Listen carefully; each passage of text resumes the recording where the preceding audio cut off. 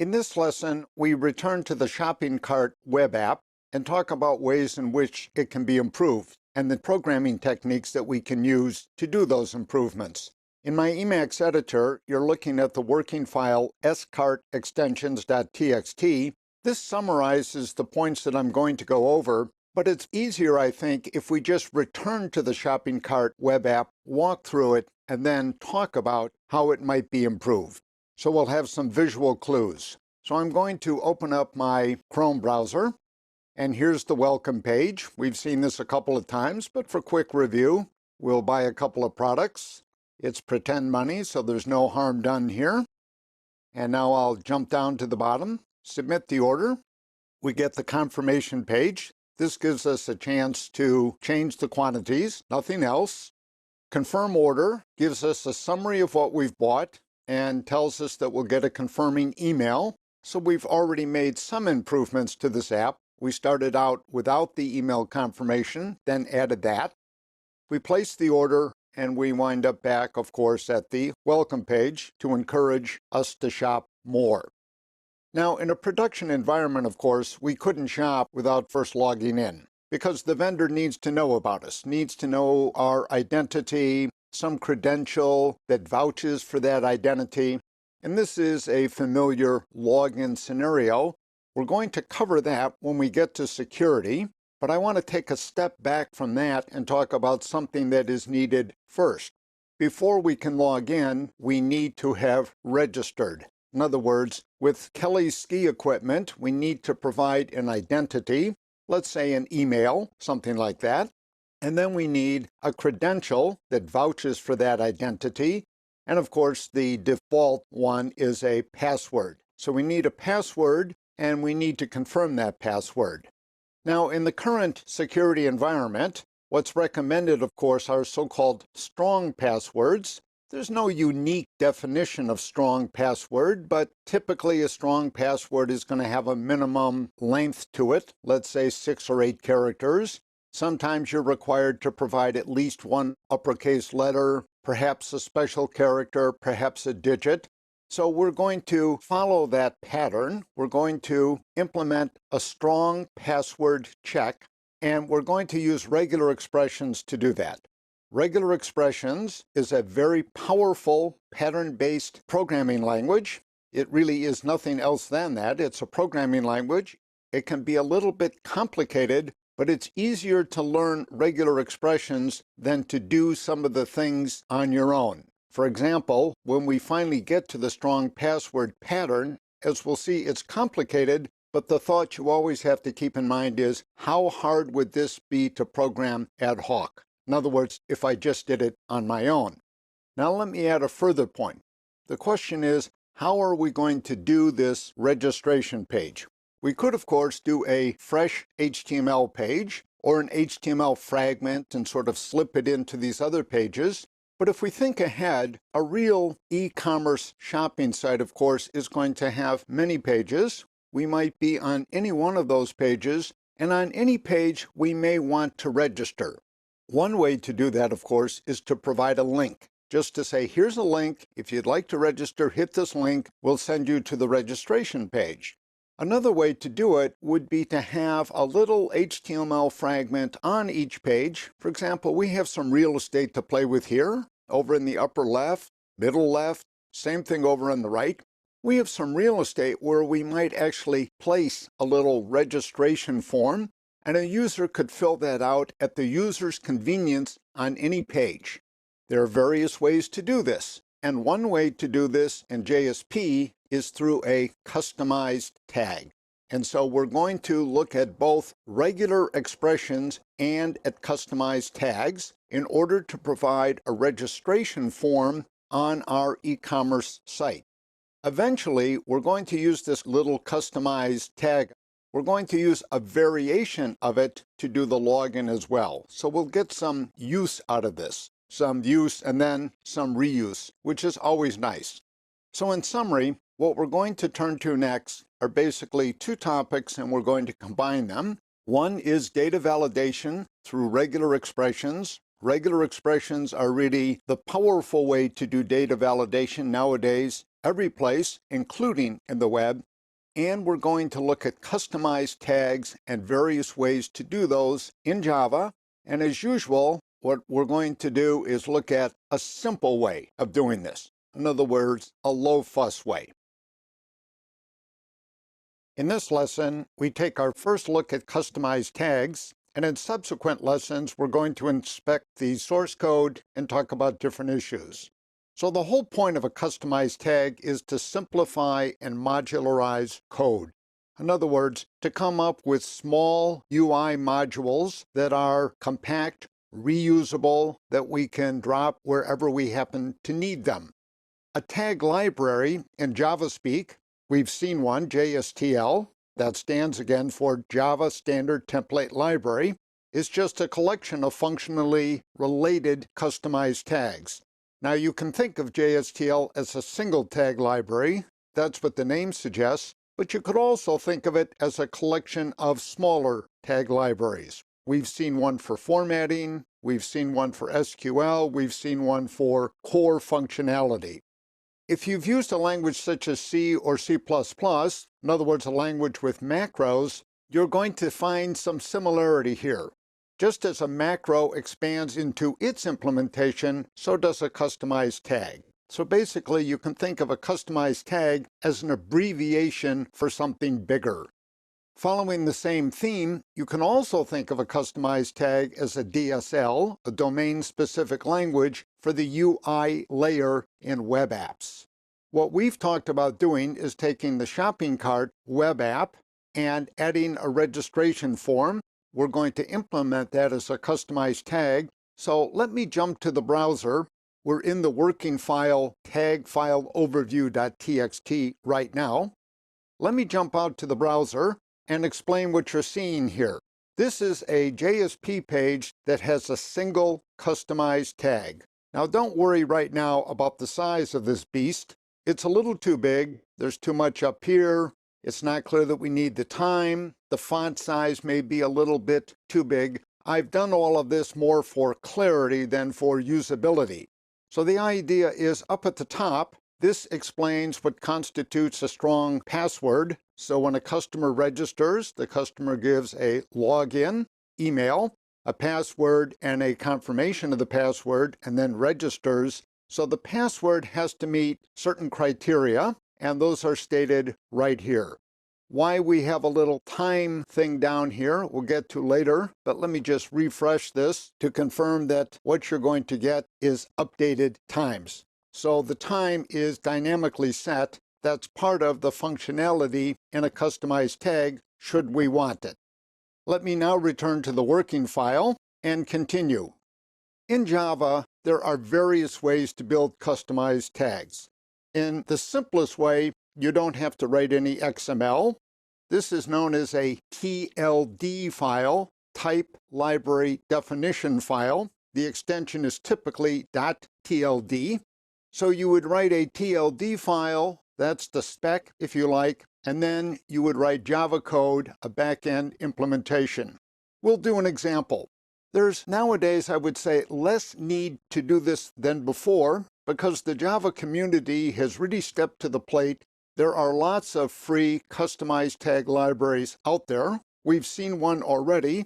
We've seen one for a table that supports pagination. So we've seen a pagination customized tag already. We're going to opt for a more straightforward, less cumbersome approach to building customized tags, and that's called a tag file, details to follow. Whichever way you go, in fact, I should say whichever of the many ways you could go, you decide to go, a basic understanding of XML naming conventions is important. So I've got a very simple example here. You see a tag called foo::bar. This will be familiar to any Java programmer. By this, I mean the underlying idea. The foo to the left is the namespace identifier. In this case, it's an abbreviation for a URI. More about that later. To the right, the bar is the local name. So you have a qualified name in XML speak, namespace identifier plus local name. And you can have various attributes, and we'll get into that a bit later. What we're going to do is build a customized tag that expands into what you see here on the screen. We're going to take the relatively simple approach and not write any XML. To give you the sense of what a TLD file would look like, let me jump over here to one that we've used but we've never inspected. This is the TLD file for the SQL library and JSTL. I've copied it over to give the file an XML extension so that my Emacs browser will do the nice color coding, but normally this would have a TLD extension. All I want to do here is give you a sense of the size. So 1, 2, 3, 4, 5, 6, 7. So about 6.5 screenfuls of XML. In general, programmers don't want to write this kind of XML. I'm certainly in that crowd. So the tag file approach we'll be following doesn't require any XML. But again, we'll do one example that does both, the XML file and then the backend code implementation. We're going to look at the source code and the deployment files for our first customized tag. The example is fairly straightforward. I'll show you that on the screen right now and then return to this working file. Here's a rendered JSP page. It's straight HTML now, of course, which has a little header at the top and then 3 formatted numbers. The customized tag is responsible for the formatted numbers. This part, the header, is actually not part of the customized tag. It's part of the JSP page. So when we look at the source, that will become clearer. It's the part in blue that belongs to the customized tag. Now let me return to my Emacs editor. You're looking at numfmt.jsp, the JSP page. This is one of the pieces, so let me go through these quickly. I've provided some documentation, but I'm going to jump down to the body of the JSP page and explain there. So I start out with a tag lib directive, and basically this specifies 2 pieces of information. The URI, so remember that's the Uniform Resource Identifier. This is the official name of this customized tag, my num formatter, and that's defined up in this file, which we'll look at next. So it's defined in the TLD file. The prefix NFT is arbitrary, but we need it, and it's used down here. So there are 3 occurrences of the customized tag. Here's one, here's the second, and let me bring you down to the third. In each case, you have the prefix, which is basically shorthand for the URI. We'll see how that's set up in a moment. And then we have the local name, and the local name is the official name of the customized tag. This is also given in the TLD. So it's a little bit confusing because there's 3 things in play. There's the URI that identifies the tag. There's the prefix, which is in effect shorthand for the URI, and then there is the name of the tag. And these pieces of information are provided in the TLD file. When this page is rendered, of course, the customized tag, just like any JSP tag, is going to go away, and it's going to be replaced with straight HTML. The other thing to notice is that this customized tag has no body. So we basically open it, set a couple of attributes, 2 attributes in this case, as raw value and as formatted value, and then close it off. And we do that 3 times. Now let me jump to the TLD file, which is the straight XML spec. So this is numfmt, all lowercase TLD. It's the type library description file, if you like. There's the description. Here's the version we're using, 2.1, current version. The URI, the all-important URI, is the official identifier. Now we have only one tag. We could have other tags. The one tag that we have has as its official name num formatter, spelled exactly that way. The back-end supporting class is customized.numFormatImpl. We'll look at that. The body is empty. We discussed that. And we have 2 attributes. The first, as raw value. The second, as formatted value. Both are required. You could have these as optional, for example. As raw value, and as formatted value are implemented in this underlying class as set methods. So there's a set as raw value and a set as formatted value. So let me show you that code. I have a package called customized, and here's the source code. The num format impl extends a simple tag support. There's also more elaborate tag support, but our goal here is just to get a sense of how you have a tag spec, an XML, and then a back-end implementation. And the implementation is straightforward. In fact, it's really a miniaturized version of what you get in JSTL FMT. So here are the two attributes as noted: set as formatted value, set as raw value. So these are basically properties in the Java world. They're attributes in the XML world. And here's the workhorse, an override of doTag. In other words, when the server, basically Tomcat, is rendering the customized tags, it does so by executing the body of this method.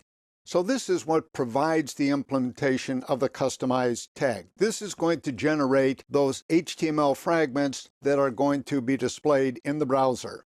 Nothing too surprising here. We basically grab the value as a string, okay, 1234.56, whatever. We format it according to the format that's provided. We get a formatted number, a string representation of that. And then this is the all-important part.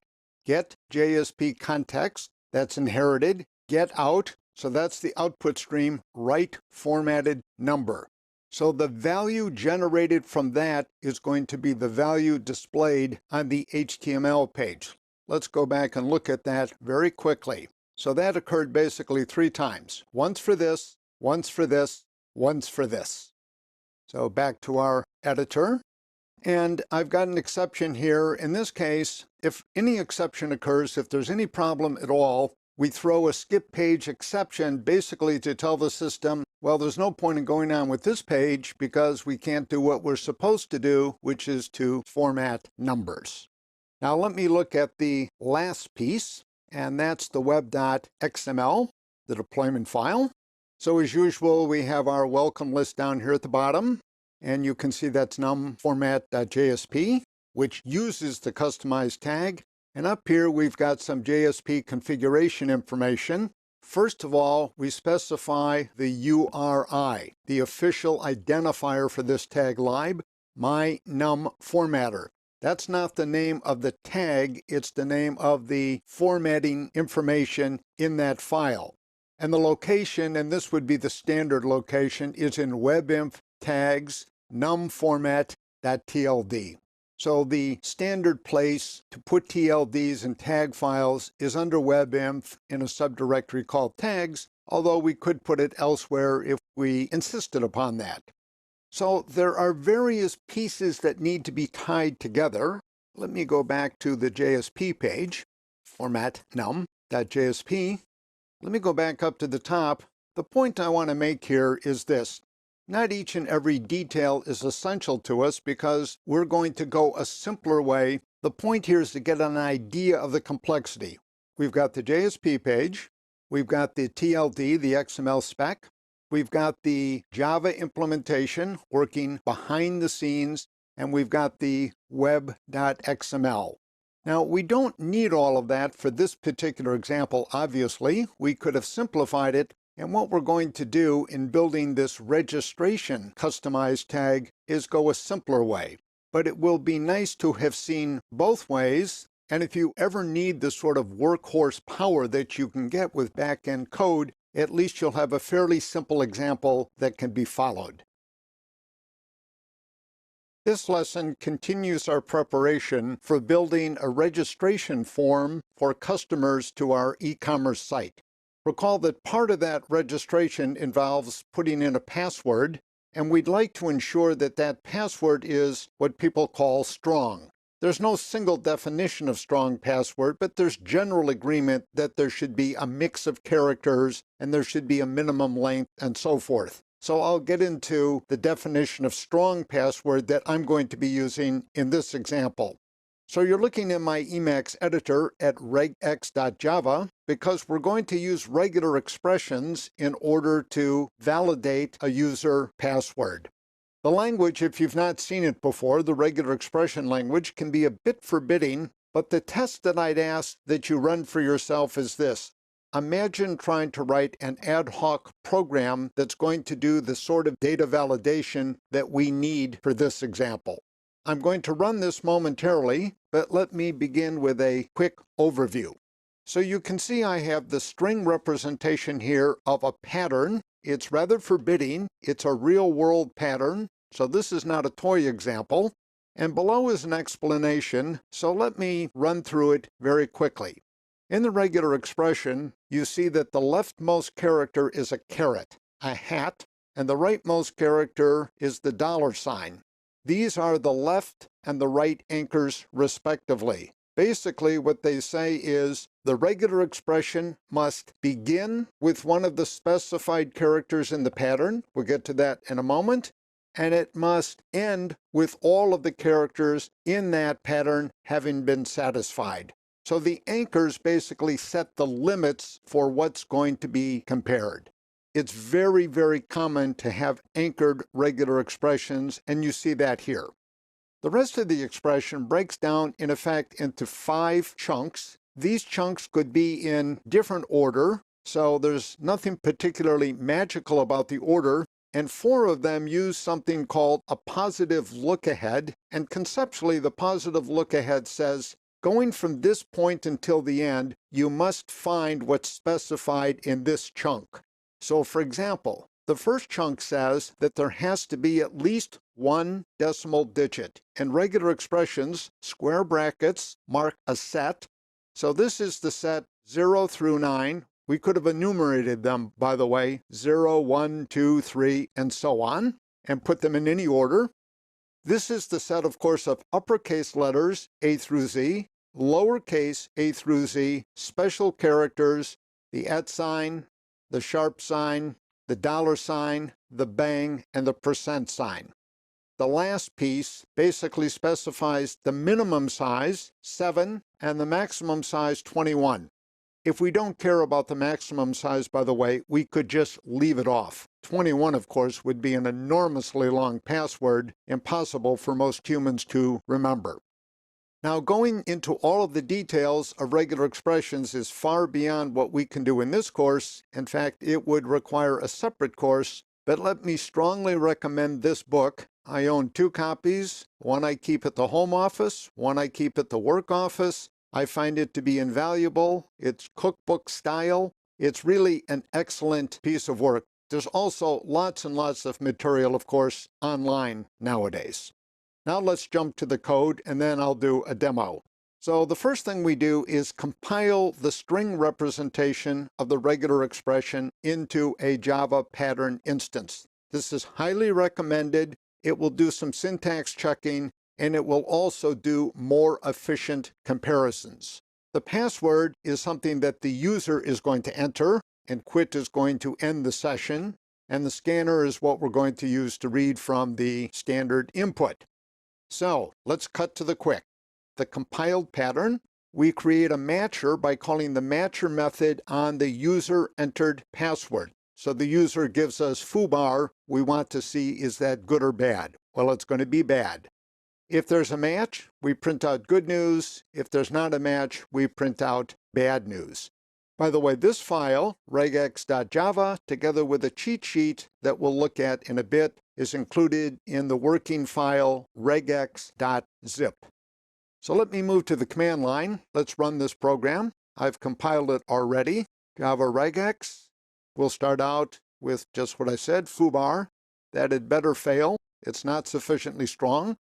Let's now do 1F. We have the lowercase letter, F.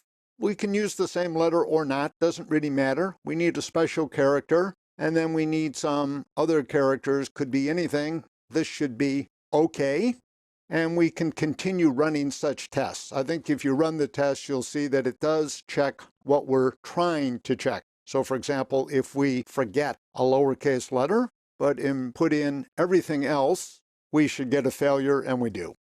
and when we're done, we can quit. The heart of this code is what we're going to use in our back-end servlet in order to validate the password and the confirm password, basically, that the user enters. Once again, what I'd encourage you to think about if you've never seen regexes before is imagine how you would write such a program ad hoc. I think you'll find it would be very, very challenging because the characters can occur in any order, you can have duplicates, and so forth. Now let me briefly show you the cheat sheet. This is hardly sufficient to learn regular expressions, but I've tried to give you a sense of how they work. So the idea is this. I give you a pattern. So here's a regular expression pattern. I tell you what it does, and then I give you some samples that pass. One of the validations, by the way, for emails is notoriously difficult, and in fact, at the end of the day, impossible, because the rules for email addresses simply aren't sufficiently formalized. The way you typically check whether an email is any good is by sending a test email and seeing if it works, perhaps asking the user to respond or to click a link or something like that. But I've included some other patterns. There are patterns, by the way, for credit card numbers and so forth, as you'd expect. Some examples are tricky, some are not so tricky. And then finally, at the end, this is really the cheat sheet part. It's just a summary of what the special characters mean in the regex language. We now have a basic understanding of how tag files work. We have a basic understanding of how regular expressions work, even though we may not be fluent in that language. We're now in position to put them together and to build our registration customized tag for our e-commerce site. This lesson focuses on some security and database issues relating to the proposed customer registration system. Once again, just for quick review, in the browser, we're looking at a page. This page is generated from a customized tag. We haven't looked at the details yet, but we will. And there are three pieces of information required: a login email, a password, and then a confirmation of the password. Now we're going to assume that when the customer hits register, the data are sent over the wire using HTTPS. So we're not concerned at this point with having, for example, the password intercepted by a bad guy. We're rather concerned with a different issue.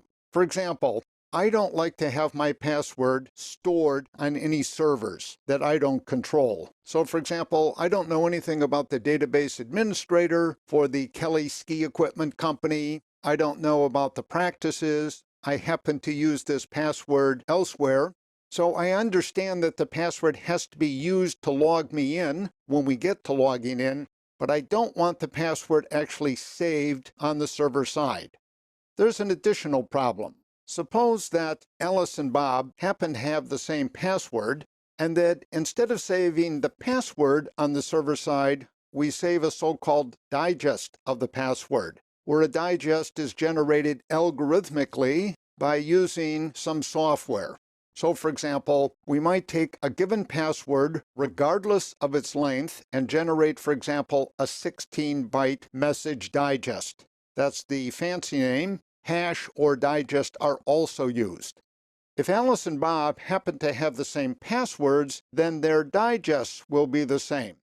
Now, storing the digest on the server instead of the password itself is a good idea because from the digest, it's computationally difficult. In fact, it's intractable to recover the original password.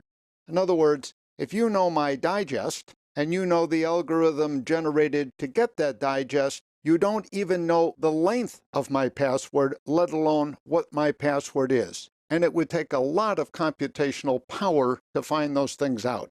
So-called digest algorithms are characterized as being one-way secure. You can go easily from the password to the digest, but it's computationally intractable to go the other way, to go from the digest back to the password. Now let me return to the problem.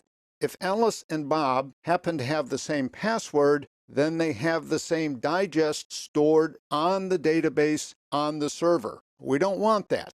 We want as much randomness among the digested passwords as possible. A workaround for that nowadays is to take a password. So our password's, let's say, roughly 110 bits or so. Suppose what we do is add another 130 bits or so to each password. So what we get in effect is a bigger password. Those added bits, of course, are known as salt. So we get a so-called salted password. So we take Alice's password, we generate some random bits, that's Alice's salt. We add the salt to the password, and we now digest the salted password. This way, if we have a good random bit generator, even if Alice and Bob happen to have the same password, they're going to wind up with different digests because of the salt. Now, these topics are tricky. This is our first look at these topics. When we do security, we'll go back over them more carefully, but I want to get the general idea out right now, because what we're going to be storing in the database is the following. So let me jump to my Emacs editor, and we're looking at a file called password-logic.txt. It reviews some of the points that I've made and also shows you some examples. So let me walk through that.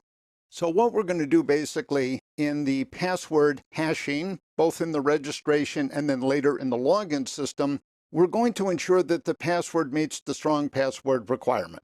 So we've seen that already. We're going to add some salt, some random bits. In this case, I'm going to add 128.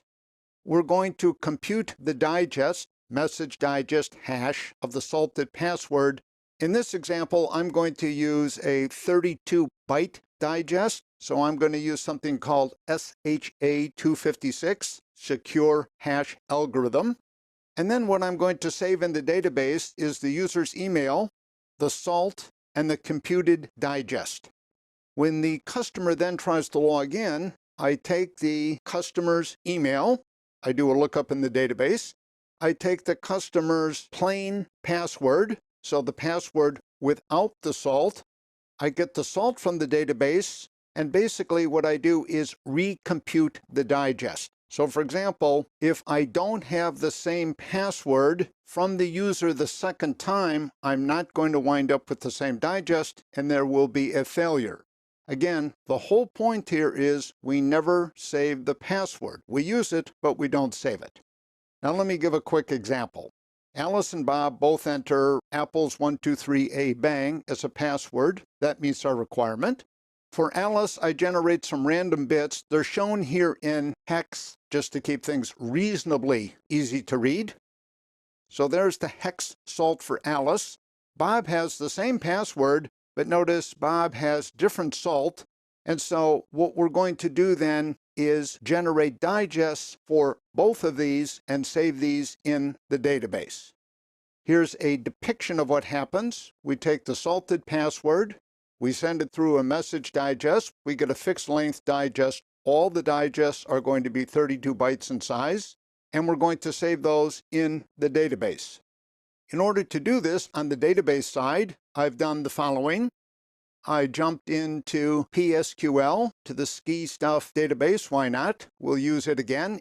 And I created a table called users, easier to type than customers. I have an ID as usual as my primary key, the email, the salt, and the digest. This type, by the way, byte A, is for byte array. It's very, very convenient. And then I confirmed that the table was built, so I got that information. And then in the program I'm going to show you in a second, I generated a record. Here's the salt for Alice. You can see to the left her password. And here is the digest. The \x at the beginning stands, of course, for hex. Now let me show you the program that does this. I've included this in the zip file, so I'm going to run it. You need, of course, the Postgres driver. A or Z will just have a very trivial password. That shouldn't pass muster. Apples 1, 2, 3, bang A. That should pass muster. When I quit, basically what I do is a pretend login. So what I'm doing is comparing what you can see up here are the digest bytes that are stored in the database. against the digest bytes that I compute on the fly. We're going to focus on the source code for the password hashing example. Again, this source code is included in the zip file passwordhash.zip. What this program does, and there's a little review up here on the run side, just remember you need the Postgres driver, so you need that jar file for execution. So let me jump to the command line prompt and do a very quick demo, and then we'll come back. So I'm going to run the program, and as you can see, it still has the regex material that we looked at before. So you can enter candidate passwords, and you're told whether they're sufficiently strong. When you quit, I go through the registration demo part. And what I do here is print out both the digest that's stored in the database and the digest that is computed during a simulated login. So let's go back to the source code, and we'll give some detail to this general context. So I've included all of the imports as usual. And now let me go back up and quickly review the fields. So the password pattern is what we saw in the regex.java program. That hasn't changed. Basically, you need 7 to 21 characters. You need a mix of uppercase, lowercase. You need at least one digit and a special character. Salt size. This is the number of random bits I'm going to add to a user's password, 128. The base is the base in which the string is going to be written. We're going to get a basically salt as a string, and the string is going to be in base 32. That's what the integers are going to be. There's a message digest here set to null, and there's a secure random number generator. We want a really good random number generator. The vanilla random number generator, that is java.util.random, is probably good enough. But since we're doing the registration into the database, we're not doing this 500 times a second or anything like that. This will be a bit slower, but we'll get better random bits.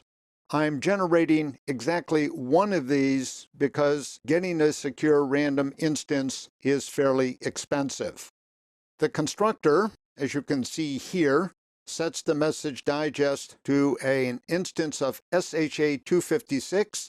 SHA, again, is secure hash algorithm. The 256 for now basically means that we could get variable-sized digests. I'm taking default, which is 32 bytes. Let's come down to the test. Once again, the pattern is compiled for the strong password for efficiency, and we have a scanner to read. And then here is the code we saw earlier in regex.java. None of that has changed. What's changed now is this part down here. So we're going to simulate both a registration and a login. So we want to register a user, and then we want to test a login by that user. So the user's email is given here for Alice. There's Alice's password, a little longer than the required 7. We get the salt, so notice we're getting that as a string. Those are the randomly generated bits, basically. We then get the digest. We test against the database. What I'm doing here basically is storing the user email, the salt, and the digest in the database if they're not there already. And then I do a simulated login. By the way, I'm using JDBC. We could have used JPA, but this is fairly straightforward.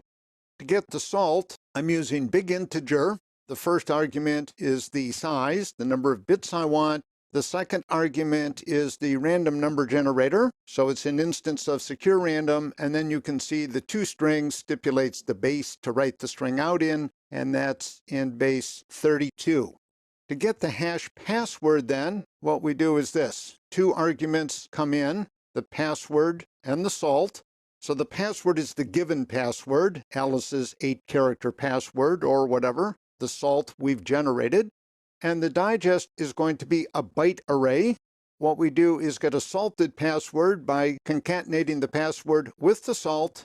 We then do the message update with the bytes from the salted password, and then we generate the digest by calling the digest method. So what we wind up with in this case is a 32-byte array.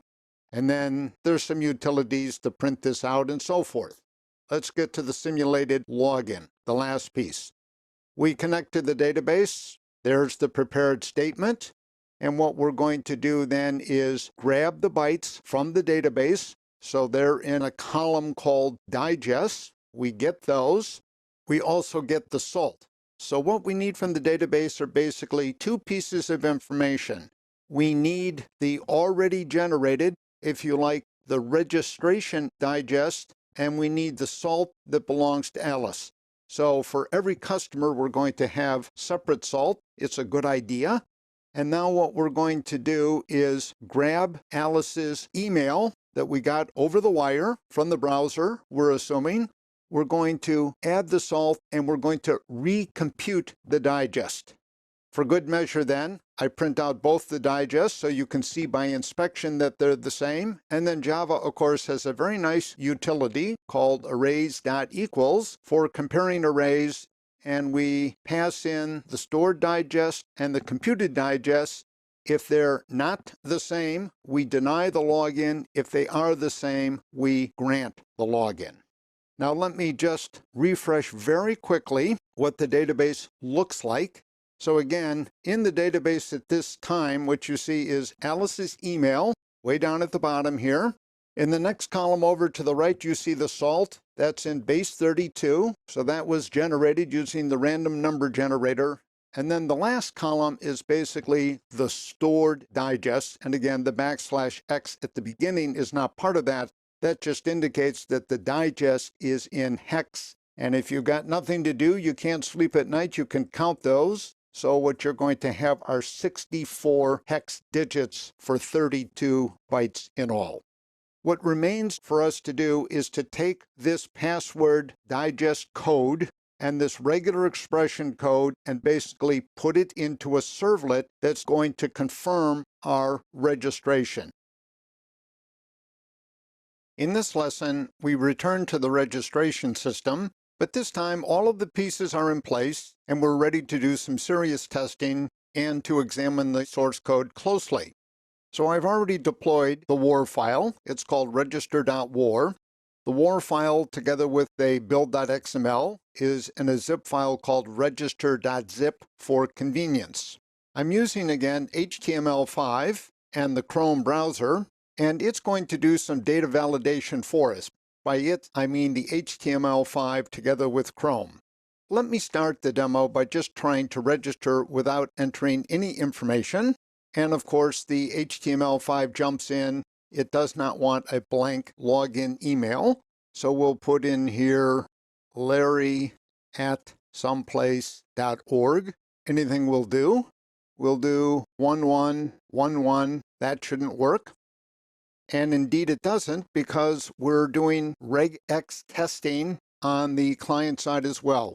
We have exactly the same regex expression on the client side as on the server side. We need to come up with something better, so I'm going to type in 11 that takes care of the digits, AA lowercase, AA uppercase, bang. That should do it. And indeed it does do it, so we can go back. Let me come over here to my command line prompt. I've already gone into PSQL, into the SkiStuff database, and I'm going to do select stars from users. So you can see there are two records in there. The Alice record is from our earlier testing, and the Larry record is from the test that we just conducted. And in each case, you can see the salt is stored and the digest from the salted password. The password, again, is not stored in place, which is the whole point. Now let me come back to the browser and just make a couple of points. I've added, for emphasis, something above the customized tag and something below the customized tag. It's not much, but it's clear from this that the customized tag, which is all of this, is only part of the full HTML page. In other words, the tag is embedded in the page. So let's now go to the editor and look at some source code. There are basically three big pieces. There's also the good result and bad result JSP pages that you've seen a number of times already. The welcome page is what we're looking at right now. This is tagsdemo.jsp. This embeds the customized tag. Register.tag is the customized tag code. We'll look at that shortly. And the registration check is the back-end servlet. I believe that's a typo. I'll double check that. I think that should be registration checker, but we'll find out soon enough. Let's focus on the important parts of the tagsdemo.jsp. You'll see right at the top, there's a tag lib directive, and it lays out two pieces of information. The prefix, so the prefix again is part of the XML qualified name. It's the tags, it's to the left of the colon. It's basically shorthand for the namespace. Any prefix would do. I've picked tags just because it's simple enough. To the right is register. That's the name of the customized tag. It's also the name of the tag file in this case because we don't have any XML. We've gone the shortcut way. The second attribute up here in the directive says where the tags are stored. This is the standard place to put them, webinf tags. We've done that before, but I have flexibility. I could store these someplace else.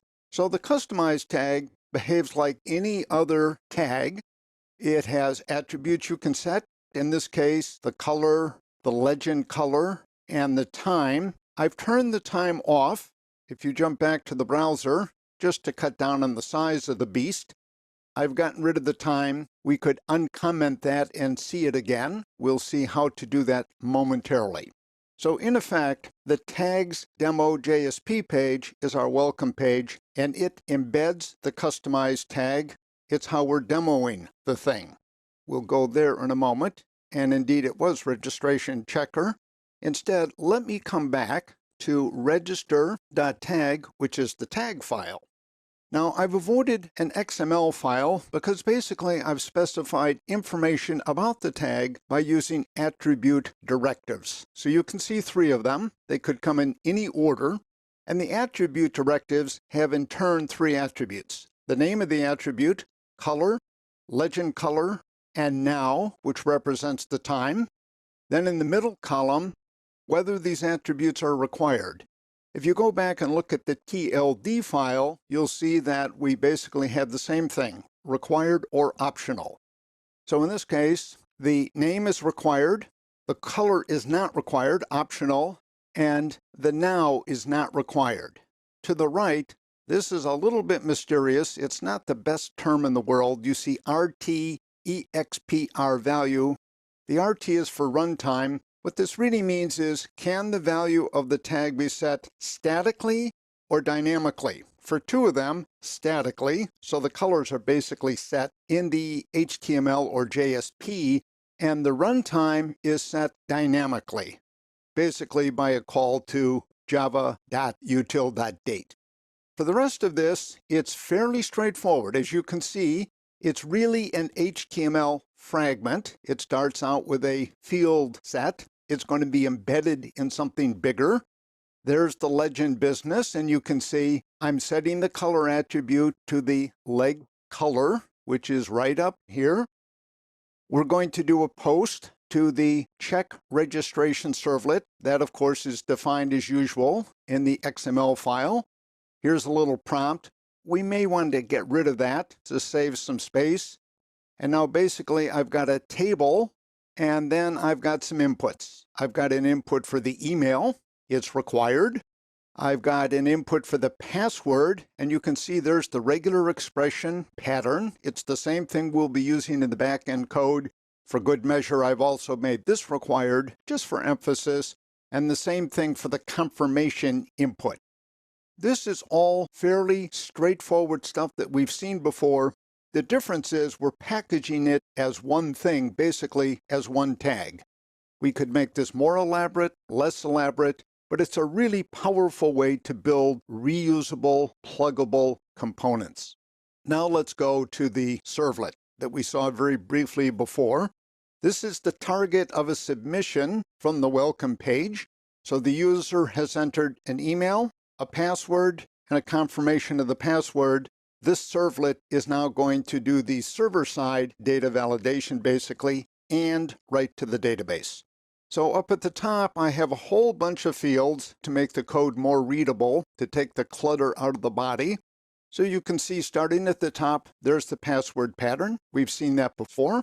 We compile it for efficiency. The salt size, that's the number of bits we're going to be adding. So roughly, we're going to double the bit size of the user's password. That's going to be about 110 bits or so. We're going to throw in another 128. The base is basically the base in which the salt is going to be represented as a string. The random number generator we've seen. The message digest piece, which is going to do the password hashing. I've also broken out the DB URI. You may be using a different database. You can just change these. There's the driver. And I'm going to take a slightly different approach towards the redirection. I just want to show some different options you have in Java. I'm just going to name the different files, and then I'm going to pass one of these as a parameter to send response. Now, we haven't seen this before.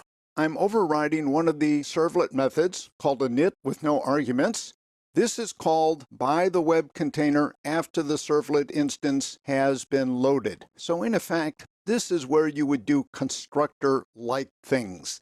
So in this case, what I'm doing is setting the message digest object reference. I need that within a try block, so I'm doing it here. There's the override of doPost. It's going to call verify registration. And if you try to get in here with a get, you're basically going to get a bad news response, as you can see at the end. Now let me come down to the heart and soul of the code. Because we've seen the pieces already, I want to show you more the logic of it. So in about the middle of the file, there's verify registration. It gets the request and the response for flexibility. And now I basically go through some validations. So if the email is missing, the browser and HTML5 should help us there. But if they don't, we'll pick it up here. We're basically going to send bad news. You have to have an email. It's required. If the password and the confirm don't contain the same characters, we've got a problem. That's more bad news. If the password isn't sufficiently strong, and of course we have a regular expression to check what we mean by sufficiently strong, then there's still more bad news. So you could fail for any of these three things. The next two are a bit trickier. If the email is already in use, so I go to the database, check in the table to see if we've already got that email in there. If there is that email already present, we're going to send more bad news, and the else basically is the good news. So if we get this far, we're going to write the goodies to the database, and we're going to send a response. So once again, if we jump back here and look at the PSQL screen, as you can see for Larry, we did indeed succeed, and so a record for Larry went into the database. Now what I'd encourage you to do, if you want to kick the tires here a bit, would be to unzip the file, deploy the WAR file, and then check, for example, whether I do in fact catch duplicate emails, that sort of thing. So you can go through a series of more rigorous tests than what I've shown here. So at this point, what we have is a registration module, basically. The front end is a customized tag. The back end is a servlet that writes to the database after doing the server-side data validation. There still is a remaining step. What we need to do is integrate this piece into our ski equipment application. In other words, the shopping cart web app. This lesson proposes an exercise that has to do with the registration module and the larger shopping cart application. The idea is how to integrate the two. In the current version, the register tag embedded in this text-demo.jsp page is fully functional. We've seen already that if a user enters a login, an appropriate password, an appropriate confirmation, and registers, the module does save things to the database as it should. It will catch validation errors. Some are going to be caught on the client side if the browser is capable of handling the HTML5 extensions that we've been using. And in any case, even if we use an old browser, any validation errors will be caught over on the server side.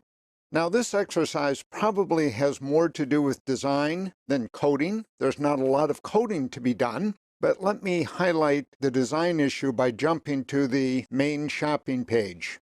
So this is the so-called shopping cart web app. We haven't looked at it closely in a while. The idea is, how do we get this piece integrated into this page? So there are a couple of possibilities. One thing that you might do is to redesign this so that it's not quite so big. I deliberately picked for development a pretty big font. It's a bit oversized. There's a fair amount of clutter. For example, all of the information here about the passwords could probably be reduced significantly. This might be made smaller. There are various ways to handle it. I've already taken out the time piece, as we've seen. So with some redesign, for example, you might actually be able to embed the customized tag, let's say over here on the left or on the right. And of course, there's nothing written in stone that says that this product table, because that's basically what this is, has to be centered. It might be to the left, it might be to the right. So there are many design possibilities that would allow us to take the register tag and embed it directly into the welcome page for Kelly's ski equipment. An alternative, of course, is to provide a hyperlink. That is, instead of cluttering up this page too much, we could simply have someplace on the page, whatever seems appropriate, we could have a link, and when the link is pressed, we then jump to a separate page, basically this, and that separate page would embed the customized tag. I have a working file in the editor. It's called tagexercise.txt, and basically it's a summary of the points that I've just gone over. So big picture, again, is this. We want to take the registration tag module and integrate that into the shopping cart, in particular into the welcome page. The whole point, of course, of the customized tag is to make it easy to drop that tag into other pages, maybe multiple pages, to reuse it. That's the motivation behind it. We can do it either directly by dropping the tag or by having a very simple page that embeds the customized link. Again, I go through some of the points just made when we were looking at the two pieces. There are some flow of control issues. So, for example, if the registration succeeds, we should always go back to the main shopping page. We don't want to distract users from shopping. If the registration fails, it's a little bit tricky, in particular in this case, and I'll go back and review that momentarily. If the registration fails, of course, we need to go back to the registration page to try again if we have a separate page. But there also has to be a backlink because the user may tire. Let me explain why. We've set the bar fairly high here for the requirements on the password. So for example, the login is straightforward. I've used a text input, although HTML5 does have an email input. The trouble is emails do not fit well with regular expressions, and so my own tendency is just to stick with the regular input box for the email. You should know there is an email type. You might want to experiment with it. But we set the bar high on the password and the confirmation, so you can imagine that a user the first time through might mess this up. Also, these two are in so-called password mode, so the characters are not echoed. I'm entering 111, A, and so forth. Those are not echoed to the screen, and so the user may get a little bit frustrated. In summary, the idea is to integrate this piece somehow into this bigger piece. This lesson is a wrap-up of some issues that have arisen in the recent examples. So let me jump right back to the source. We built a customized tag. That's very short. It's barely a half a page of HTML. It's not the interface that's tricky in this case. It's actually the behind-the-scenes logic. In particular, we had to decide what to do with the password that a user was going to enter. So the user enters a password, a confirmation, hits the register button, a post request comes over to us on the server side, in particular to the password checker servlet. We now need to decide what to do with that password. all sorts of security issues arise. Now, one issue that we didn't address yet, but we will eventually, is how to enable HTTPS on the server side so that the password can be sent over the wire in encrypted form. But we'll get there. We'll also review some of the issues that we've been looking at in this example. So let me jump back to my Emacs editor. You're looking at the working file passwords, etc. wrapup.txt. This is a rundown, a very quick review of the salted password issue and some other topics that came along the way. So the main security concern is this. Users may not want to have their passwords stored on a server, in particular because they don't control that server, they don't know anything about the administration, and in general, if you're like me, you just think it's a bad idea.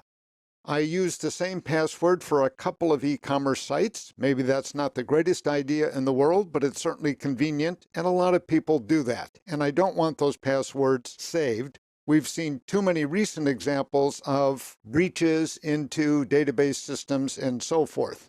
So the short version then is that it's obviously a security risk to store a user password as is on the server in the server's database. So a better idea is to take a hash or a message digest, and that of course is a fixed length byte sequence generated from the password. In our example, we used a 32-byte hash using the algorithm SHA-256, which is becoming an industry standard. The good news about a hash is that it's one-way secure. Very easy to go from the password to the hash. It's a relatively quick operation, very difficult to go in the other direction, from the hash back to the original password, even if you happen to know the algorithm. By the way, since the password length is not fixed, in our case it's 7 to 21 characters, but the digest is fixed in length, in our case 32 bytes, from the digest you can't even infer directly how big the password is. It's, I think, intuitive that the task is computationally intractable. Now there's another issue that we had to settle on. The digesting of passwords, by the way, is very common practice. I make a bullet point of it down here.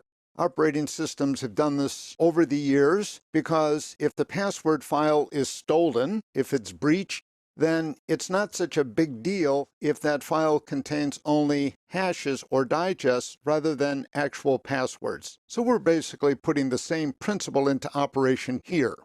Now the related issue is this. It's very tough for humans to remember really long passwords. And of course, in general, the longer the password, the more randomness we hope among passwords.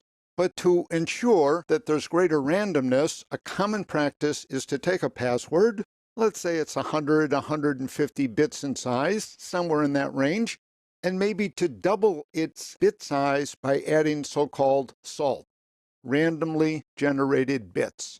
And that's basically what we did. So we did a very production-grade practice. We followed that. We first salted the password that we got, then we digested it, and we saved the salt and the digest in the database. We still, of course, want the database to be secure, but at least this way, the passwords are never kept. When a user logs in later, we haven't gotten to that part, the user again provides a password.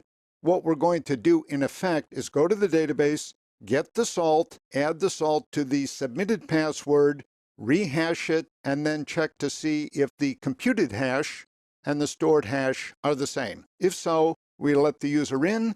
If not, there's an authentication error. The bottom line is we got into quite a bit of behind-the-scenes logic precisely because we didn't want to save the password in a database, and we didn't want to save even a very simple digest of the password in the database. We wanted both salting and hashing. Databases such as PostgreSQL are very friendly in this regard. It's straightforward. In Postgres, we've seen this to store a byte array as a column in a database table, and that's precisely what we did with the users table. In this lesson, we take our first look at client or browser-side processing And for us, this means JavaScript, and in particular, a JavaScript framework called Jquery. A characteristic of a modern web app is that it tries to distribute the processing among different components. Some of those components are clearly on the server side, so the web server, the processing that takes place in the server-hosted web app, those are either done through threads or separate processes. We've talked a little bit about that. Database processing, email servers, and so forth. We've not really looked at the browser side and at the standard languages for doing browser-side processing. I say languages because JavaScript is no longer the only game in town, but the case can be made that it's still the major player. In general, we're interested now in the broad division: server-side processing, client or browser-side processing. Now, there are all sorts of extremes. In traditional websites, for example, legacy websites maybe, very old-fashioned, the processing was confined to the server side. By way of contrast, I'd like to show you another extreme. So I'm going to open my browser. Meteor is a web framework or a JavaScript app platform, as you can see at the bottom of the screen. And this is their home page. Let me just go through it a little bit. You can see there's lots of content in here. Looks very traditional, very nice. So it's 4 or 5 screenfuls. Now let me jump back to my editor and let me bring up a slightly edited version of the page that you just saw displayed in the browser. So this is their home page, and as you can see, it starts out with various links. All of the scripts are either links to, references to JavaScript, or in some cases, there's a little bit of embedded JavaScript, for example, down here. But here's the point of interest for us. Here's the HTML body. Notice it's completely empty. There's nothing in there. There are no divs, there are no lists, there are no input, there's nothing. Everything that's being displayed here in the browser is basically being generated by JavaScript. JavaScript is being downloaded to my browser, and that JavaScript is then doing the heavy lifting by putting together what we see displayed here on the screen. So Meteor represents, I would say, one extreme in this balancing of processing between the browser side and the server side. So let's go back to the overview document. Let's talk a little bit about how all of this works. Then in the next lesson, we'll look at an example. So we're sitting in a browser, and we issue an HTTP request, typically a GET request. We enter something in the browser window.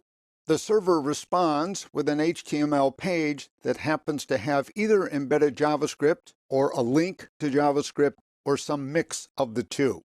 What the browser does with the HTML source file is that it parses it, and it generates what's known as the DOM. This is a data structure. It's a tree representation of the source document. And again, we'll get to an example a bit later. What's of interest to us as programmers is that the DOM is readable and writable. So code can both get at the elements in the tree, but it can also change the tree through write operations, which is critically important. After the downloaded HTML source, and by the way, that's always what you see when you do view source in a browser, of course. It shows you what was downloaded. It doesn't show you the DOM. There's a difference. The browser, once it generates the DOM, then displays the DOM in a window. So what's displayed is basically the data structure created by the browser's parser. And once the DOM is ready, then any JavaScript or any other language that knows how to handle it and has an interpreter available basically can do the same. Now let's talk a little bit about JavaScript, and we'll get into some details later. There are many languages, frameworks, platforms, all sorts of different names that either compile into JavaScript for execution or are extensions of JavaScript. Many of the languages out there, and among them may be frameworks that you use for client-side processing, all of these are closely related to JavaScript, and this list is huge. 6 months ago or so, somebody sent me a list of 300 JavaScript frameworks. Just unbelievable. The advantage of the frameworks, of course, is that they typically provide a higher level API. So Jquery is the example that I'm going to be using, but we could use something else. And if you're familiar with something else, you might want to play around with that instead of using Jquery. These frameworks are higher level, again, in their APIs than JavaScript, but most of these frameworks, or these higher level languages, allow the programmer to work either in that API or in what I'm going to describe as raw or straight JavaScript. Now, there have been plenty of proposals about languages to displace JavaScript. For example, WebAssembly and Elm are two that I like to follow. There were earlier ones, Dart from Google, some of you may recall. But I think the point remains that JavaScript still is a major and probably the major player when it comes to client-side processing. So again, we're not wedded to JavaScript. It's an example. We're not wedded to jQuery. It too is an example. If you'd like to use something else, that's just fine. My examples will be a mix of straight JavaScript and jQuery. This lesson covers a straight JavaScript example. In my Emacs editor, you're looking at tc.html. TC, of course, for Tempconvert. We're doing the application yet again, but this time in straight JavaScript. This file is included in a war file, which is in the zip file I mentioned last time. JavaScript intro.zip has the deployable war file, which includes this file and a web.xml that makes this file the welcome file. That's it. There's no Java, there's no JSP, it's just an HTML page and a deployment document. Now let me jump to my Chrome browser so that we can look at this. I've deliberately left everything as simple as possible. Basically, no styling. So there's a text box to enter a temperature. There's a text box to display the temperature, but it is read-only. So I can't enter anything here in the Fahrenheit box, but I can in the centigrade box. So I'm going to start out with the usual, -40. I click the button, I get the conversion. We'll come back, do one more, 98.7, click, 209.66. So it's the standard sort of conversion deal. Now, let me go back to the Emacs editor and we'll look at this a bit more closely. So this is HTML5 as usual. Here in the head section, traditionally this is where the JavaScript goes. It could go elsewhere, but this is the place where it goes traditionally. I've embedded a JavaScript function directly in the HTML file. I could also have a link to it. And the syntax is straightforward. We'll get to that in a bit. Function C to F takes no arguments, open brace, some code, close brace. And this is fairly familiar by now. We declare a variable, technically an object reference called tempc, and it's the parse of something entered in the HTML document. We'll get to that in a bit. So you see the occurrence of document here twice, once here, and then again here. Document is an object reference. It refers to the root of that tree data structure. As for the rest of this, pretty straightforward. Here's the input, and here is the output. Notice I've used IDs, but not names. And if you come back up here, notice it's document get element by ID, and then the attribute input is the ID in this case. And for the other, get element by ID again, output, and that of course is this guy. We could have also done names because there's get element by name as well. And these basically search the tree structure. And then there's a button, and the button basically registers our functions C to F as the callback for a button click. So the button is clicked and this code executes. And what it does is convert the centigrade temperature and then displays it in a text box. Now let's look again a little bit under the hood. So as noted, this downloaded HTML document goes to the browser's parser. What comes out the other end is a DOM, a tree, and it's the DOM that's displayed in the window, and here's a depiction of it, with document as the object reference pointing to the root of the tree. There is a head, and inside the head a script. There's a body. If you go back and inspect, you'll see there is a div. In the div are two paragraphs. In one paragraph, there's an input. This is basically the centigrade. And then there is another paragraph at the same level as that input. And the second paragraph has an input that's the output text box, the read-only one. On the other side, there's yet another paragraph, and inside that paragraph is a button. And of course, you can see that up here.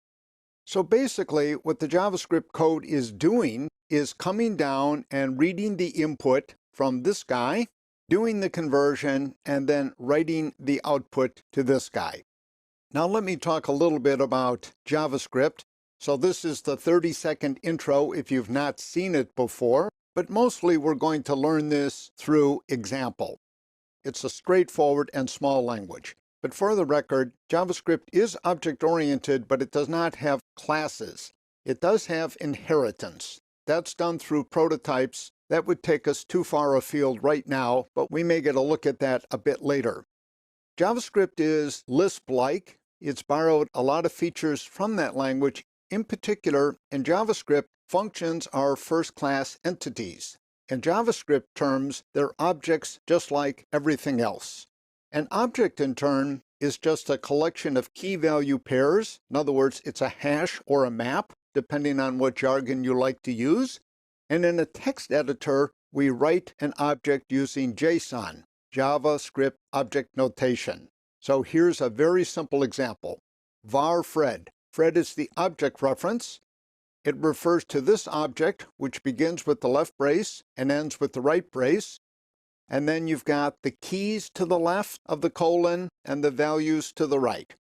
They could occur, of course, in any order, and the key value pairs are separated from one another with commas. So you've got age, that's an integer, obviously, first name, last name. Bad habits is a nested object. I've not filled in the details here, but you can nest objects to any level. And Fred's favorite flick is a unnamed function. So this is an anonymous function. In Lisp and other languages, you'd call this a lambda. And presumably, the body of this function shows a movie on the screen. So it does the appropriate work, loads it up, and does whatever. Of interest to us is that a function is itself an object in JavaScript. So it's first class. A function is no more or less an object than is, for example, Fred. That's our first look at some straight JavaScript code. We're going to move away from the straight JavaScript code because it can get to be a bit tedious. Let me make a couple of final points. JavaScript is not a perfect language. It comes in for a lot of flaming. There's no question about it. It's got some extremely peculiar features, to put it nicely. The idea for us is to avoid those features and to use the best parts of it. In particular, to use the best parts of JavaScript through a framework such as Jquery. And that's what we'll be doing. This lesson introduces another JavaScript example. Our interest is not only in the functionality, you'll see the user interface momentarily, but also in the potential efficiencies that come with JavaScript. I've deployed a WAR file called maps. You can see the URL here in my browser, and I'll demo this in a moment. All of the code and other documents that we're going to look at are in a zip file called maps.zip. So I have a drop-down list here. It lists a number of cities. I've picked Seattle, the first of these on the list. And you can see what I wind up with is a map displayed in the HTML page. It's a static map. I've not bothered to go with the scrolling maps, and I'm using Bing Maps rather than Google Maps. We've given Google a lot of love, so we're going to share the love here, do a little bit with Bing. It provides maps and other geospatial services, and I can pick any of the maps up there in the list. Let's jump to my editor, and here's the maps.html page. It's the welcome page. In fact, the entire web app consists of a web.xml, which specifies this maps.html as the welcome page. That's it. There's no Java. It's basically all JavaScript. So let's walk through this very quickly, and then we'll do a more careful analysis.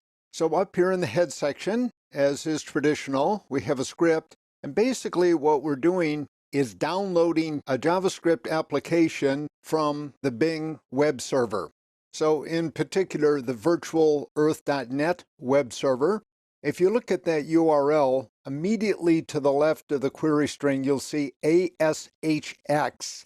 In .NET, this is the perfect way to do a so-called REST-style service. So what we're really getting from the server is just data. To be sure, it's a map, so it's an image, but it's basically just data. Using the API that we get from Virtual Earth, the program is pretty straightforward. So we have a variable of type map initialized to null for good practices, the map ID initialized to the empty string. By the way, in JavaScript in general, double quotes and single quotes both can be used for demarcating strings. It's important, of course, to be consistent. The function getMap, so that's part of the downloaded JavaScript API. GetMap, we pass it the map ID, which is a string, and then basically we just switch on that string. I need to have a little bit of information, so the first thing I do is create a new map, and I associate that with an HTML div. So EarthMap, that name is the ID of a div further down in the page. We'll look at that momentarily. The name, of course, is arbitrary, but we need it as an ID.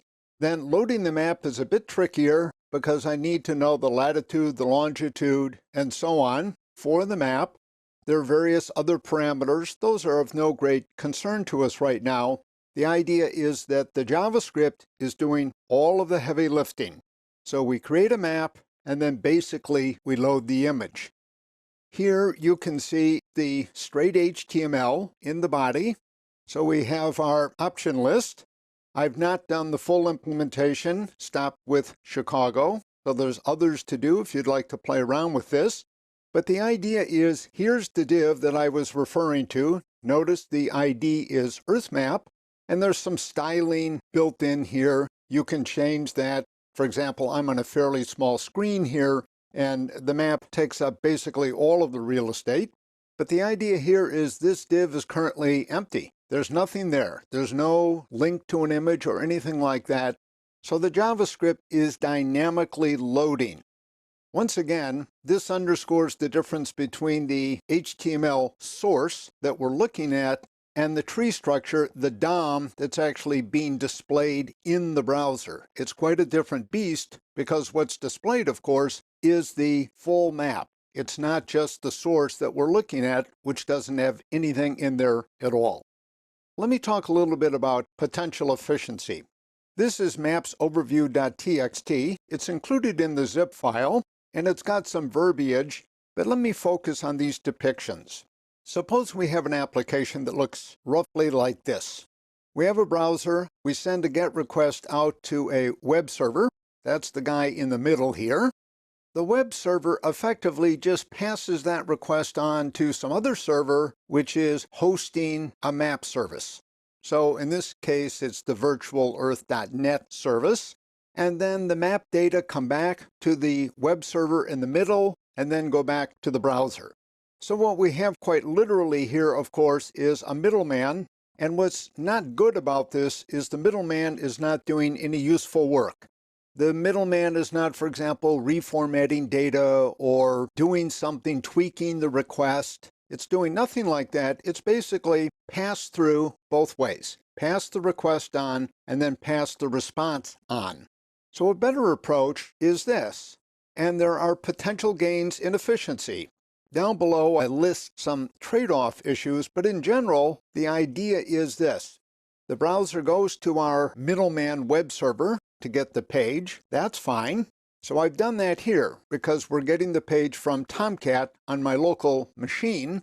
But then the browser does not deal anymore with that middleman web server, but instead uses JavaScript to go directly, in this case, to virtualearth.net to get the map data and download the data and then display them, because the JavaScript, again, can change the DOM. And when the DOM is changed, there's an event, and the browser reacts basically by displaying the map.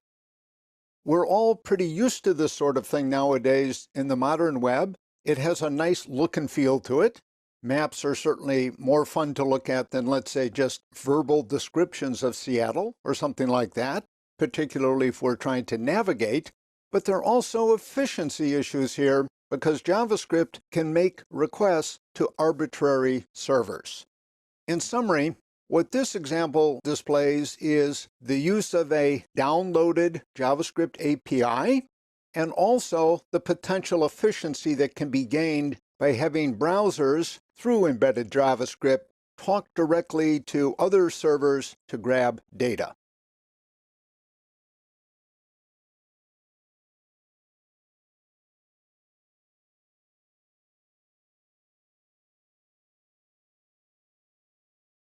This lesson introduces our first Jquery example.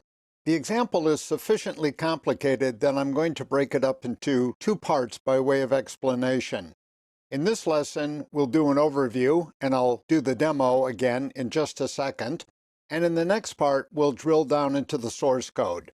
So you can see something in my browser already. I've run this to test it. Let me refresh to do it again.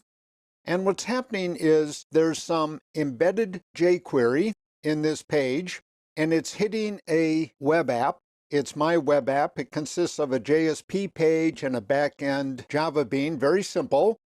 That Java bean is going off machine to the W3 Schools, which maintains a website of test web services. In particular, it provides one web service that lists 1980s CDs, and what it sends back is that list in XML. My backend bean then converts that XML into JSON, and you're seeing the JSON displayed in an alert. So it's a little hard to see. The font's a little bit small, but you can see there's a bunch of data here. And when I click OK, what the jQuery is doing is building an unordered list and basically listing per item the name of the record and the artist. So Empire Burlesque, Bob Dylan, and so forth. Now, let me jump into my Emacs editor. By the way, all of the source code, including the deployable WAR file in this document, which is cds overview.txt, is in a zip for convenience called cds.zip. In terms of the pieces, the welcome page is called fetch.html. It contains the embedded jQuery, and that jQuery is going to send out a GET request to this JSP script. Now, this JSP script is really simple. All it does really is load an instance of a backend bean and invoke a property. In this case, the property is called getJSON, and it's the backend bean that's doing the heavy lifting. In particular, it goes off machine to the W3 Schools website. It gets the list of CDs, but that list is in XML, and the ultimate client here is going to be a jQuery script, and jQuery would rather deal with JSON, JavaScript object notation, because JSON is the text representation of a native JavaScript object. In short, if the jQuery gets JSON, it doesn't have to do any parsing. It can just process. If it gets, for example, XML, it's got to process. The guy in the middle, in this case, the backend bean, does the data conversion. And this is very common in this sort of architecture. Now let me show you a very simple graphical depiction. What we have on the left is fetch.html. That's in the browser. Again, the browser has parsed it, created the DOM, and once the DOM has been built, the jQuery script begins automatically. We'll see how that works at the source code level. That script sends out a GET request, as you can see in this line, to the CDs service, which is really two parts. That's the JSP script and the backend bean, and this is being hosted locally by my Tomcat. The backend bean sends out a GET request to the W3 service machine on the far right. So we're going off machine, we are going over the network. What we're getting back is an XML document. Fetch XML.java then does a very simple parse. I'm using a simple third-party JSON library. We'll talk more about that when we look at the source code. And then the JSON is sent back to the jQuery script. At this point, the JSON is basically a list of objects. Each of those objects is a CD. Each of those CDs has properties such as get title, get artist, and so forth. So the long and the short of it is, the jQuery simply iterates over the list, and for each CD in the list, prints out two of its properties: the name of the CD and the artist who did it. There are some other properties we could include as well, but this is relatively straightforward, and it demonstrates nicely how JavaScript in general and jQuery in particular would very much prefer JSON rather than, let's say, XML or some other format. This lesson examines the source code for the CDs application. So I'm in my browser. I've already deployed the web app. Let's run it one more time just to refresh our memories. What we're getting back here is a JSON representation of a list. It's a list of CDs. What the jQuery embedded in our welcome page is doing is creating an unordered list. It's iterating over that array, and for each item in the array, it's printing out the title of the CD together with the artist. As you can see, everything is in lowercase, and we'll get an eye on how that happens in a bit. Now let me jump into my Emacs editor and start with the first of the three pieces, and that's the welcome page called fetch.html. All of this is included in the zip file called cds.zip. So you can see it's a straightforward HTML5 document. Here I'm downloading jQuery. I'm picking up the minimum version of the latest. In production, this is not such a good idea. I think you'd want to use a particular version, but we're in development, so this is very convenient. Basically, jQuery, as many of these libraries, comes in two versions: the full version and the min version, and the min version is significantly smaller. So I'm not using anything fancy. The min version is good enough. So here's the actual script. Let me jump first down here to the body of the HTML, and you see I've got an unordered list. The ID is container, and the important thing to notice is that the list is empty. There are no list items in it. So when the DOM is built, there is a UL element in the tree, but it doesn't have any sub-elements. In other words, there are no children because right now we have an empty list. That's going to change through the jQuery. In forthcoming lessons, I'll be a bit more careful about the jQuery syntax, but let me just say, anytime you see a $, think object reference. So in this case, what we're really talking about is the jQuery object, if you like, and what we're invoking on that object is the getJSON method. JSON, of course, for JavaScript object notation, which is the text representation of a native JavaScript object. And we're going against the CDs web app, and getCDs.jsp is what we're looking for. I've given, by the way, the full URL. We could give a relative URL. So getJSON takes two arguments: a URL and then a callback function. So all of this is event-driven. What's going to happen is if and when the JSON arrives, this unnamed function here is going to be called. It takes one argument, response. The name is completely arbitrary. And notice in JavaScript, we don't type these arguments. So this is the callback. If and when we get a response from getCDs.jsp, this executes. And what it does is it goes into the response and grabs something called the catalog. And it grabs CD. That's actually an array. It's an array of CDs. And then here is a standard HTML alert. So what I do is I take those CDs, I stringify them. In other words, I make them into something we can display in an alert. JSON.stringify is a standard JavaScript function. So we're using jQuery, but we're also using a tiny bit of straight JavaScript. Now it's back to jQuery. What we're going to do is iterate over this list. So right now, it's basically this list we're going to iterate over. So we're going to use the each method. The first argument is the list we want to iterate over. And the second argument is the function to apply to each item in the list. Two arguments. We can get the index, we can get the value. I could use the value straightforwardly, but I use the index because I want to underscore that I'm doing standard JavaScript sort of stuff. A reference to the container, and the container again is this guy down here. Jquery works off IDs, Java works off names in HTML. And what we're going to append basically to that container is a list item. And the list item is going to contain the CD, title, and the CD artist. So for each of these, I just put the title, artist. Then we're done. So that's how we get this display.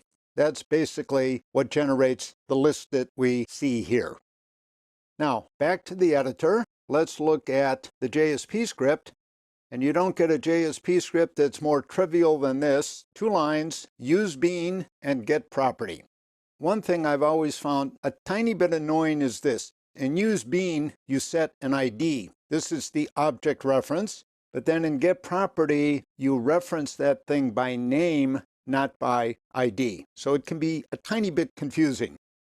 The property here is called JSON, so what we need to have in fetch.xml.java is a method called getJSON with a capital J, because JSP uses conventional JavaScript property syntax. So let me now go to that file.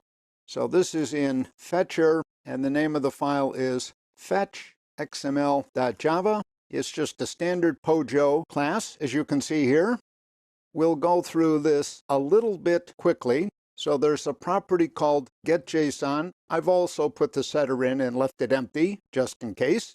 I create a object reference to a JSON object. I've got a war file that contains a very simple library for handling JSON. And basically what I start out with now is this. I have an XML string. It's the empty string to begin. I've got a URL. This is for the W3 schools. So you could do a curl request on this and see the full XML if you like.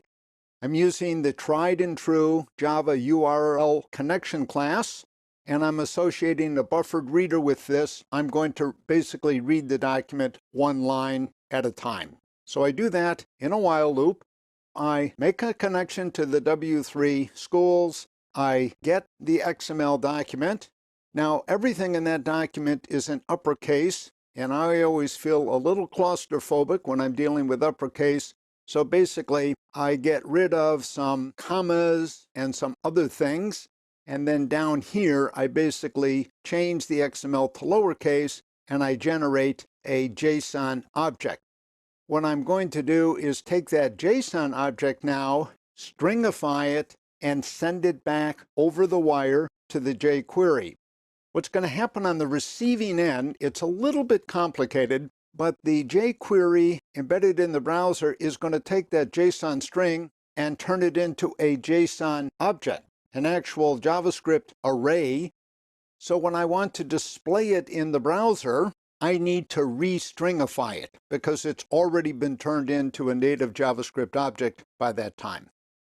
This is a reasonably complicated example, but all of the action, again, is actually in the home page. So let's look at that one more time. That's fetch.html. It's all in this home page, and it's all done with very few lines of Jquery. By the way, to do this in straight JavaScript would take roughly twice as many lines, and the logic would be more complicated. So this is short and sweet because you have these nice convenient methods such as getJSON and iterators such as each. This lesson covers 2 topics. The first is the acronym Ajax.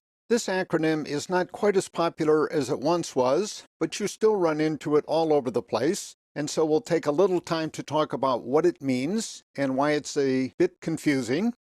And the second topic is to contrast Jquery with native JavaScript to get a sense of why a framework such as Jquery is worth your time and effort. it's much easier to work in jQuery or something similar to it than it is to work in raw JavaScript. You're looking at the working file, what is ajax.txt. So let's start with this acronym. Ajax is basically a web app technique. Microsoft pioneered it, and the acronym stands for Asynchronous JavaScript and XML. So there are some problems with it right away. The first, of course, is asynchronous. This is one of those technical terms in our field that has all sorts of different definitions. It's never clear that asynchronous in one context is even related to asynchronous in another context. It's one of those terms you have to be very careful in using. In particular, I'd say asynchronous behavior often gets conflated with concurrency techniques, in particular with multi-threading. So let me digress very briefly into that. In the past, a standard JavaScript engine was single-threaded both at the implementation level and at the API level. This is changing fairly quickly. Multi-threading is now a trend in JavaScript engines. Sometimes the multi-threading is confined to the runtime. Sometimes it's exposed in the API. All of this is changing very quickly, so it's dangerous to make general statements such as all JavaScript engines are single-threaded. That simply isn't true anymore. But let's get back to the main topic. So asynchronous is a tricky technical term. It's not altogether clear what it means. It would need to be clarified and defined. We'll do that momentarily. The other problem with the acronym, of course, is XML. Because for document interchange, it's no longer the only game in town. In fact, among programmers, and web programmers in particular, there's a preference, of course, for JSON, because JSON is the text representation of a native JavaScript object. If I'm writing in JavaScript, I'd rather get a JSON document than an XML document because I don't really have to do any parsing of the JSON. I may have to do something very trivial, but stringify or unstringify, but nothing more than that. Now, despite these concerns, it seems to me that the term Ajax still is useful, and you'll notice here in this bullet point, I've not capitalized it. In fact, I don't have any uppercase in there at all, so I prefer to write it all in lowercase so that I'm not stuck with the literal meaning of the acronym. So an Ajax call, nowadays, I think it's fair to say, has two special characteristics. The first is this. The call originates from JavaScript or the equivalent in a web page. Part of that call is to provide a callback function that the runtime is going to invoke if and when the call returns. For example, the getJSON call, the first argument is a URL. The second argument is the callback function. So the jQuery runtime is going to execute this function if and when a response comes back. This is, of course, part of the by now familiar event-driven programming model that is so common in all dialects of JavaScript. And down here is a short reminder of how this actually worked in the CD's application. So the getJSON sends out the call. Eventually, it may get a response, and if so, the callback function is going to be invoked. What's really tricky with async in the JavaScript world is debugging. I've got some verbiage here, but let me go back to the CD's application and run it again because it's an easier way to make the point. As soon as I refreshed, a GET request went out to my getCD's JSP page, and it uses, again, a back-end Java bean to go off machine and to go to the W3 Schools website to get some XML. What's important for us right now is notice the page here is completely blank. And that's because, of course, an alert has popped up, so this thing has worked. We've gone off machine, we've gotten the XML, converted the XML into JSON, and come back. But suppose, for example, that getCDs wasn't working correctly. Let's suppose, for example, that the back-end bean was malfunctioning or didn't even exist. What we'd be looking at here is a blank page. Because the Ajax call would have been made, it's just that no response has come back. We don't have a timer, we don't have any fallback strategy, we don't have a plan B. We really need a plan B. For this demo, I deliberately left this screen completely blank, mostly for emphasis, because I wanted us to see that, boom, we could populate the page. In other words, change the DOM by populating an unordered list with a bunch of entries. In general, however, if things aren't working well, it can be quite challenging to figure out exactly what happened. Now let me change topics and go to the second. What I'd like to do is contrast the Jquery version that we looked at in the CDs example with a raw JavaScript alternative. And I think you'll find that the Jquery is clearly easier to read and, believe me, much easier to write. So here it is. The first argument, again, is the URL. The second is the callback. We basically extract the array. So I need to know a little bit about how the data are going to come to me. I have to investigate that a bit. The alert, again, is just for demo purposes. And then we iterate over the list. And for each thing, we basically add a LI, so a list item to an unordered list. And we use straightforward JavaScript syntax for this. And of course, the JavaScript syntax is essentially the same as the Java syntax. So it's easy to read. Each element in the array is an object, and each object has certain properties, fields. Now, here's basically the equivalent code in raw JavaScript. So I've called this Ajax code. Native JavaScript has this function, XML HTTP request. That's basically the Microsoft innovation from way back when. Now, here's the callback, request on ready state change. In other words, what this says in simple English is, when we get a response back, we now check the status code. So again, you need to dig through the documentation and find out that 4 is the correct number. It's not 1, it's not 2, that sort of thing. We grab the response text. We take that text and convert it into a JavaScript object. We now find the list. The list is the container in the HTML page. Remember, that was the empty, unordered list. We now go through a for loop. And this is the painful part. If you've not done this sort of thing before, you're quite literally building a tree.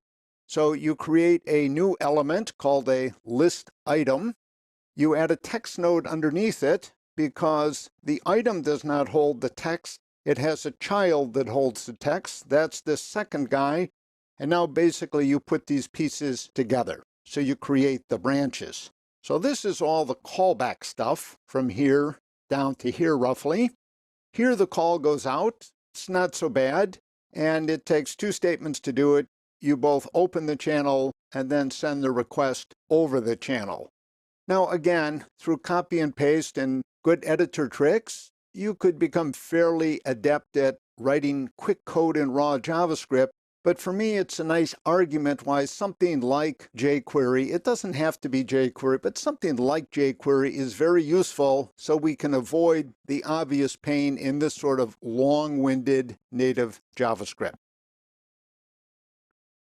This lesson is an overview of what I'm going to call the Ajax polling app. You can see that my window is divided between 2 screens. Up at the top is the browser. It takes about 1/3 of the screen, and down below is a command line prompt. I'll explain that momentarily. I've already deployed the app. It's called poll service. That's the name of the WAR file. And I'm going to refresh it, and I'd ask that you focus just for a moment on this gaudy green text area. What you're going to see is when I refresh it, that area is going to be empty for a second, and then a 0 will appear. So let me do this again. Boom, the 0 appears. Now that 0 on the back end is implemented as a Java atomic integer. That's a thread-safe integer. There's a single copy of it, but it could be accessed by many, many, many different clients. And I'm going to be one of those clients down here below. I'm going to be a curl client. And what I'm going to do down here is send a request to the server, poll service update counter, and the query string is going to be INC for increment, short delay a 1, short delay a 2, short delay, a 3, and so on. You need to imagine that there might be tens or even hundreds of different curl clients doing exactly the same thing. The atomic integer handles the thread coordination. We're not worried about that. Let me show you the rest of the API. Limited as it is, I can do a decrement, one more for good measure, and I can also do a reset. And a reset will send this back to 0 after, again, a short delay, and we can continue with the decrementing, the incrementing, and so forth. Now, this, of course, is a toy example, but it's a toy example that underscores a very important point. And to make that point, let me go back to an earlier application. And this time what I'm going to do is restore the browser to its full size. So this again is Kelly's ski equipment, and the way we designed this is we pretended that this was really a shopping cart application for individual customers. So you and I might come here and splurge on expensive ski equipment. Let's imagine instead that Kelly's ski equipment is a wholesaler. So what we're doing is selling to retailers. And since we're a big wholesaler, what happens is our prices change all the time. The products that we have in stock change all the time, and so on. If I'm one of the customers of Kelly's ski equipment, I might be sitting at my desk and have a screen open, for example, to this page. And the issue now becomes, what happens if the prices change, if the products change, the categories change, and all of that? In other words, what happens if the underlying database from which we're getting all of the data changes continually? Now, of course, one way to solve that is we could send instructions to each user and say, look, what you ought to do is update periodically. So before you order, make sure you update the page so you can get the current product list. This, of course, puts too much burden on the human. We'd like to automate something like this. And so what's happening in the long polling test is the following. Behind the scenes here, there is some JavaScript, as you'd expect.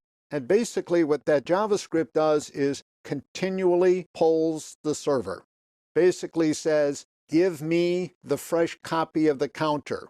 So instead of a product list, I'm using something very, very simple, even trivial, but the idea is precisely the same. Because we might have hundreds, we hope thousands of individual clients with their browsers open to this page, and we want the update of the page to be automatic. So if somebody should suddenly decide to change all of this, do a decrement or something like that, we want, of course, that to show up. We don't want any human intervention. We want to automate this entire process. This particular web app is probably the most complicated one that we've looked at, even though the interface is trivial. So let me now jump to my text editor, and I have a document called Ajax polling overview.txt. It pretty much reviews what I've just gone through here. It describes the API, talks a little bit about the motivation, and down here does a list of some new features that we'll get into when we look at the source code. We'll do that in the next lesson. Let me wind up by going back to the browser. Here's the sense in which we're doing a partial page update. As trivial as this page is, it really has various parts. So it's got this part, which of course is just some text. Then it's got a text area, again in gaudy green. None of that changes. In other words, as that number changes, so for good measure, we'll decrement it one more time. As that number changes, the only thing that's changing is the value of the text area. The text area remains in place. Everything else in the page remains in place. So in real life, you have to imagine that you'd have a lot of stuff over here to the left, a lot of stuff over here to the right, some stuff underneath, and we will be doing quite literally a partial page update. We're not downloading a brand new page. We're just downloading a tiny bit of data, and that tiny bit of data is used to change the DOM, which in turn causes the browser to redisplay the current existing DOM. In this lesson, we'll look at the source code for the Ajax polling example. There's two pieces of source code. part is JavaScript. That's embedded in the HTML page displayed here at the top of the screen. That's index.html, so one part. And the GET requests that come from this page go to a server called the poll servlet. And we'll look at that code as well. Let's do a quick review of the functionality. I've split the screen once again. So the browser at the top is displaying the HTML page. The JavaScript under the hood is doing its thing. It's polling, but there's no new result because the current value of the counter is 0. So if we decrement that, after about a second delay, you can see the browser has picked it up through its polling. Down here at the command line prompt in my bash shell, you can see to the left that I'm getting back a response from my curl request, and that technically is a JSON document. It's very simple. Left brace, key is counter, colon, and then value. -1 first, then -2, and so on. So we actually are using JSON under the hood to transmit information from the servlet back to the jQuery. Now let's jump into the Emacs editor, and we'll begin with index.html. So once again, here's a script tag that loads in the jQuery. I'm using, once again, latest min. In production, you wouldn't want to use latest. You'd want a numbered version that you'd checked out pretty carefully. But in development, this is just fine. Min is also good enough because we're not using any of the fancy features. Down here is my code, and it's basically in two parts. So let's start with the top part, var underscore poll. So I'm declaring a variable, and the variable's value is an unnamed function to the right. So the syntax is pretty much the same in JavaScript in declaring a variable that points to a function, in other words, a reference to a function, as it would be if we were pointing to an ordinary object, Fred or something. What the poll function does, of course, is make this getJSON request. It gets back a counter, and then basically it makes this counter the text value in the text area in the HTML page. And that text area is initially empty. It's up here. So there's some styling information, but there's obviously nothing in there right now. So this is a standard sort of Ajax-y move. We're going to go to a server, get some data, and use that data to update the DOM. In particular, the value of this text area. Now let's jump to the servlet. There's some new features in here. In particular, this is the first time I've used the JavaX servlet annotation.web servlet. This is optional, but it allows me to bypass web.xml for giving information about how to hit the servlet. In particular, the annotation down here at web servlet, the argument, which is /update counter, basically says if you specify in your URL the war file, in this case poll service /update counter, you're going to hit this servlet. In the past, we've done this sort of configuration in web.xml, but web servlet is a convenient annotation for getting around that. And we'll look at web.xml in just a bit. Also, to follow best practices, I'm setting the serial version UID. So servlets technically are serializable. We should set the serial version UID. Java will do that for us by default, but it's a better idea to do it explicitly. Because of concurrency issues, I'm using the thread-safe atomic integer. In other words, we may be getting multiple requests simultaneously, and we need to update the one and only counter in a thread-safe way. And the atomic integer gives us just what we want. So here's the do-get. The first thing we do is grab the query string.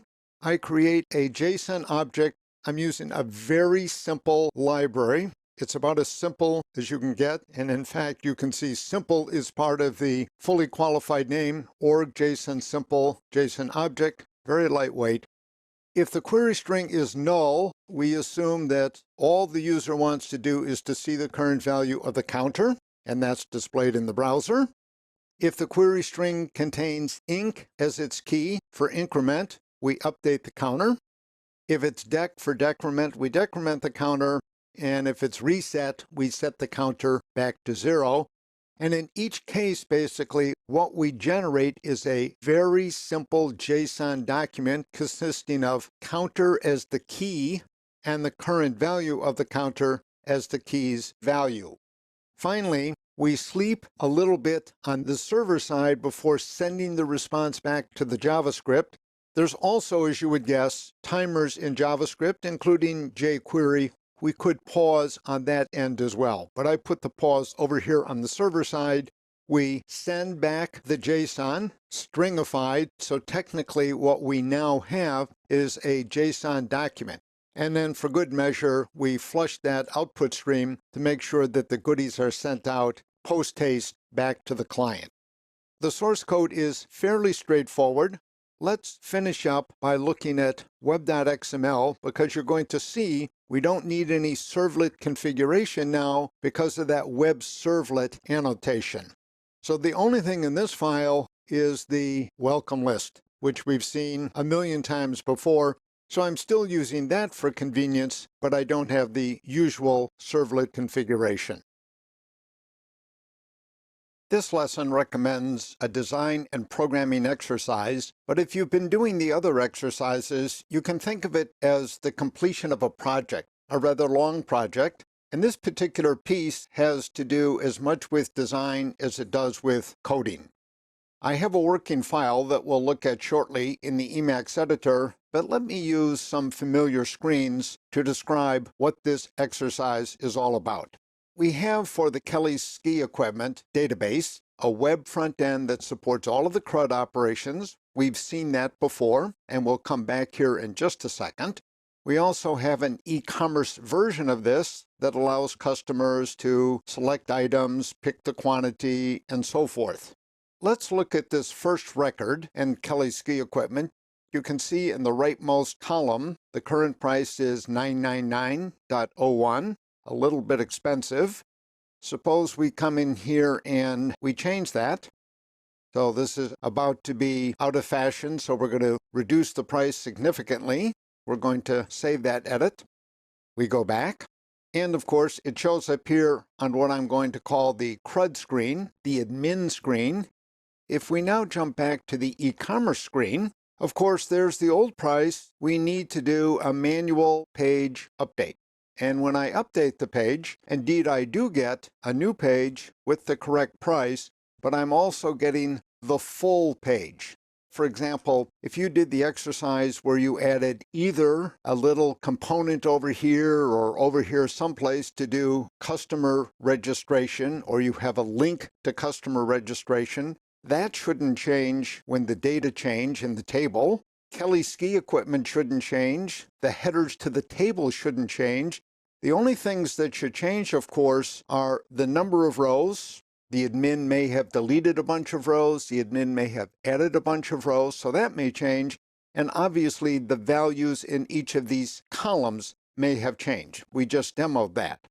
Again, we could caution our users, always make sure that periodically you manually update the page, so in case any changes have occurred, you'll get the current prices, the current product list, and all of that. But it would be better, of course, if this could be automated. So you can see where this is going. What we want to do is enable partial page updating here in the e-commerce page. In other words, we want some behind-the-scenes JavaScript. Jquery you could use something else if you prefer, AngularJS or something else. But Jquery would be the default. We'd like to use that periodically to go back to the app to make a request to say, look at, give me the current product list. We could do that every 3 seconds, every 5 seconds. That's one of these design decisions that you're going to have to make. The CRUD screen, the admin screen, would remain unchanged. We assume that an admin comes in here periodically. Maybe things change so quickly. We have an admin dedicated to this, basically updating the database. In effect, that's what this is really all about. So our focus is on the e-commerce screen and basically adding some JavaScript to the mix and having JSON flow from the web app downstream to the browser on request. The JavaScript periodically makes a GET request, get me the current list, and all of that is updated. Now let me jump to the working document. It's called exercise JSON.txt, although there's more involved here than JSON. At the top, what I do is pretty much summarize what we've just looked at. What I'd like to do now is to highlight some features you get with a modern database system, and then talk about some challenges and some design decisions. The most important thing is this. We need to add some JavaScript, let's assume jQuery, to the e-commerce welcome page, and that's going to do the sort of polling that we've seen in action in a recent example. So it's going to basically do the polling thing. Since it's JavaScript, we'd prefer if it could get JSON as the representation of the data, because that way no explicit parsing is needed. We've seen that. XML would be a bit painful to deal with, but the general point I want to make is that modern databases, such as Postgres, make it fairly straightforward to dump XML.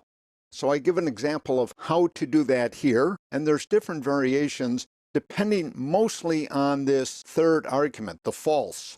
So for example, what false really means in this case is for every row, you actually get a row element. If you change that false to true, you can try this by experimentation. What you would get in effect is one big row with the ID, the product, the category, price, next ID, next product, next category, price. But the point is, getting XML from Postgres is absolutely straightforward. More recently, and by more recently I mean starting with version 9.2, 9.4 something is the current version, you can also get JSON fairly straightforwardly. So you see the command that I issued here, select row to JSON from skis, etc. That's the table, and basically this is what's generated. So I get a result set consisting of 20 JSON records. There are ways to put all of this into a big array. You can also do that in Postgres. That would be a matter to investigate. That would be part of the project in effect. So the bottom line is we can use Postgres to give us either XML, which we can easily transform to JSON. We've seen an example of that already. Or we could get JSON directly from Postgres. Now there are other approaches. If we were talking to the database using a JPA provider, we could get, for example, a list of Java products. For example, instances of some Java class, and these could then be serialized into XML using JAX-B technologies or JSON. And I include a pointer here to the Xstream GitHub site, which has an excellent tutorial. Xstream is third-party software. It's really wonderful stuff. I can recommend it highly for this sort of work, for serializing Java into either XML or JSON or deserializing from those into Java. Just wonderful stuff. It's worth a look in any case. But if you use JPA, you could get some Java instances and then use, for example, Xstream or other technology to generate JSON documents. On the client side, what you need is basically some sort of table structure. You could handcraft that. You could also look, for example, at some framework offerings. Jquery UI, for example, has a table component that you might take a look at. But the bottom line is what we want. What we want in the e-commerce site is the kind of polling that we've seen in a recent example. Downstream, that has implications because we would obviously prefer to get JSON over to that jQuery code in order to make it easy on the client side. This is a grand completion of some smaller exercises. If you've been doing those exercises that you've already done, so you've got some nice pieces already in place, and this would be the capstone. This lesson looks at changes in the division of labor between JavaScript on the one side and HTML on the other. So to provide some context, let's start with an example. What I have showing in the browser is a typical type of form for entering dates. Imagine, for instance, that this is a reservation system, and we need to know from the user the date from which the user wants to make the reservation and the date to which the user wants to make the reservation. So I have a very simple form. And as we know, we've known this for a long time, dates are not something that you want people typing in because it's error-prone, it's tedious. And so the best way to do it, of course, is with a calendar. So I'm going to use a calendar in the first part of the example. This is actually from the Jquery UI package, and we can pick a date. You can see the current date here is shown. So let's pick the 3rd, and down here, let's pick the 22nd. We submit the dates, and we get a confirmation that everything is okay. I'll talk a little bit about the structure of this later. Now let's do something silly. We'll pick the 30th as the from date, and we'll pick the 1st as the to date, and as you'd expect, that shouldn't work. What we get on the client side is an error message. So there's both client-side data validation and server-side data validation, as you'd expect. As noted, these are Jquery UI calendars. Each is associated with an input box. We'll see the code for that in the next lesson. What I'd like to do right now is shift to what's at the bottom of this little field set. I've got an HTML5 input of type date, so I'm going to click on this. And let me first bring up the calendar to show you that. So it's also set to the current date. We can change that. We could change, for example, the month, whatever.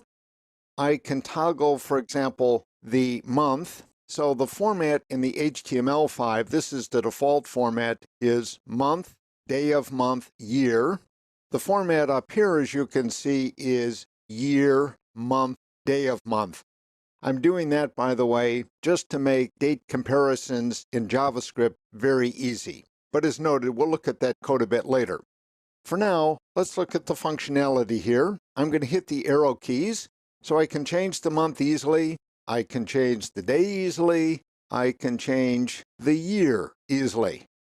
So I can do that with arrow buttons, and at any time, of course, I can just bring up the calendar, and I can close it down. Absolutely straightforward. So the point of interest, of course, is that something that once required JavaScript. Many a JavaScript programmer has sharpened their skills by writing calendars. There have been many excellent ones out there. But at one time, if you wanted to do this sort of thing, you really needed JavaScript to do it. Nowadays, that's not the case. So with HTML5 and with browsers that support it, so we always have to add that condition. The browser has to support it. I should note, by the way, that the same condition holds for JavaScript. For example, the user might turn off JavaScript. The browser may not be up to the task of handling all of the modern JavaScript. So there are going to be issues either way. But the point of general interest is that something that once required JavaScript, input of dates via a calendar, no longer does. So there's been a change. Now let me jump to my Emacs editor. I've got a working file called datecheckeroverview.txt. This file, together with the date picker app, the war file, is in a zip called dateexample.zip for convenience. So there's one file that contains both this and the deployable war file. So what I'd like to do is go back and review a little bit of what we've seen so far about the balance of work, you might say, between HTML and JavaScript. So if you go back to the login registration web app, in that example, we had an email text box, and note that I made this of type text, but there is a type email, and I encourage you to experiment with it. But let me cut to the quick. If you pick the type as email, you automatically get the regular expression that you see on this line. This is a standard regular expression. There's a so-called RFC associated with it.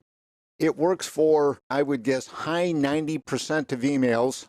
The reason I don't use it is that you're going to find once in a while a perfectly legitimate email that doesn't satisfy this constraint.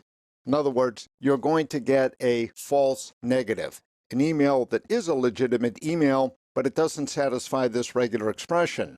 My practice in writing production-grade code is to verify an email by sending a message to that email address, typically with a link asking the user to click the link and verify that everything is okay.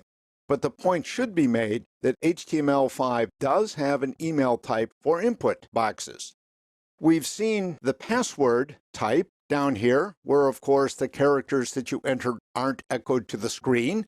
And we've seen this pattern before. This basically checks for our strong password. You need a digit, an uppercase letter, lowercase letter, special character, and so forth. Once again, this sort of data validation on the client side would have to have been done using JavaScript, but now you can use it just using straightforward HTML5. There's nothing else required. In the temperature example, we saw the same thing. We wanted only numeric input, and we wanted numeric inputs in which you could increase degrees by 0.01. So you could have 98.01, 98.02, and so forth. And this again is absolutely straightforward now to do in HTML. At one time, if you were going to do client-side validation, you would have done this with some JavaScript. So there's been a change in the separation of concerns, or a change, if you like, in the division of labor between JavaScript and HTML5. This is only good, it seems to me, for us as programmers. Because if it's easier to do it in HTML5, absolutely I'm going to do it that way.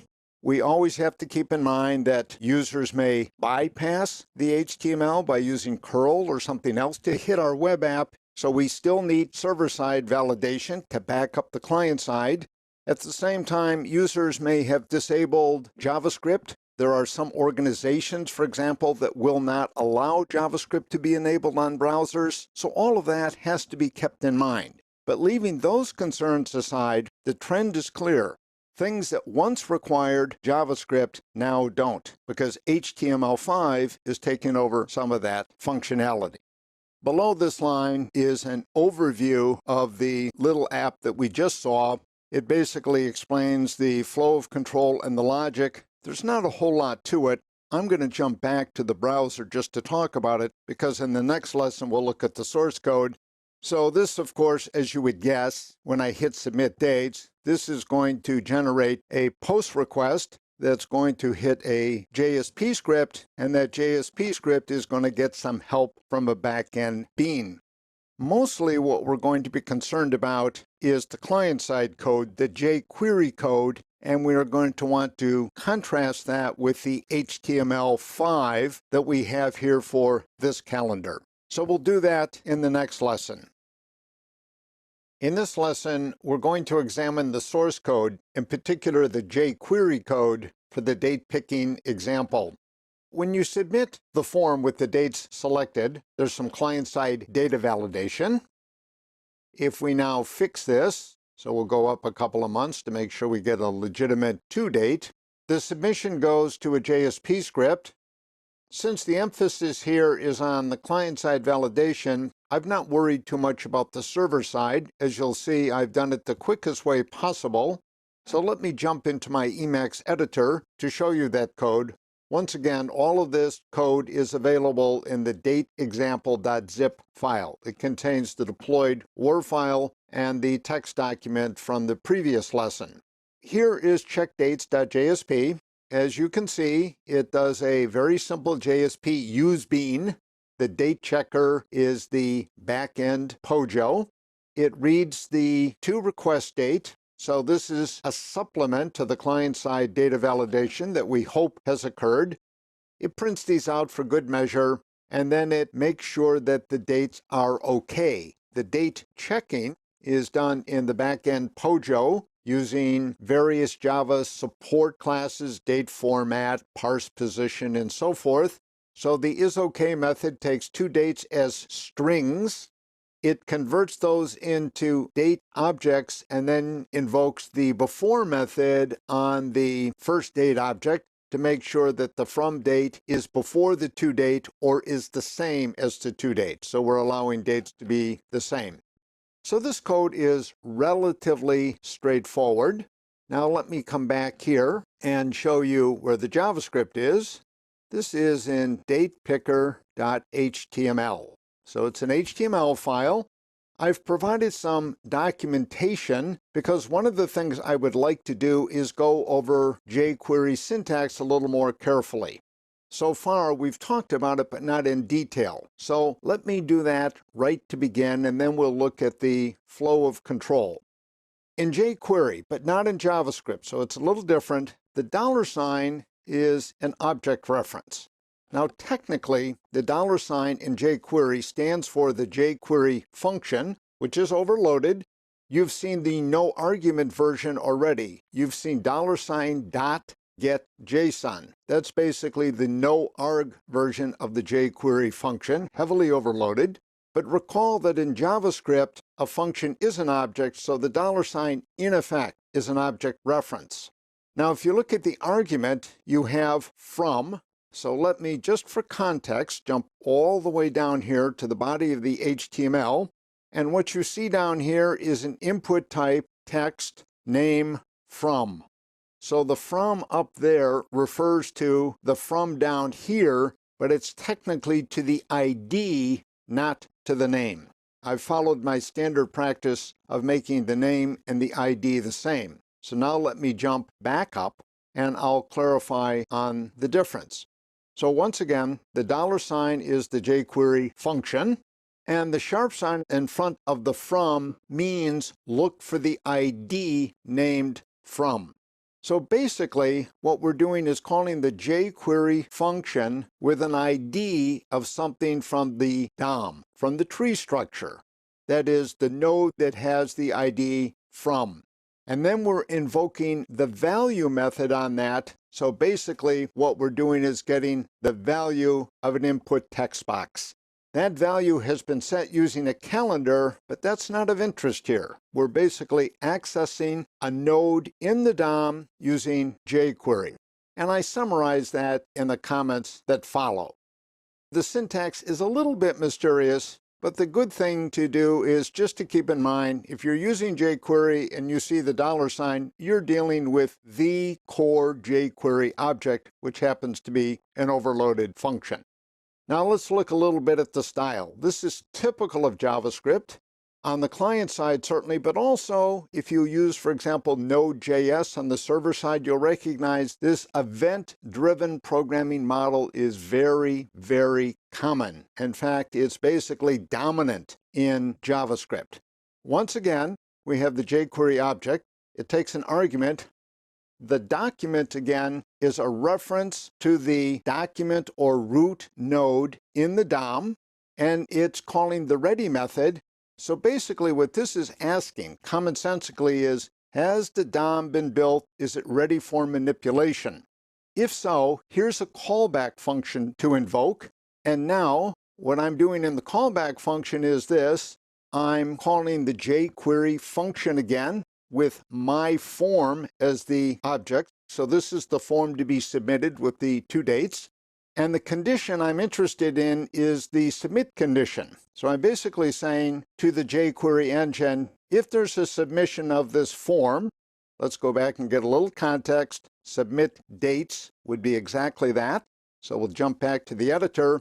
Then call this function, and the argument passed is the event in question. So what I do here is I grab the from date, I grab the to date, and I do a little test to make sure that the to date is less than the from date.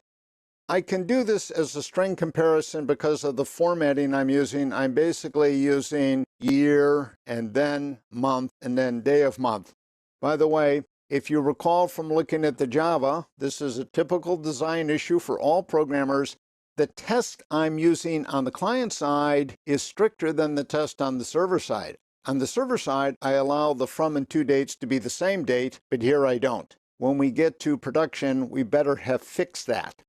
So if there's a problem, there's an alert, so we get a pop-up window, and then the prevent default basically means don't submit the form. There's a problem. Let's fix it on the client side, then we'll submit it.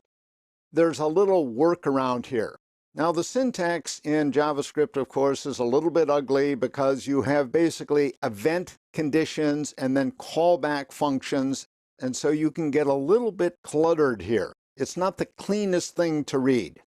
Down here, I basically have an unnamed function. I'm invoking the Jquery function technically with a function argument. It's an unnamed function, and basically what I'm telling Jquery is, look at, I want to associate a date picker pop-up, one of these very nice calendars, using this format with both the from and the to text boxes.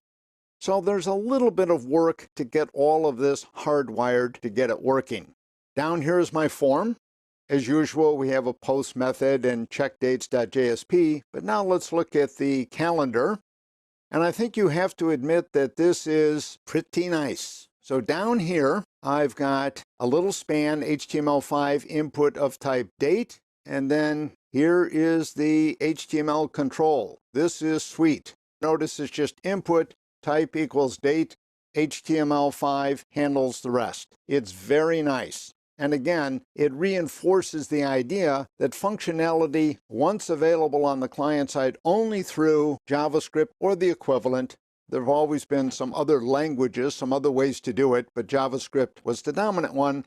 What was once available only that way is now available through HTML5 as well. So we programmers have choices. For us, that's always a great thing. This lesson is a wrap-up of the recent JavaScript and jQuery examples that we've seen. There is a short working file that summarizes the main points. It's called wrapup.js.txt, but what I'm going to do is walk through the examples and briefly review what we did in each of them, what the point was. So the very first was a temperature conversion from centigrade to Fahrenheit, and it's done exclusively in JavaScript. And there were a couple of points to be made here. The first is this. When this page is loaded into the browser, in this case I'm using Chrome, the browser builds a data structure, again called the DOM, the Document Object Model. It's a tree structure. And JavaScript, or in principle any language that had an engine embedded in the browser, Chrome does have a JavaScript engine. It's known as V8. That engine can translate and then execute JavaScript code. And JavaScript has an API that gives it access to the elements in the DOM. So basically what the JavaScript does is it reads the temperature in this node at the tree level, does a computation, and then sets the value for this node in the tree. So for programmers like us, the important point is that the DOM is readable and writable, so we can change it. The second example is the maps example, and this is a more realistic example in the following sense. What happens is we download a JavaScript library. It's got an API. In this case, it's from Bing Maps.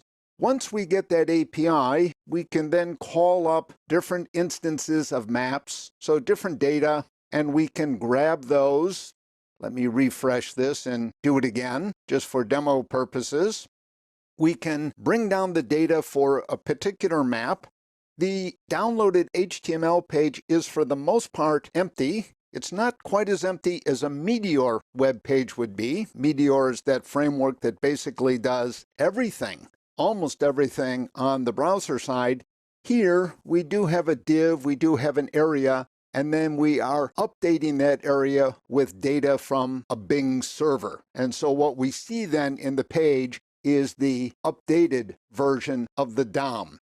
So this is a partial page update example. It uses an API supplied to us. The whole idea, of course, behind partial page updates is to try to get the nice, clean look and feel that you'd get from a traditional desktop application. But here, we're going across the net. The next example, the JSON example, let me run this again from the start, illustrates a few things, including the idea that what you can have is JavaScript code embedded in an HTML page acting as a web service client. So a data service client. It also illustrates the so-called orchestration of web services. So let me refresh this. When I do the refreshing, a GET request goes out from the embedded JavaScript to an intermediate service. That's the JSP with the backend bean. And that in turn goes off machine to the W3 schools to get data about 1980s CDs. The data come back in XML format. We want them in JSON. So the intermediate service then does a XML to JSON conversion. By the way, we could have done that in JavaScript itself, but in principle, this intermediate service might provide other formats, PDF and so on. So there was an orchestration of two web services, if you like, to provide data to a JavaScript client, which then populates a page with list items. So originally, in the downloaded HTML, there is an unordered list, but there are no items. All of the items are coming from the JavaScript's manipulation of the DOM. And the JavaScript we're using, of course, as in most of these examples, except for the first, is Jquery. The polling test once again illustrated, you might say, the Ajax capabilities of JavaScript and, in particular, Jquery. So let me bring up a command line prompt once again. And using curl, what I'm going to do is decrement the counter a couple of times. And if you look to the left of my command line prompt, you can see that the counter is moved to -1, now to -2. And if I come back to the browser, the polling should have gone on. Let's refresh here. And indeed, we get -2. So what I did when I refreshed basically was an update to force the polling to occur. You saw earlier that we could actually do this in split screen, but for convenience, I'm going to leave the browser full screen. We then move to a final example. The point of this example was a bit different. In the old days, if you wanted, for example, to have calendars for inputs for dates, this sort of thing, you basically needed JavaScript in some form or other because that sort of input type was not native to HTML. That has now changed. So for example, here is the native HTML5 calendar. We need a browser that can handle this, and we have one, of course, in Chrome. And it's quite a nice calendar. We went through the various aspects of functionality. But the general point here was that things such as data validation or high-level input devices such as calendars no longer have to come from JavaScript or other browser-side code because they're built into the HTML5 language. My 2 cents is that this is a nice thing because it makes it easier on us programmers. It doesn't mean that we can't use, obviously, JavaScript. Somebody might prefer this, say, well, I get much more capability when it comes to look and feel. I can do more formatting. I can vary the size as I please easier. All of those arguments are legitimate arguments, but the good news for us as web app programmers is that we now have choice, and choice is always a wonderful thing. So that's a short wrap-up of the examples that we've seen, the different functionality. If you're going to do web app programming nowadays, you're going to be doing JavaScript in some way or other. This is just part of the territory. And we have some examples that are representative of the kind of programming you're likely to do.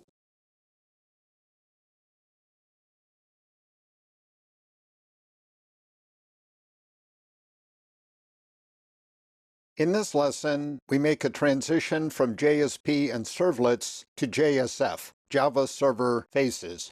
And the working document we're looking at in my Emacs editor is JSF Overview.txt. It goes through a number of points. Let me start out with something very practical. If you're going to be hired as a Java web developer, the assumption is that you know the base level. And the base level consists of explicit servlets, HTTP servlets in particular. People don't use generic servlets that much anymore, although it's useful to know something about those. So HTTP servlets and JSP scripts with backend POJOs, and of course the expression language and JSTL are part of JSP. And we've seen both old-style expressions and new-style expressions in JSP. We've had a thorough coverage of the base level. The base level may be adequate for everything that you need to do. You go to a higher level, as you know in programming, for one of two reasons. Either you need more powerful tools, so you seek them at a higher level, or you go to work at a shop that says, look this is what we use. We're, for example, a tapestry shop, or we use Spring Webflow, period. The good news, though, is you're going to find that what we've seen at the base level transfers nicely up here. It's much easier to understand the higher levels, having gone through the base level. To go the other way is quite challenging.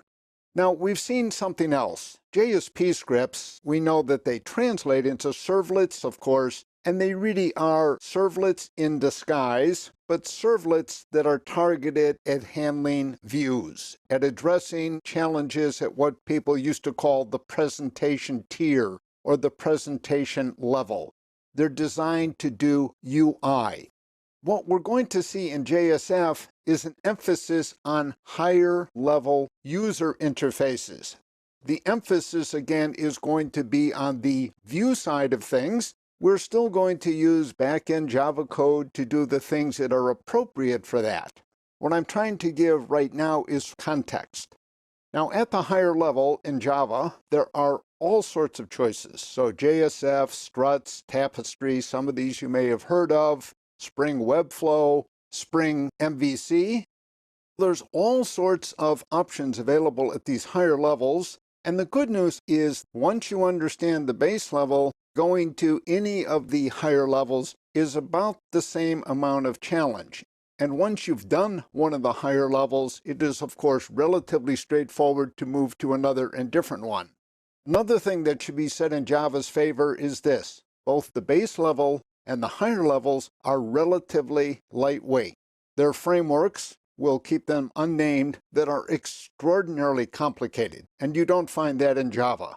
My 2 cents is that explicit servlets are really well done in Java. That API is just excellent, and JSP is very nice as well. So the issue is, what do I need to do? Do I need to jump to a higher level? And we're going to jump to a higher level, and we're going to pick JSF as the example.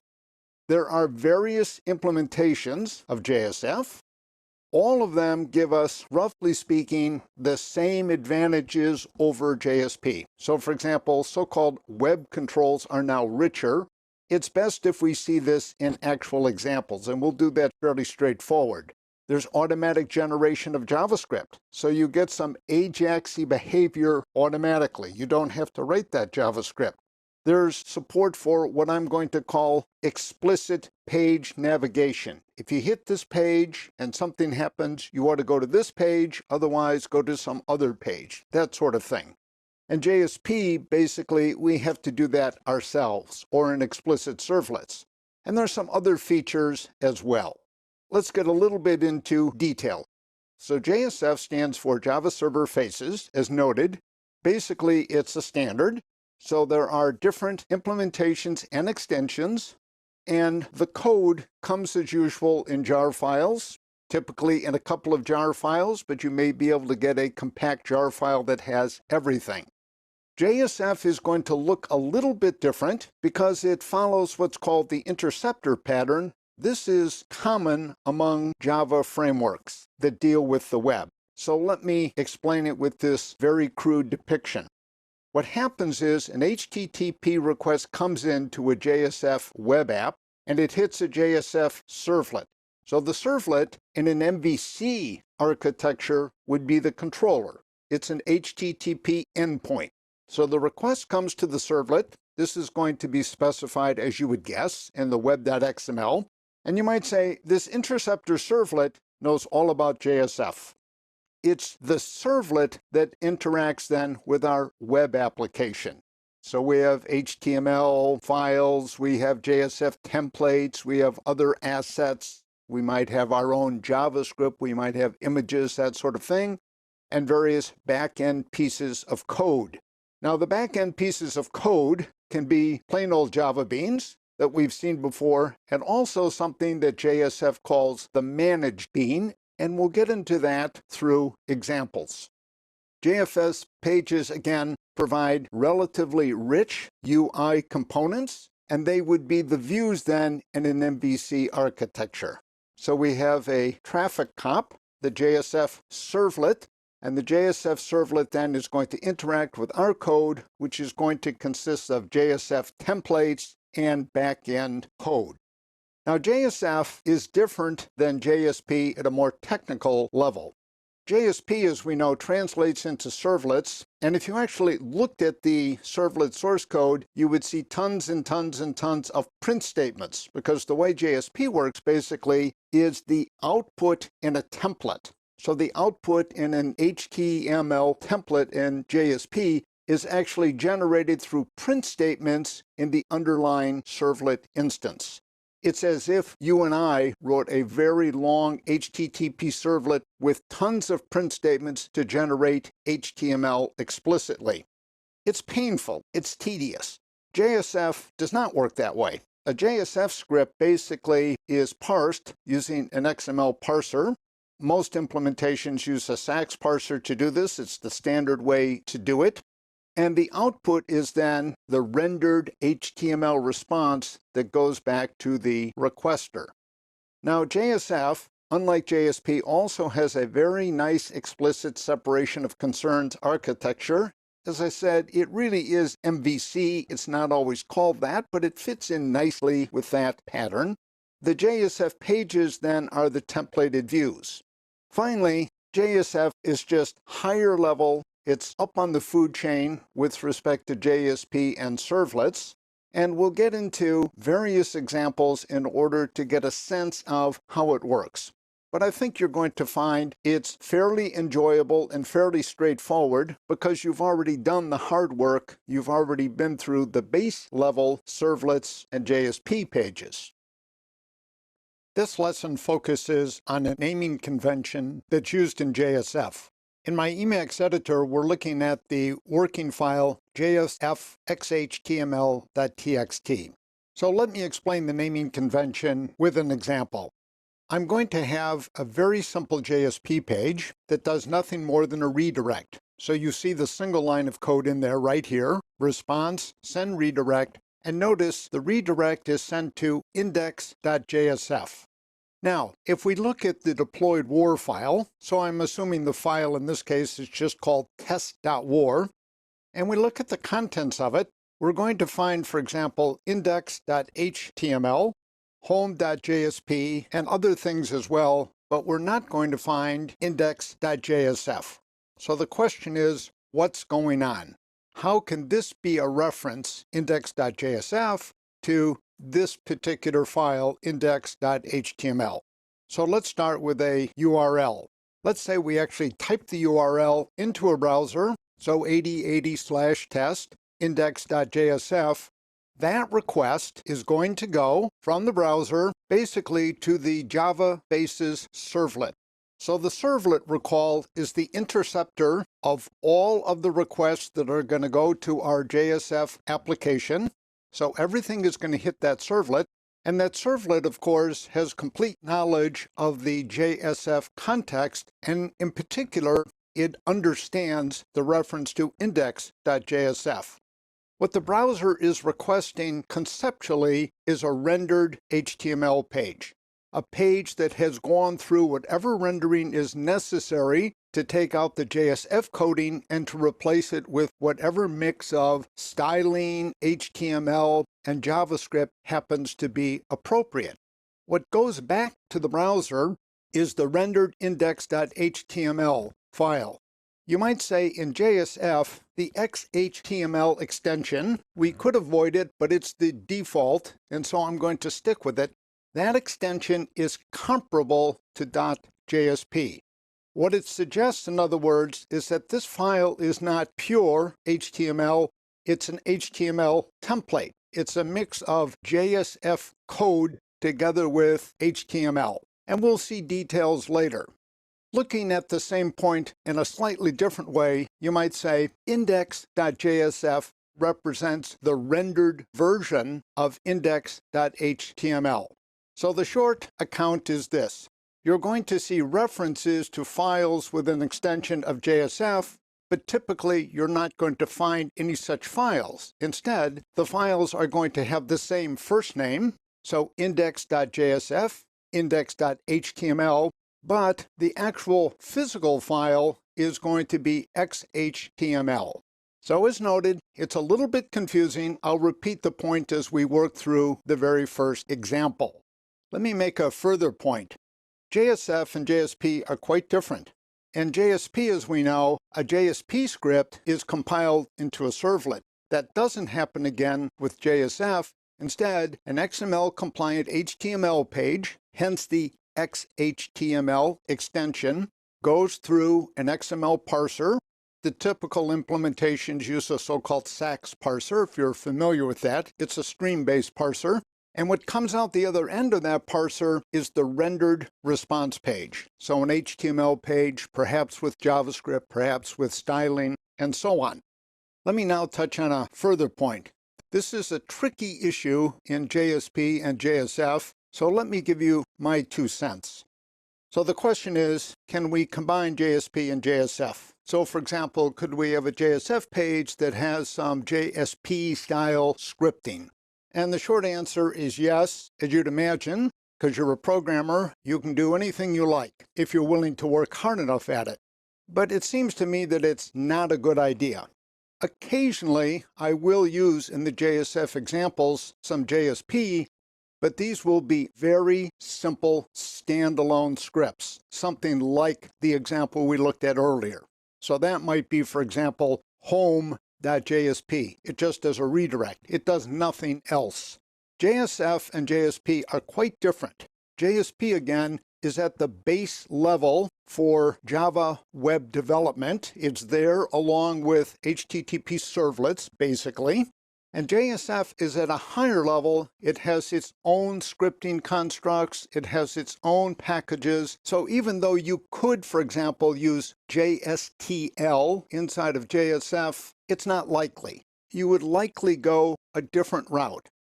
We're not going to get bogged down in what's possible. Could I do this? Could I do that? What I'm going to do is to recommend that if we jump into the JSF camp, we do so with both feet right away.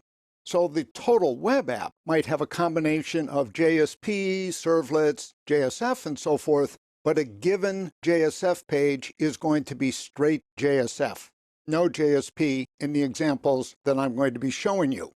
In summary, JSF is not an extension of JSP. It's not a superstructure built on top of JSP. It's a framework in its own right. To be sure, you're going to see some similarities, but it's best, I think, to think of these things as two different approaches. One is at a low level, JSP. Another is at a considerably higher level, JSF.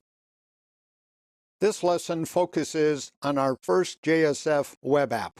I've already gone ahead and deployed the app. It's in a WAR file called tcjsf.war, and in the Chrome browser, we're looking at the welcome page. So this, once again, is the temperature conversion program, but as we're going to see, the structure is a bit more complicated than anything we've seen so far, including the configuration files, but more about that in a bit.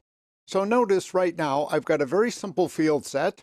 There's an input to enter in a temperature, but there's no visible place for the output to be displayed right now. So let me start out with our standard example. We'll vary it up, minus 40.9, so it should be close to that in Fahrenheit, and indeed it is. And as you can see, what's now popped up is a span, basically, to display the result. So I can do a reset and do the same sort of thing again, minus 98.7, and so on. We've seen this sort of thing many times. I can do a reset. Let me now pick another example, 1, 2, 3, 4, 5. So what I'm doing to illustrate some of the features of JSF, to show you customized error handling, I've put a constraint on the temperature. As you can see here, it can range from minus 1,000 to plus 1,000. So this is no good. We'll knock off a couple of 9s. The red goes away, and again, we get the answer in Fahrenheit down below. So this has a little bit more functionality, a little bit more of a sophisticated UI than anything we've seen in JSP. Could we have done this in JSP? Absolutely, but it's more straightforward to do it in JSF. The image I've just thrown in there because we haven't done one yet. Now, let me jump to my Emacs editor. We're looking at the working file JSF app1 overview.txt. For convenience, this file, a new build.xml that knows how to handle images, together with the deployed war file, are in a zip, and the zip is called tcjsf.zip. So it contains everything that we're going to be looking at. So let me start out with the contents of the file, just to get a sense of how things have changed. So we have, as usual, our web.xml. As we're going to see, this is a bit more complicated because we have to bring in the faces servlet, do some other things like that. There's also a framework-specific configuration file, in this case, facesconfig.xml. This does some navigation. So the first example is not a baby example in terms of JSF. We're going to look at a lot of its features. Here's a back-end POJO. Technically, this is a JSF POJO. It's a so-called managed bean. Here's the library file. So JavaX faces 2. It's actually versioned. We want 2 point something, but 2 point anything should be good enough for what we're going to be doing. I have something here called branding.html. In effect, this is an HTML fragment. Index.xhtml is basically our home page. Home.jsp is in there for demo, and we'll worry about that a bit later. There's the image, and as usual, I throw in the source code. Let's go through very quickly the inventory just to get a sense, and then we'll begin examining the code in detail. So the reference implementation for JSF is Mojara, and I've provided the URL there. You want version 2.x. Any X is good enough for us. And if you're using the AND script to do builds, the jar file goes in the usual place. It's in the source directory. Now we'll get to the pieces, the configuration. Web.xml, as noted, is a bit longer. I've got a lot of comments in there to explain what's going on. But basically, it does the following. It sets up the faces servlet as the interceptor, if you like, the generic controller. All requests go to the faces servlet because it provides the JSF context. There's a project stage set to development. This gives us better error messages. So JSF is very good at that. It has aids to development. And it sets state saving to client. I'm going to wait on that, but I'll explain that a bit later. The faces config, so the framework-specific configuration file, shows how you can set navigation rules in JSF. I figured we might as well look at those right from the start. It's a nice feature. Home.jsp we've actually seen already. It does a simple redirect to index.jsf, even though there isn't a file with that name. There's an index.xhtml, which is our welcome page.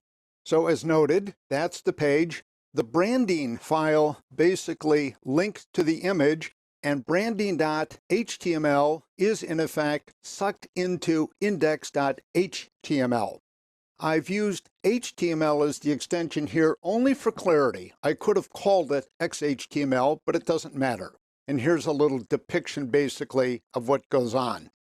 Finally, there's back-end code for app logic. In JSF, you can certainly use standard POJOs, so the sort of Java beans that we've been looking at all the time. But there are advantages to using so-called managed beans. So JSF includes an annotation at managed bean, and all I do is annotate the class c2f.java with that to make it a managed bean. What the managed bean does is it facilitates the interaction between back-end code and the UI. And we'll see how that works when we get into the specifics. There's quite a bit more to this app, even though it's just temperature conversion, than the earlier versions we've seen of temperature conversion. And in particular, there are big changes in the configuration. In this lesson, we begin analyzing the source code for the first JSF example. In particular, we're going to focus on the configuration files. To begin, however, I want to run the demo again and show a couple of features. What I have up here in the URL window is localhost, etc., tcjsf, that's the war file, home.jsp, that's a redirect JSP script in that war file. So I'm going to hit it. And what I wind up with is index.jsf. So basically, I now have a JSF page, and this means that I've gone through the JSF servlet. We'll see the details momentarily. Now let me come over here and show you the source code that was downloaded to the browser. It's not very well formatted, of course. We don't care about this. And this was generated through an XML parse on the server side, but there's a couple of points that I'd like to make. At this line, 13, there's a hidden field. By the way, anytime you see these names and IDs, J_ID, T, that sort of thing, these have all been inserted during the parse. In other words, this was not in my original source. This has been put there. The same up here with the form. There's a form with a post method. There's an action. All of this has been added during the parse. Down here, there's another hidden field, and it's got a rather long value. That's an encoding of information about the page, and we'll come back to that point in a bit. You can see clearly that the generated page, what we're looking at here, is different than the templated page that I wrote in an editor. Now let me jump to my Emacs editor, and we're looking at web.xml. Let me remind you that all of the files that we'll be looking at are in the zip tcjsf.zip. It includes the deployed war file, which of course has all of these files in it. I've got a fair amount of documentation here. Let me give you the quick version up here, and you can review this later. So I'm using JSF 2.2, and that requires servlets 2.5 and at least Tomcat 6. So it's a little bit confusing, but Tomcat provides a very nice web page. I've given you the URL here. You can go there to find out which version of Tomcat supports which servlet standard and JSF standard and so forth. So it's a very useful place to go. Now a couple of quick points. The project stage we'll see down below is set to development. This is very helpful in JSS because you get detailed error messages when something goes wrong. In production, you don't need that, but in development, you certainly do. Another point of emphasis is this. JSF has the notion, of course, of state. This was really implicit in JSP. We used the session map, for example, to maintain session state. The state in question that's going to come up in this file in web.xml is actually page state. It has to do with the state of all of the web controls on the page, and JSF allows different options for maintaining that state. As proof of concept, I've picked client, and this accounts for the hidden fields that you see. In effect, what JSF is going to do is it's going to put in hidden fields on a page and encode those fields with values that represent the full state of the page. How many controls are on the page, input boxes, drop-down lists, and so forth, and what the status of those is when the page goes out to the browser. When the user changes the state of those input controls and a request comes back to the server can recompute, you might say, the state of the page and see the difference. So to take a simple example, if I have an input field that says, please enter your name, it goes down to the browser blank and comes back to the server with Fred Flintstone in there. It's trivial to pick up that difference. This is an old trick used in web frameworks of all sorts, not just in Java. Now let's get into some details. So the first entry in the web.xml of significance is for a servlet. I'm just calling this the faces servlet. Again, any name would do. And there you can see the class, fully qualified, name for the class. This, of course, is in the jar file. And the interesting thing now is the servlet mapping. So basically what this says is that the faces servlet comes into play anytime a URL pattern ends with .jsf. a request for anything.jsf signals that the Faces servlet has to be involved because the Faces servlet provides the full context for JSF.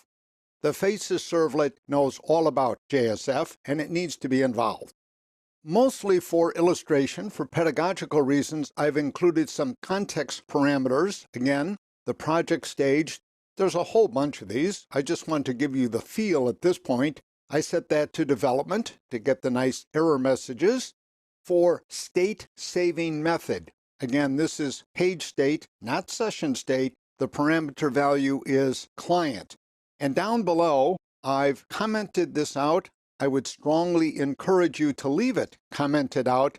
But what this shows, in effect, is we could use JSP as the default suffix for JSF.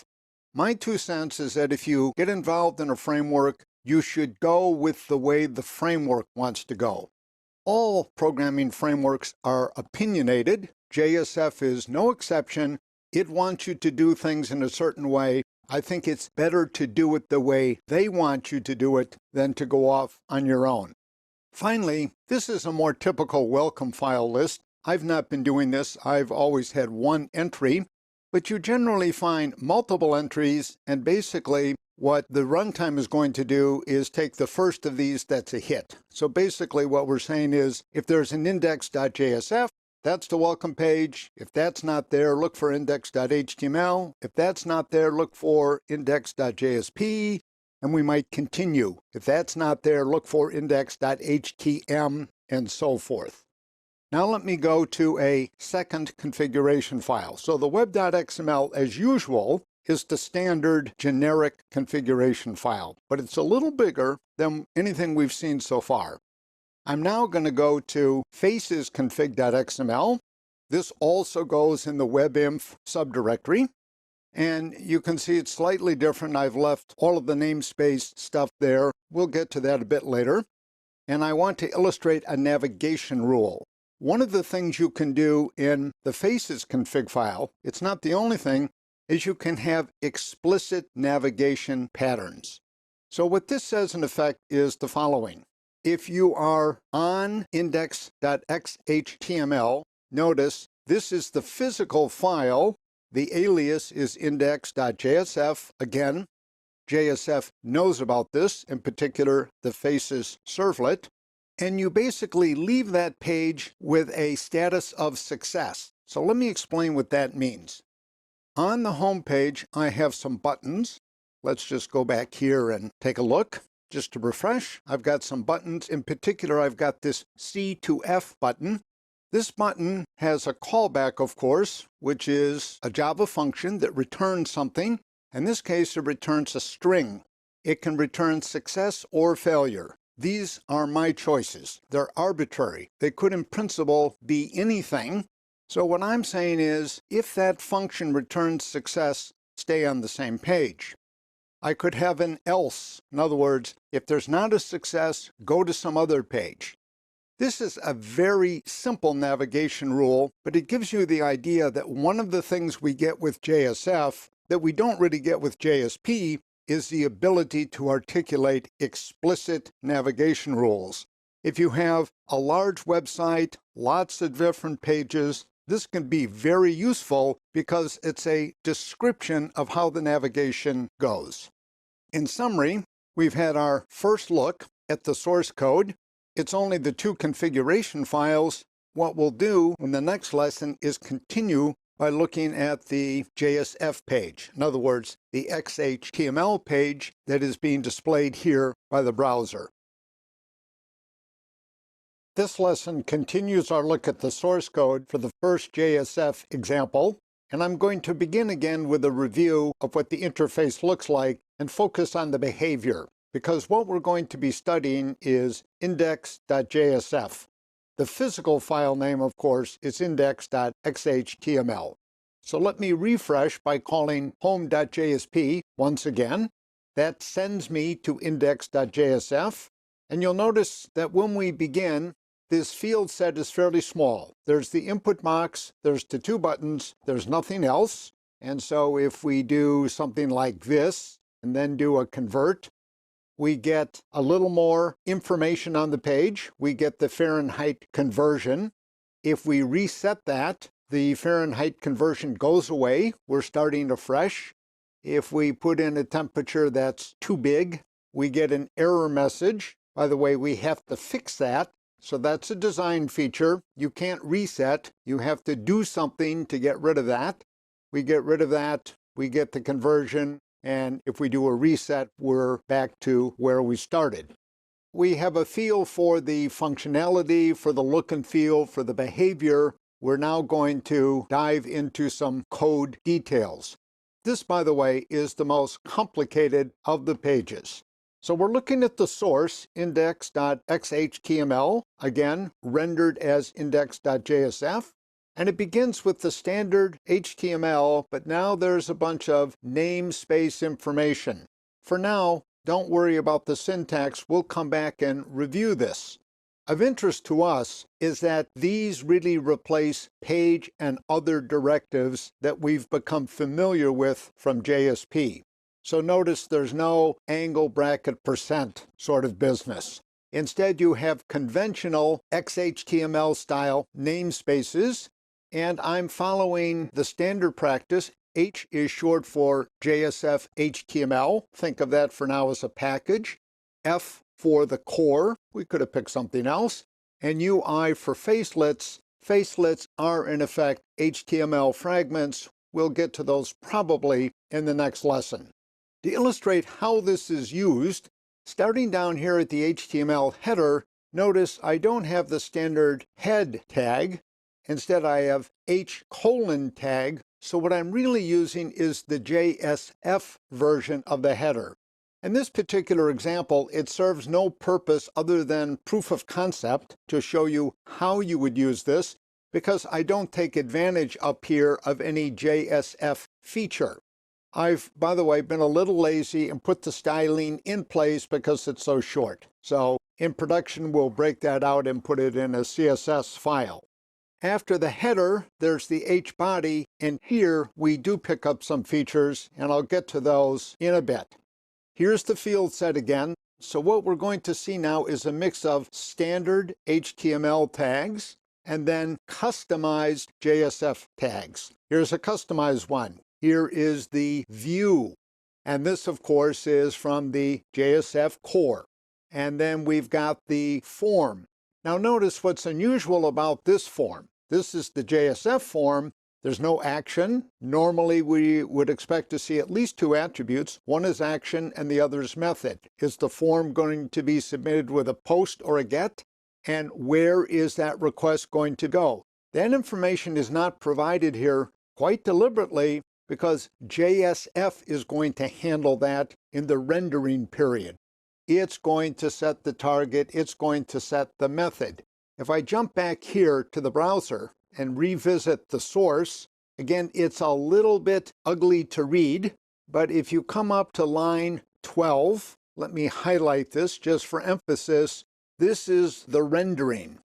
So you can see that the method is post and the action is index.jsf. If you submit this page, you're basically going to stay on this page, and I'll get to the reasons for that momentarily. The point that I want to make is that by using the customized JSF tags, we can take shortcuts and we can let it handle filling in the details, and it's doing that here. It's using information from the config file as well, and I'll explain that in a bit. Returning again to index.xhtml, a panel grid, and again, this is a JSF tag. A panel grid is basically a table. I've got two columns. I've got an output label, centigrade. I've got an input text box. Notice these are all customized tags. And the value of this text box comes from an expression. So you can see this expression is reminiscent of JSP, but a little different. Instead of the $, we now have the sharp sign. And nowhere in this code do you see a use bean or anything like that. So the question is, where does this C2F come from? The dot, of course, is the member operator, and then the centigrade is calling a method in the back-end class. But let me focus to begin on this. What JSF does is to follow a standard Java naming convention. My backend class is called C2F with a capital C. So if I lowercase the first letter, I automatically get an object reference to an instance of that class. I don't have to do the useBean thing, you might say. I get that for free. I've got a validator message, so if you put in something that I don't want to see, I'm going to pick this up. By the way, this is why I don't use any HTML data validation, because I want to demonstrate this. So I'm not taking advantage of that at all. I'm doing all server-side validation. And the validation double range down here, so I specify in effect what the data type is, a double. The minimum value is -1,000, the maximum value is +1,000, and I specify what this is for. It's for the temp input, and that's up here. And we're being triggered now, by the way, on IDs, not on names. So in JSP, it was names, now it's IDs. So one more detail to remember. And then here is the message, and the ID, we set basically some properties. The only one of interest is this guy, color red. If the user puts in too big a temperature, what we want is red. So we'll do one more just for good measure. Boom. Let me do one more point on this page. When we come down here, here's the command button. There's actually two of them. One's a conversion, one's a reset. Let's focus for now on the convert. In the back-end code, there is a convert method. It returns a string. Let me remind you of the customized config file we saw. So in facesconfig.xml, we have a navigation rule. It pertains to the page we're looking at, index.xhtml. And basically, if we get a command that yields something called success, that's a string, basically, we're going to stay on this page. We could, of course, go to a different page. We could also explain different options. For example, if you get failure, then do something else. But this information pertains basically to this command box. So if convert returns success, we basically stay on the same page, which explains, if I can jump way back up here to the form, it explains why we don't have to specify a target for the submission of the form. Now that's quite a lot of information for a first look at this. The fourth, fifth, and sixth looks, of course, things become a bit clearer. But at least we're starting to get the feel for how control flow is handled here. Part of it has to do with config, part of it has to do with the JSF controls that we use instead of standard HTML controls. In this lesson, we'll wrap up our analysis of the home page, the welcome file, in the first JSF example. Let me go back to the browser and run this one more time, just to refresh our memories. So we have different behaviors. So for example, enter a bad temperature. You get an error message. You're not allowed to reset. JFS is handling all of that for me. I don't have to do anything there because I've got error basically handling on that text box. If I do it right, I get the display of the converted temperature. If I do a reset, that display of the converted temperature goes away, and I'm in my initial state. So I have some nice features, and most of these features are due not to my code, but to JSF. All I have to do, you might say, is go along with their programming idioms. So it's those programming idioms that we're taking a first look at, that we're trying to become familiar with. This is a new framework. It's a bit richer than JSP. So if the details seem a bit overwhelming at the beginning, that's not surprising. So back to the Emacs editor and to the welcome page, index.xhtml, the rendered version index.jsf. Once again, the namespaces at the top.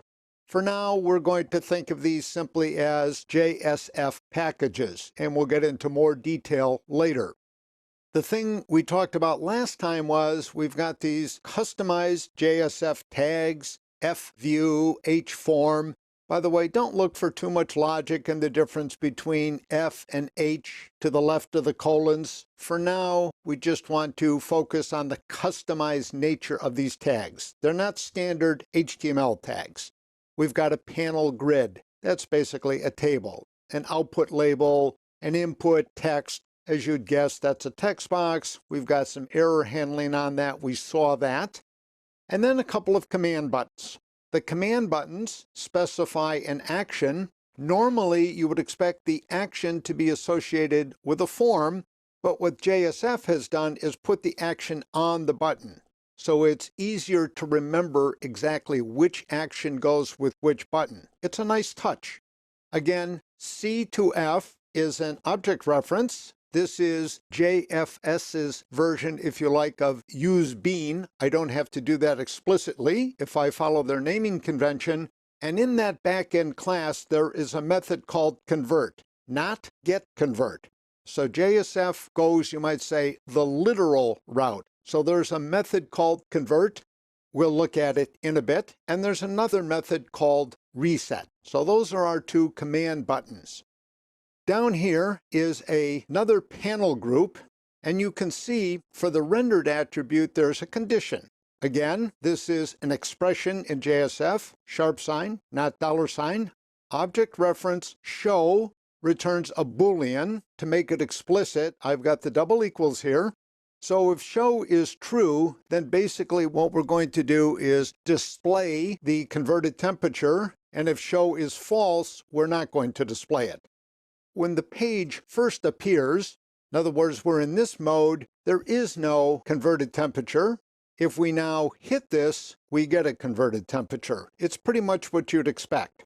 So it's a nice touch. It's very easy to hide controls when they're not appropriate than it is to show them when they are appropriate. So that sort of behavior can be controlled straightforwardly, and I'm doing that with the panel group down here. Finally, we're down in a footer, and now we're into facelets. So it says insert name equals footer. The source is something called branding.html. We're bringing in an HTML fragment. Let me show you that file. What you'll notice is that in the editor, this is a full-blown HTML document. It's got HTML, it's got a header. It doesn't actually have a body. We don't care about that so much. Instead, it's got a paragraph. The important thing, of course, is that it's bringing in an image. And the image is in the WAR file. It's just the Duke PNG. By the way, the current build file will handle PNG, GIF, and JPEG, JPG. It'll put those images in the right place. Let me show you the source in the browser. In other words, what JSF did. What JSF did was take that branding.html, it got rid of the HTML, it got rid of the head. It basically started with the footer, which is on the index.html page, and then it brought in everything from 34 basically down to 44. In other words, it did an insertion. If you like, this is a very, very straightforward way to have HTML fragments that you can use to compose a larger HTML document. It's a small feature, but a nice feature. So that's our first look at these so-called facelets. So let me jump back then to the main page. So this is the class footer, insert name, footer, and so forth, and there is the source file. So we've seen quite a bit of code here. Some of it is quite strange looking, but again, it's our first look. What we'll do in the next lesson is look at the back-end code, try to bring all of this together into a uniform whole, and then we'll move on to another example. In this lesson, we're going to finish up our code analysis of the first JSF example. In my Emacs editor, you're looking at the working file jsfarch.txt. And we'll return to this in just a second, but let's jump to the browser and look once more at the application. The underlying logic, of course, is trivial. All this does is convert between centigrade and Fahrenheit. Not much logic is required, and we will look at that code today. But what I'd like to do is point out some features. They're minor but important. Not everything is displayed all of the time. In other words, not all of the web controls are visible at the same time. So if I convert successfully, then I get a little extension. The interface expands into this. And if I do a reset, that goes away. Now, this is typical, of course, of modern web apps. We expect this kind of thing. It's no big deal. And this is the kind of interface support that you get with JSF. Again, you could do this, of course, with JSP. You could do this straightforwardly with servlets as well, but it would take more work. So the whole point of JSF is that it gives us support at the UI level that we don't have in JSP, and certainly we don't have in explicit servlets. Let's jump back then to the working file and take a look back at what we've seen so far. One thing that JSF does have in common with JSP is that both rely on customized tags. In fact, this is common throughout web app technology, throughout frameworks, across languages. But we're interested, of course, in Java. JSP has a set of customized tags. JSF has a set, but the set tends to be richer. So we've seen three packages: the HTML package, the core package, the facelets package. There's no point, I think, in agonizing too much about what goes where. Think about the Java standard packages. It's not always clear why they put something here rather than someplace else. So, for example, in standard Java, java.awt.event, and you have java.awt, but you'd often use java.awt.event, even though you might not be using AWT. When you program in these languages, after a while, you just take certain facts as what's given. They're just brute facts. That's how I approach these. I don't look for much inner logic, although the HTML package in particular basically contains customized versions of the standard HTML tags. Let me jump down to the second point, which is more architectural and more pertinent, I think, for what we're about. From a user's point of view, sitting in a browser, that's what we expect. What the user sees is a series of JSF pages. The welcome page, and then perhaps some other page, but all of the pages in the spirit of good JSF programming would be JSF pages, and we know from the developer side that these are figments. There are no such files. There's no index.jsf. There instead is a template that is rendered to produce index.jsf. So the JSF pages are high-level fictions, if you like. From the user's point of view, everything is targeted at a JSF page, but really, behind the scenes, there's a servlet, but the servlet is well hidden. It's the JSF servlet. It's the interceptor. Because of the configuration we did in web.xml, we said, in effect, if anybody asks for a JSF page, send them to the faces servlet, because the faces servlet provides the context. So architecturally, this is nice and clean. Users are looking for, of course, pages, which are user interfaces. JSF is such a page, but it's something that's been rendered with help from a behind-the-scenes servlet. This is a summary, then, of what we've seen so far. The HTTP request comes in for the JSF page. The faces servlet is the interceptor. It provides the context. It's the engine, if you like, for JSF. It does whatever work is required, including the rendering, and we wind up with a rendered page that goes back to the browser, whoever the client might be. The one thing we've not looked at yet is application logic. How is that to be done? There's no reason for us to have other explicit servlets. The faces servlet can serve us quite well. Our choices are really standard POJOs behind the scenes, but there's also a JSF version of a POJO, which is highly recommended. So let me show you that code. We're still in the first JSF example. We're now looking at the managed bean, which is the JSF version of a Java bean. It provides more features than a standard Java bean, although you could use standard Java beans. And I've got a little bit of commentary up above, but the bottom line is this. If you annotate a public class as a managed bean, what you want to do is follow the standard Java naming convention by capitalizing the class name, C to F. And what you'll recall is in our index.xhtml page, we had an object reference called C to F. This is basically the JSF version of useBean. We didn't have to declare this, we got it for free. So as long as we have a capitalized class name, what we do is lowercase the first letter, leave everything else the same. That becomes our object reference. So to finish the thought, basically we have things that look like this. Sharp sign instead of $, of course. And then the curly brace C2F dot convert. And we'll see below that there is a method called convert. So let's walk through this class rather quickly. It's very clean, very simple. So I've got the fields at the top for readability, read-write property for centigrade. You can get it and set it.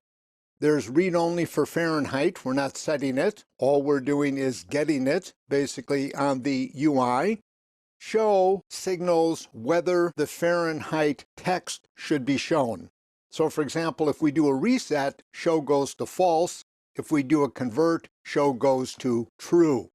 And as noted, reset does just that. It basically says don't show that stuff. The UI handles the detail and reinitializes centigrade and Fahrenheit to 0.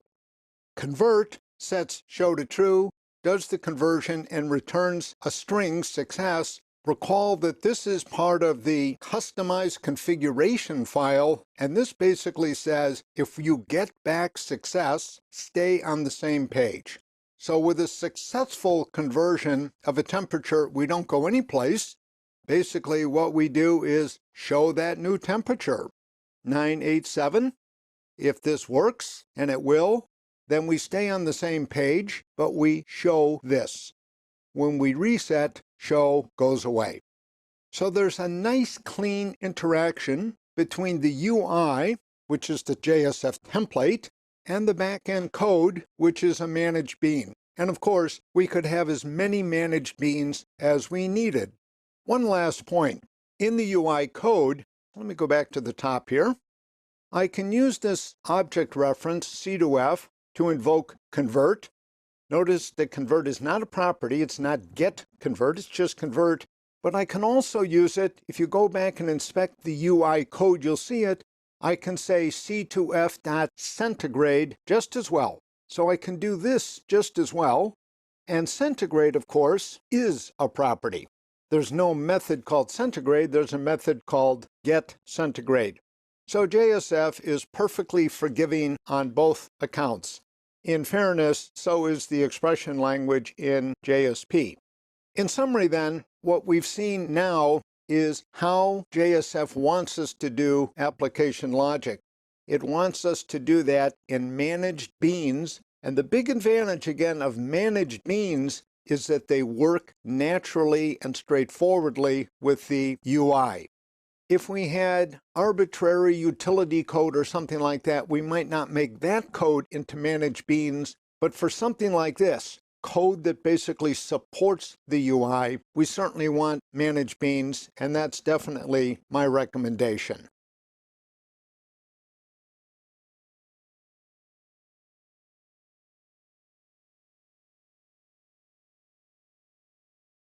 In this lesson, we're going to take a closer look at namespaces in JSF. Namespaces play a really important role in JSF. They're the counterpart of page and related directives in JSP. In my Emacs editor, you're looking at the working file JSF namespaces.txt, and I'm going to review some features of XML at the beginning. So let me start with an example. This is the very top of the index.xhtml file in the first JSF app. So it begins with HTML, of course, and then there are 4 namespace declarations. And let me talk a little bit about those, and let's start with the syntax. By the way, what JSF follows is standard XML practices when it comes to namespaces, syntax, and so forth. Let me come down here and just do a very quick review of how this works. If you have an identifier, a tag, that looks like this, foo::bar, so I'm being silly here. To the left of the colon is the namespace identifier, in this case foo, and to the right of the colon is the so-called local name, in this case bar, and the two together make up the qualified name or QName. In fact, Java has a class called QName. This is very common across frameworks. Now, the part that we're interested in is the left, the namespace. So the namespace can be a URI, and so if you move up here, you see 4 of them, 1, 2, 3, 4, and these again are so-called absolute URIs. They're URLs. If you type those into a browser or fed them to curl, you'd actually get a hit. What you have on the left in each case of the equal sign here is a shorthand for that, or a proxy. So let me explain. The first one, XMLNS, stands of course for XML namespace. That's shorthand for the URI on the right, and then it's used in the 3 that follow. So the rule is basically this. Before you can use it, you must declare it. So it's declared here, and then it's used 3 times in a row, and it's basically used to introduce 3 proxies, H, F, and UI. The proxies technically are arbitrary, but these are the standard ones used in JSF, and they're basically shorthand. So H is shorthand for that, F for that, and UI for that. Your fellow programmers would never forgive you if instead of using H, F, and UI, you used the full absolute URI on the right. This basically becomes the counterpart of a JSP declaration. This tells the JSF engine, when this template is going to be translated, it basically says, this is what I'm using. I'm using the customized tags out of the HTML package, out of the core package, and out of the facelets package. I've got a little bit more summary information about that down below. What's important then to keep in mind is this. In our JSF template, we're going to have a mix of standard HTML. So you might start out with, of course, HTML, which is an HTML tag. You might have a form. Probably not. You're going to use, instead of the standard HTML form, the JSF form. You might use, for example, a standard HTML table or panel, or you might use, for example, H::panel group, and H::panel group, of course, is one of the customized tags that you get with JSF. And the reason you pick this, of course, is that the attribute rendered makes it really easy to interface with your backend logic. We saw that in the C2F class, and in this case, we've got a JSF expression that says, show this thing if the show value is true. Otherwise, don't. Well, technically it's to render it, but in effect it has the same impact. So I go through a little bit of the details, summarizing fully qualified name or qualified name to be fussy. Panel group, of course, is the local name. Often, by the way, in HTML, we're used to seeing only the local name, not the qualified name. So, for example, we have P for paragraph. We don't see a namespace identifier. JSF has done some changing in the namespaces. It basically is a versioning issue, and the key number is 2.2. So for the examples that I'm using, the important cutoff point is JSF 2.2. If you're using 2.3, something later, that's great. If you're using something earlier, it's a challenge, because what's happened is you've got a change in these identifiers. The short lists are these. These are the old ones to the left. So these are JSF 1. Basically, this is everything prior to 2.2. So 2.1 and earlier. And as you can see, the java.sun name is still prominent here. Starting with 2.2, that goes away. So in the examples that we'll be doing, these are basically the namespace URIs that we'll be using. So for core HTML, facelets, which we've seen, composite we've not seen so far. And you also see here in a namespace for JSP JSTL and JSP JSTL functions. But once again, my recommendation is if we're going to go JSF, we're going to go JSF the whole way. We might have standalone JSP files, but we're not going to integrate JSP and JSF together. That's a short review of namespaces in JSF. Mostly, they don't get in the way. They're just part of the infrastructure. We don't have to think about them. The key point always is this. In the top of our template, we need to identify the JSF packages that we're going to be using, and we do that with XML namespaces. This lesson introduces a second JSF example. We're looking in my browser at the deployed war file. JSFskis.war is the name, and this is the welcome page. We'll return to it in just a second. First, though, let me jump to my editor. And in my editor, we're looking at the working file JSFskis overview.txt. For convenience, the deployed war file and this file are included in a zip, and that's called JSFskis.zip. And of course, all of the source code is included in the war file as well. So let me go through the main pieces very quickly, and then we'll return to the demo. So the welcome page is now Ajax.xhtml, and that's what we were just looking at. That's the display of it.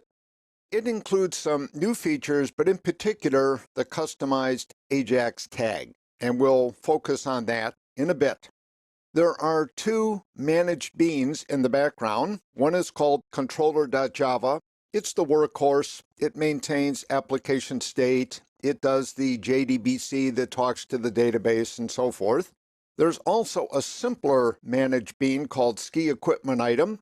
In an MVC architecture, this would be a model. It represents a ski equipment item, as the name suggests, and it's quite simple. Web.xml. There's also a faces config file as well, but I'm not actually using it in this application, but it's a good idea to have it around just in case. So web.xml, its main job, besides naming the welcome file, is of course to do the configuration for the Java serve faces servlet, and we'll review that in a later session. Now, what I've done in this document is summarize the points that I'm going to make in the demo. It's a little dry just to walk through these, but we will return near the end to talk about the source for the ajax.xhtml file. So let me go back now to the demo to make the points that are summarized in this document. So as you can see, I'm doing yet again another version of Kelly's ski equipment. The difference now, however, is that I'm not displaying all of the records at once. There are only 20 for our working environment, but in production we might have hundreds or even thousands, of course, of records. We'd need some way to manage those. Paging is one way. You could do paging just by number. You could say we're going to show, for example, 10 records per page. But in this case, what we're doing is something more common in e-commerce sites. Of course, we're categorizing. The equipment is now categorized. Let me refresh just to make sure that everybody's alive and listening. These are the categories in the table, everything from alpine boot down to telemark skis. And the first entry, you can see the check mark next to it, is alpine boot.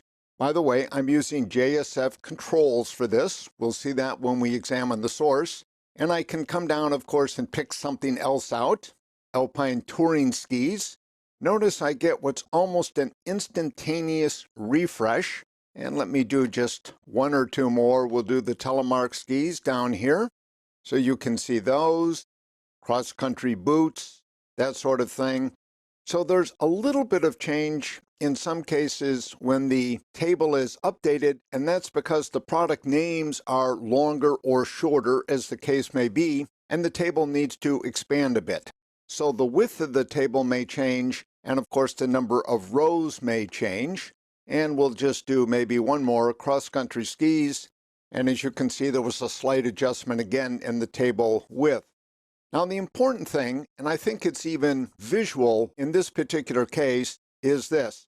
I have a horizontal rule here, of course, and the only thing that changes during these updates is below the rule. Everything above the rule remains essentially unchanged. Below the rule, some things also remain unchanged. For each of these, you have a column marked ID, product, and price. Again, the width may change, but those labels don't change. Now let me make a general point. In doing a partial page update such as this, were we to do customized Ajax, in other words, were we to use Jquery or something like that, basically, to get the data for these rows, we could really fine-tune this thing and be highly efficient. And the whole point of partial page update is to do, I would say, two things. One is to be more efficient. So what we want to download from the server is the data that resides in these rows, but not, for example, the whole page, the HTML structure, the CSS, visual design, and so forth. We want to download that stuff one time, so we have the page in place, we have the styling file in place, and then all we have to do is adjust the data. Once again, that Meteor framework that we demoed a bit earlier, that takes the radical approach because the downloaded HTML is essentially empty. The body is empty, and it's the JavaScript that does all the work. This is not quite that radical, but it's very much the same idea. So for efficiency, what we want to do when we update, for example, we go from alpine skis to cross-country boots, what we want to do is just bring in the new data. We don't want to bring in anything else. In addition to efficiency, in general, although this is harder to see with new browsers, they've gotten a lot better in general, but in general, you get a better look and feel. You get something that is more like a standalone application on, for example, a workstation or a desktop, because you don't get that little jerk. It's rare nowadays for it to be really noticeable, but it sometimes is a bit, that little jerk when you get a new page update. Because what's happened in this case is that it's the initial page, technically the DOM created from that page that's being displayed. It's just that the DOM is being updated in part as we jump from here and there as we move across the product categories.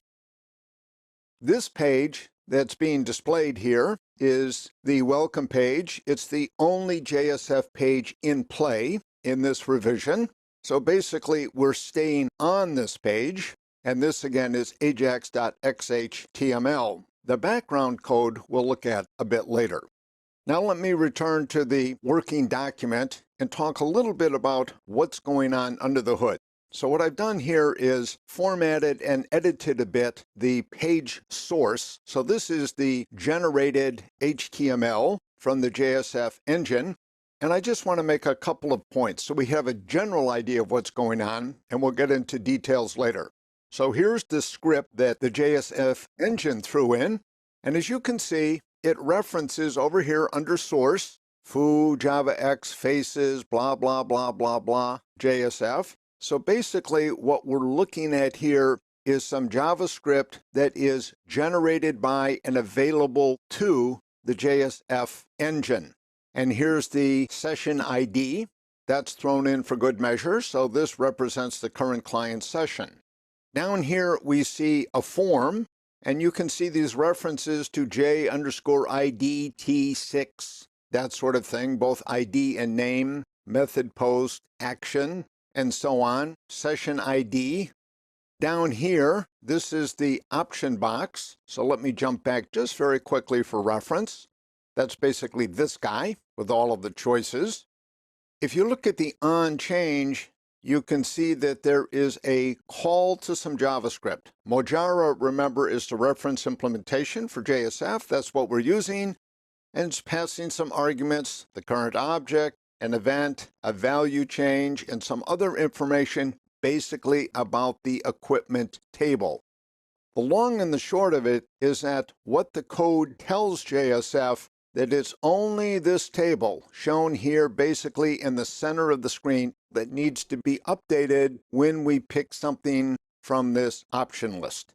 Nothing above the horizontal bar needs to be changed, and even down here, not everything needs to change. Once again, the column headings can remain the same. In this lesson, we're going to study the welcome file for the new JSFskis Equipment web app. So this file is ajax.xhtml. It's included in the deployed war file, which in turn is included in JSFskis.zip for convenience. So just for reference, let me jump to the browser. Here's the displayed welcome page in the browser. And again, in terms of the functionality, we have an option list. We can pick different pieces of the equipment. And basically what's happening is only this part of the page, technically the underlying DOM, of course, is being revised. So everything above the horizontal rule remains unchanged. The only changes that occur are below the rule, and then only some. So it's basically the data and this little label here that advertises the type. Let me return to the Emacs editor, and we'll go through some of the new features in this revision. The only namespaces I use in this case, by the way, are for JSF core, and for HTML, I'm not using facelets in this particular example. There's a style sheet, and we'll talk a little bit about that. So this is another one of those HTML wrapper controls, if you like. In HTML, this would be an option list. This is now a select one menu. As you can imagine, there's also a select many menu. The value comes from the underlying controller. Again, this is the equivalent of used bean in JSF. So I have a managed bean class called controller with a capital C. Using the lowercase version gives me an instance of that, and it has a property called selected type. So this is Alpine Boot by default. The menu choices, again, there's another property that lists the menu choices, and that's where we're picking those up. And this is really the critical part for us. There's this little customized Ajax tag, which basically says, use Ajax to render the equipment table. That's an ID. That's right down here for reference. I've deliberately left off the name to underscore that in JSF we're triggered on IDs, not on names.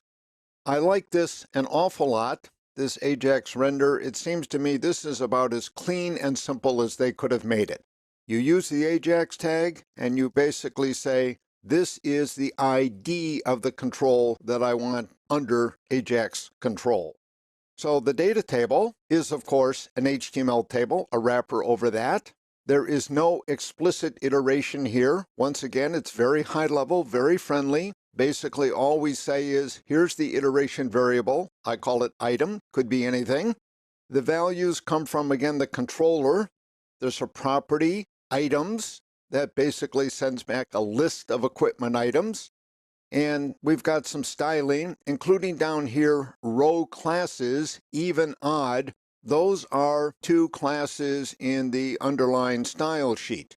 Under HTML5, of course, it's easy to get variation in the coloring of table rows. In the bad old days, JSF and other frameworks provided that service. So I'm using the JSF approach to that. It's straightforward enough. This, again, is basically just a caption. It picks up the selected type, Alpine Boot, or whatever. And then we have the columns. So there's a header for the ID, for the product, and so on. And then for the values as well. So, for example, each of these items is actually a ski equipment item. That's another managed bean, and it's got a property for ID, as you would imagine. For product, that's the product name. And then for price, and I like this a lot as well. This is very high level. So this is basically price. I've got an output text, and the value comes from item price. That's a big decimal. So we're using big decimal again at the Java level, and we're using decimal at the underlying database level. We need to convert the number. This is very simple. And again, because it's high level, convert number two attributes, the currency symbol, so we're using the dollar sign, could be the pound sign, could be the euro sign, could be the yen sign, whatever. And the type, of course, is currency, so it does the kind of formatting that we would expect. And there are other ways to convert numbers as well. So nice high level. Fairly short, screen full and a half or so. This generates this page. It's really a single page web app, which has become, of course, quite popular in our business. It uses Ajax for both look and feel and for efficiency. Once again, the first time you look at these new controls, the first thought that goes through your head as a programmer is, oh wow, here's a new vocabulary to learn. But as you can imagine, once you get the sense that what you're dealing with here are HTML wrappers, you know how they behave, you can imagine what the attributes are going to do, they're fairly straightforward. So for example, I find this as straightforward to use, let's say, as this regular old select option list in HTML. This is close enough that it's no big deal. That's our look at the welcome page. Let's look very, very quickly at the configuration file, web.xml. Again, I've included both this and the customized config file, but I'm not really using it. All this does, once again, is to set up the Faces servlet because it's basically managing everything for us. So any requests for this XHTML page, technically our JSF page, is going to go through the Faces servlet. And so this is just the standard, the absolutely standard configuration. And you can see the welcome file is given again as ajax.jsf, not ajax.xhtml. In this lesson, we focus on the code behind for the JSF version of the Ski Equipment web app. We're looking again, of course, at the user interface, and JSF does a really good job of encouraging separation of concerns. In a JSF page such as this, what we're doing basically is displaying the value of expressions. And the source of those expressions are properties in code behind. JSF encourages this good programming practice, and what we're going to do today is look at the code behind. It consists of two managed beans. So let me jump to my Emacs editor and begin with the first of the two. Let me remind you that the source code is included in the deployed war file, and the deployed war file is included in JSFskis.zip. The first of the managed beans really looks like a traditional POJO except for the annotation managed bean. And again, the advantage of that is that there is very little fuss on the UI side. By calling this a managed bean and not just making it a regular old POJO class, it is easier to write the UI. This consists basically of four properties. That's it. So every item has an ID, it has a category. I've included that as a property, but that's actually picked up by the user, as we know, from the option list. The product is the name of the thing, and then the price, of course, is how much it costs. And again, because the database stores this in decimal, we want to do best practices. We're representing this in Java as a big decimal. But there's not much here. We've seen this sort of thing over and over. It's nicely done in JSF. All we need is a single annotation. Now let me move to the more complicated of the two managed beans. I call this class the controller, and that's because in an MVC architecture, it plays that role. We've got the view, and that's our user interface in JSF terms. We've got a backend database, our Postgres table, and then we have this code which mediates between the two. This guy does most of the work, and so I'm using that traditional term. I've got some documentation up here that I'll explain momentarily, but let me jump down here to the first of the annotations, manage bean, which we've seen a couple of times now. This time it's parameterized equals true. Basically, we're encouraging the container to make an instance of this when the application is deployed. Now, if truth be told, modern web containers in Java are going to do what they think is best, but this is a nudge. This is saying, look, we expect some action, go ahead and instantiate an instance of this right away. So when that first client hits, we're ready to go. We don't have that little extra startup cost. View scoped, I'll get to in just a second, but this is the second annotation because what I'm doing is overriding the default. Here are the 5 possible scopes that you can use basically for a managed bean. The default is response scope. And what all of these have in common, by the way, is that they determine the lifespan of the instance. So let me maybe jump back down here for a moment. Recall that in the user interface in Ajax.xhtml, we can refer to an instance of this controller class by just lowercasing the first letter and calling it controller. And so there are a bunch of expressions there that have that. We've studied those already. So the question is, how long does such an instance live? And scope determines that. In the default response scope, scoped is how it's actually spelled out in JSF, a single instance lives for a request response cycle. So a request comes in, you get an instance, the response goes out, that instance goes away. Next request, new instance, and so forth. For thread safety and other issues, the default is obviously the best. There are some efficiency considerations, but they shouldn't overwhelm us anymore. Web servers are high-powered machines. We have lots of resources, lots of memory. What we're taking is view scope, which is perfect for an Ajax situation. Basically, what view scope says is keep the same instance as long as we're on the same view. And of course, in our case, we have a single view. So view scope is perfect for us. Flow scope is very nice. By the way, there's a Spring framework called Spring Web Flow, which actually builds on this idea. What flow scope gives you is a single instance across a flow of pages, and you can specify that flow. There's a start page, next page, next page, next page, final page, and so forth. This is not widely used in JSF. I haven't seen a lot of examples of it, but it's a nice touch. Session scope, we've seen the basic idea. An instance of the controller is created when the session begins, and it's recovered when that session ends. So if you need to share data across pages in a session, this would be perfect. The one you have to be careful about is application scope. This creates a single instance of the controller from the time the app is first loaded until it is unloaded. This instance would be shared across, for example, all sessions and all requests.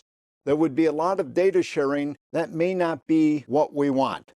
In a later exercise, I'll recommend using this because the data in the class are read-only. If that's the case, application scope is efficient, but view scope is perfect for what we want. Now let me go through the basics. There are, as you would expect, the usual sorts of properties. So for example, there is selected type. It defaults to Alpine boot. That's the first choice. If you go back and look, for example, at the interface to begin, that is the selected type. And of course, we can change that by having the user pick it. So that's implemented as a property. Get menu choices is going to read from this hard-coded array up above. So for simplicity, I've hard-coded the types. In a later exercise, I'll recommend a better way to handle this. So get menu choices gets that. Get items is the really powerful one. It's what calls get ski equip from DB, which goes to the database. So in effect, the controller encapsulates what might be called model code in an MVC architecture. For good practices, I'm using a prepared statement. And all we're doing is selecting all of the items from a given category and then basically putting them into a list. Everything else here is pretty much straightforward. It's very traditional JDBC code. So back here in the interface, in summary, what we have is this nice clean separation of concerns that JSF encourages us to follow. This code is basically HTML template with some JSF expressions, and the back-end code, the code that's actually doing the work, our two managed beans. This lesson recommends a two-part exercise in JSF. The exercise builds off the second example that we've seen, and in my Emacs editor, you're looking at the working file jsfexercise.txt. It summarizes the main points that I'm going to make, but I'd like to, for the first part, go back to the source code in one of the managed beans and reference the exercise there because it's easier to do. This is the controller bean. What I've done in the implementation is I've hard-coded the equipment types, Alpine boot, so on. Now, this is fine for development, of course, but in a production environment, these are categories in the skis, etc. table in the database, and of course, they may change over time. For example, right now, the skis are pluralized, but the boots are not. So you have Alpine skis and Alpine boot. Somebody may come in and say that's a bad idea. They should be singular or plural, one or the other, but they should be consistent. In other words, the database may get edited. Over time, we'd expect that some of these equipment types would go away, others would be edited or refined, and altogether new categories would be introduced. So we ought to be grabbing these data from a database. So the exercise, in effect, is this. To create a table, a master table, it would consist of an ID and a string, and the string would be an equipment type. Nothing more. And this list would be populated from that table.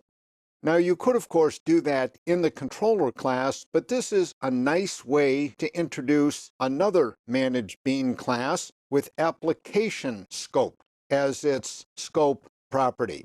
We could have a class called, for example, equipment types. It would be a managed bean. It would be application scope. It would be a singleton, in other words, because the data would be read-only. Upon initialization, what would happen is we would go to the database, we'd read in these categories, put them in a list, and make them available. They would be in memory. In the text document, what I explain is we can make the assumption that these equipment types vary infrequently. So anytime there's a change to these categories, we can assume, for example, that the web app admin relaunches the app from Tomcat. And that's something that's relatively straightforward to do from the Tomcat console. Any modern web server allows you to do that. You can unload an app, you can reload an app. So we'll make that working assumption. We're still in development. We'll worry about production a bit later. Now let me move to the second part of the exercise. And for that, I'm going to go back to the browser. So here's one of the other earlier versions of Kelly's ski equipment. And this, of course, gives the user the option to buy things. You can click here, you can set a quantity, and so forth.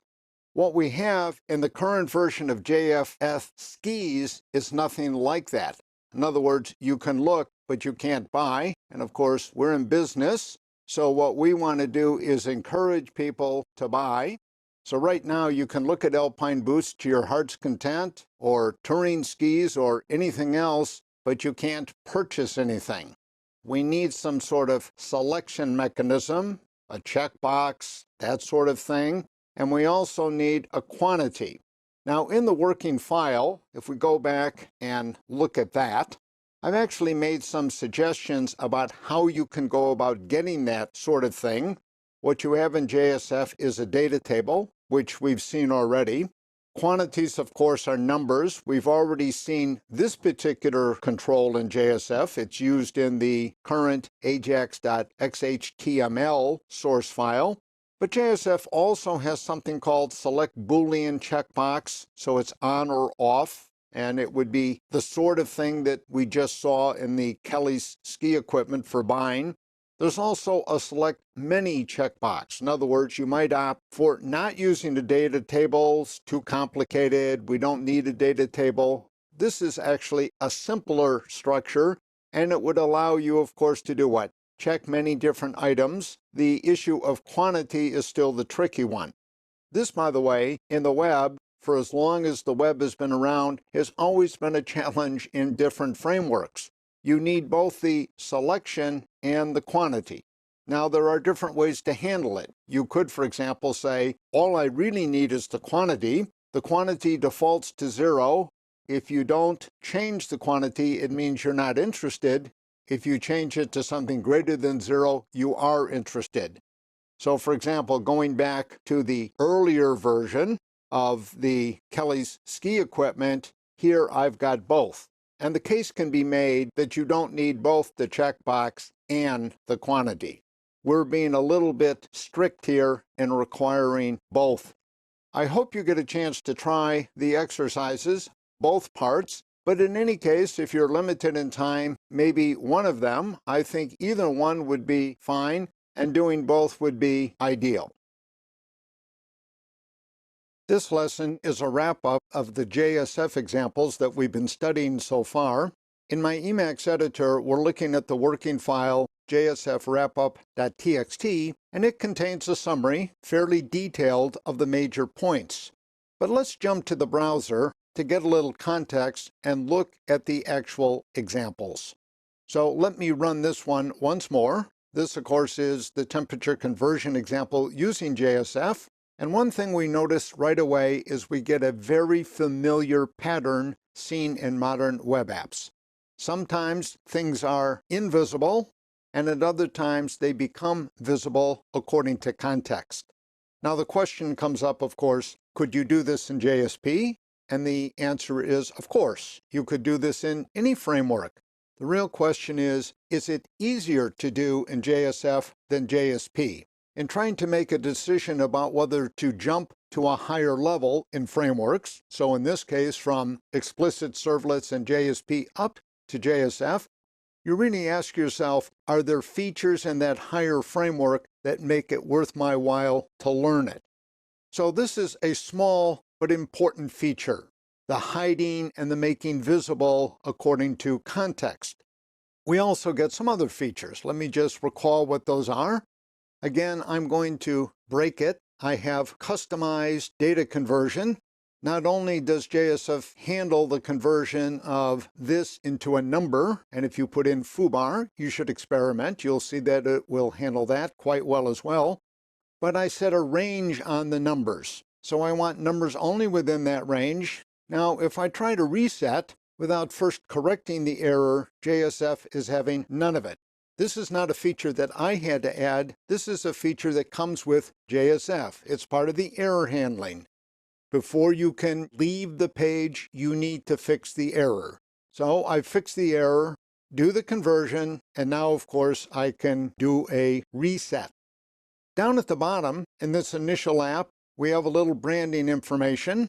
If this were JSP, we might use a very simple tag file to do this. In JSF, we do it at what might be called an equally natural level. We just have an HTML fragment in effect. This is a separate HTML page down here that is then inserted into a bigger template to become part of it. So JSF makes it easy to build modular user interfaces. In JFS speak, by the way, this guy down here is a facelet. It's just a small piece of a bigger UI. The first example, like the second example, has a background bean, and one of the really appealing features about JSF for me is the clean interaction between the UI and the app logic. Put in different terms, JSF encourages a very clean separation of concerns. The UI, such as this, consists basically of HTML and JSF expressions. Those JSF expressions reference methods in effect, properties, arbitrary methods, in a background managed bean. Of course, learning this for the first time can be daunting, but once you get the hang of it, it's really very simple, but also powerful. UI consists of JSF expressions. Background code, managed beans, consists of arbitrary Java code. I really do like that separation of concerns. Now let's jump to the second example. And this, of course, is the Ajax example. Let me come back and refresh. So we begin with the listing of alpine ski boots. There's only 2 in our inventory right now. We hope that grows. If we go to cross-country ski boots, we get an update. If we go to cross-country skis, we get yet another update, and so forth. Once again, there's a horizontal rule, and the basic idea is the stuff above the rule remains constant. Of course, the displayed product changes according to user input, but the list remains unchanged. This remains unchanged, equipment category, and so forth. Below the horizontal rule, some things stay unchanged, the table headers, for example, but this label changes, and of course, the rows of the table change, the values change, the width of the table may change, and so forth. The important thing is that what happens in this app is a partial page update. It's basically the stuff down here below the horizontal rule that gets updated. This is better for look and feel. It's a better user experience. A partial page update tends to be far smoother. It doesn't have the same jerk quality that reloading a page can have.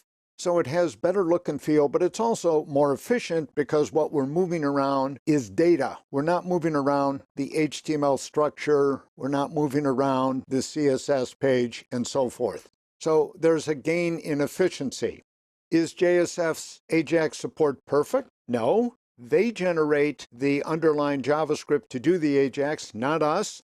Were we to fine-tune this, we might be able to be more efficient than JSF, and we might be able to provide an even better look and feel. And we've seen radical examples of this with the Meteor web framework case. But the point is, we do get Ajax support, and it's pretty good. It's not perfect, but it's very easy to do at the code level. We basically just have an Ajax tag, and we say, when this thing is rendered, in this case, a table, then basically use Ajax to do so. Let me finish up with an obvious question, and that is there any downside to using JSF? Why would I go here? Why would I not just continue to use explicit servlets and JSP? This is a tough question. Every framework, including a high-level framework such as JSF, has, of course, its own API, but even more important, these frameworks tend to be highly opinionated. There are certain idioms that they want you to follow. They want you to do things in a certain way, and once you get the hang of it, it can be really a nice experience, but of course, there's some pain in getting the hang of it. And the same is true for JSF. My assessment is this. The explicit servlets and JSP are really good for most things, but when you need something more powerful, a higher level framework such as JSF, you still want one that is reasonably flexible, and I find JSF to be that way. I also like the simplicity of it. You've got the UI, these are the JSF pages, you have the background code, these are your managed beans. So for example, the managed beans in an MVC architecture would do both the traditional controller sort of actions, that is, the interface between the UI and the model, but they would also do the model. So for example, in the ski equipment example, the main background bean is called controller.java. And the secondary one, of course, is ski equipment item. And that's a relatively simple bean.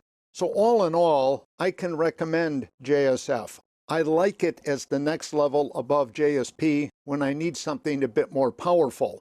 All of the IDEs have good support because they're nice plugins for JSF support. So if you're using IntelliJ or Eclipse or NetBeans, whatever you happen to be using, chances are you can get excellent support for JSF.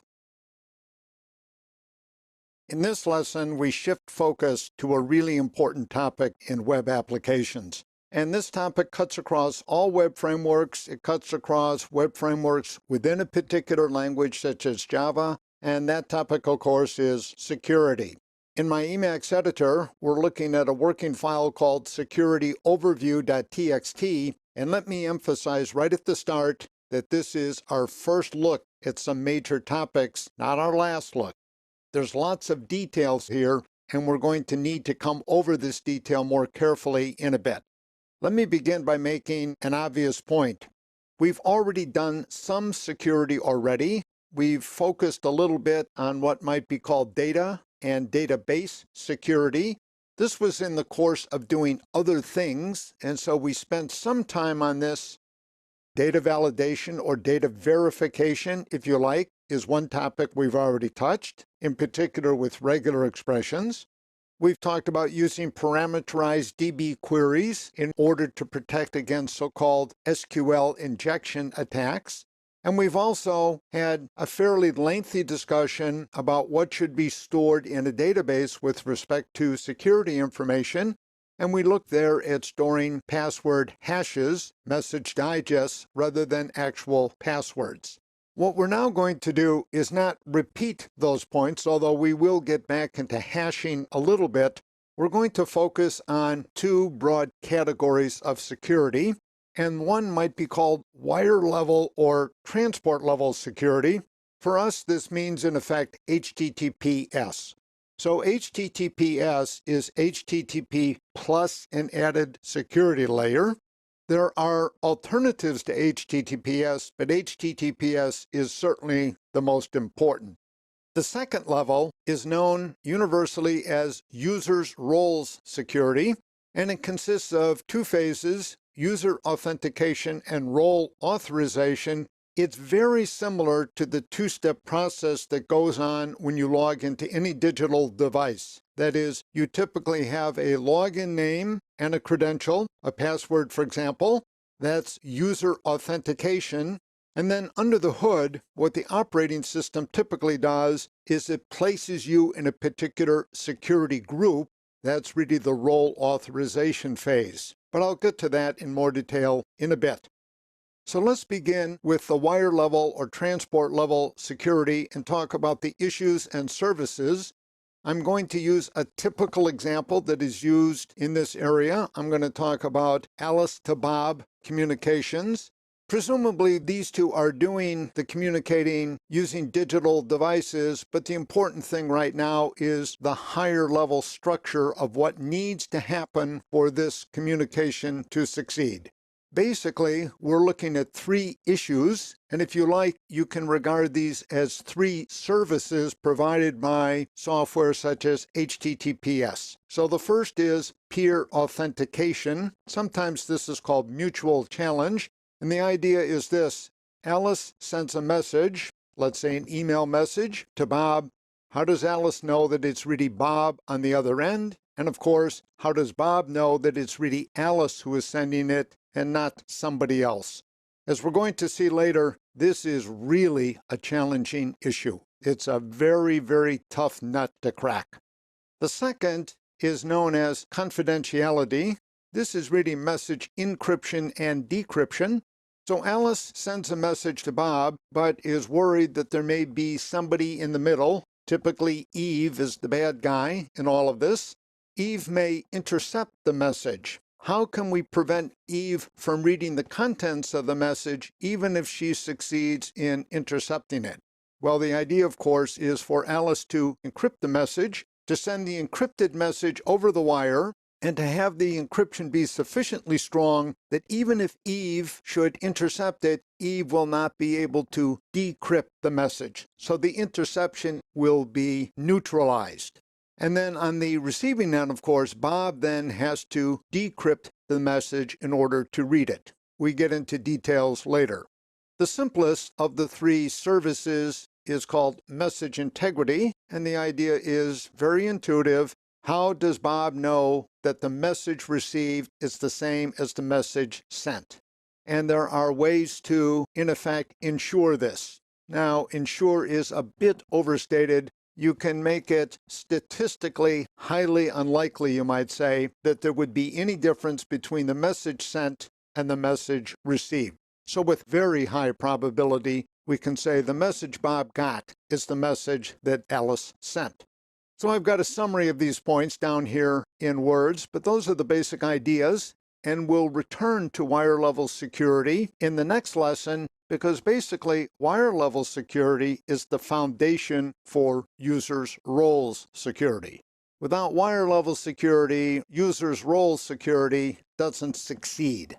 Now I've got another depiction here, so let me focus on this.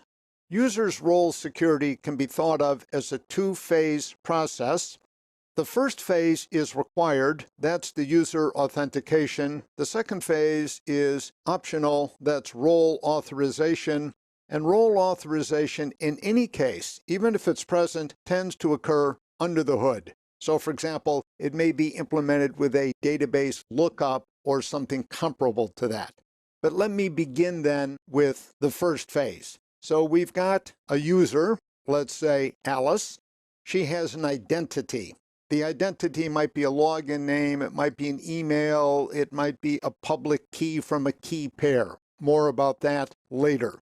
She has some identity, and basically she needs to provide a credential that vouches for that identity, and that's what the user authentication phase covers. Basically, this phase says yes or no. You're an authenticated subject, that's the phrase that's used, or not. If you're not, then you don't get in. So for example, if Alice gives a misspelled login name or a misspelled password, then she has to repeat the process. And we've all gone through that sort of thing. The second phase, the optional phase, is the role authorization. So for example, in a modern system, what might happen is once Alice gets through the first phase, there's a database lookup to determine Alice's access rights and privileges. So for example, let's say Alice is a senior database administrator. She gets to change tables, for example, that I wouldn't be able to change. Or she can create new tables, or she can back up the database or restore the database, so on and so forth. Down here below then is a written summary of the points just made. And I'd like to make one little point before concluding, and that is there's many ingenious approaches to user authentication, and what I describe here is how Amazon Web Services does it. We'll come back to this example later, but I thought it might be useful just to illustrate it here, how Amazon Web Services does this. It doesn't use the traditional username and password at the web service level. It takes a slightly more technical approach. That's the broad picture. Let me go back to the top of this document to once again give us the big picture.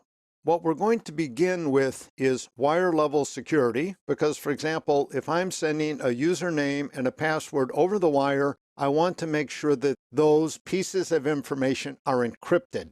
So if they're intercepted, I'm hoping that the encryption is strong enough that the bad guy cannot do a decryption. So wire level is the obvious place to start.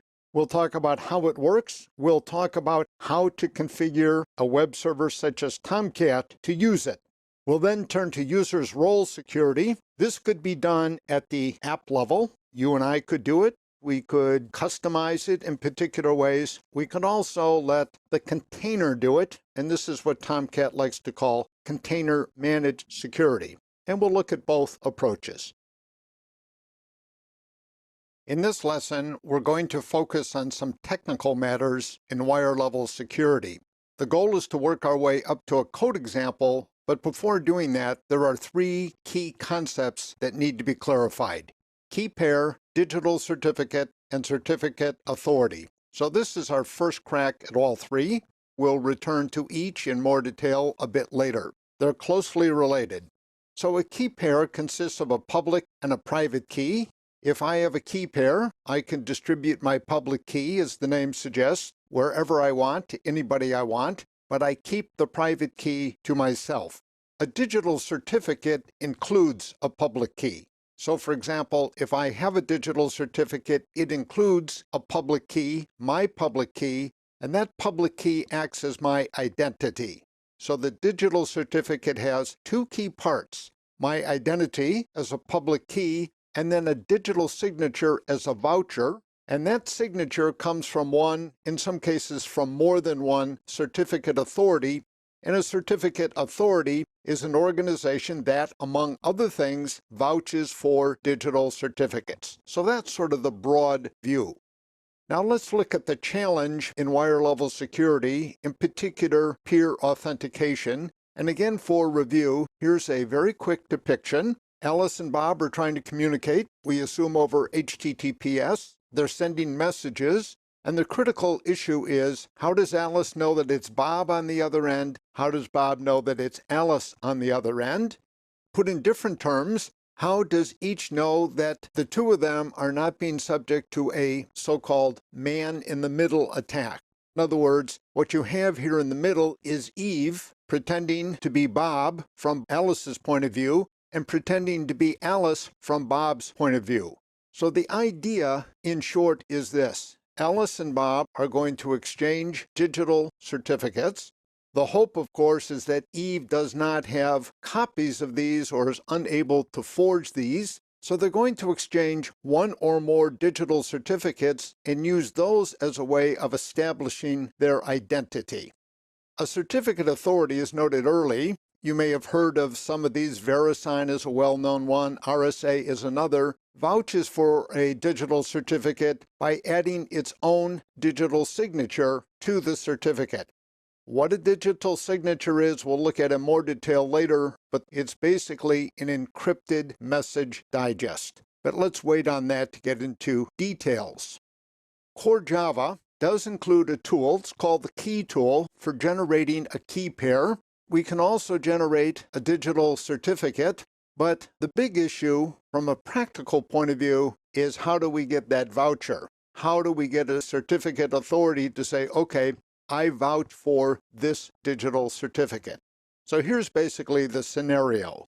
This is the kind of scenario you would walk through using the key tool. I'm omitting some of the detail and focusing on the big picture.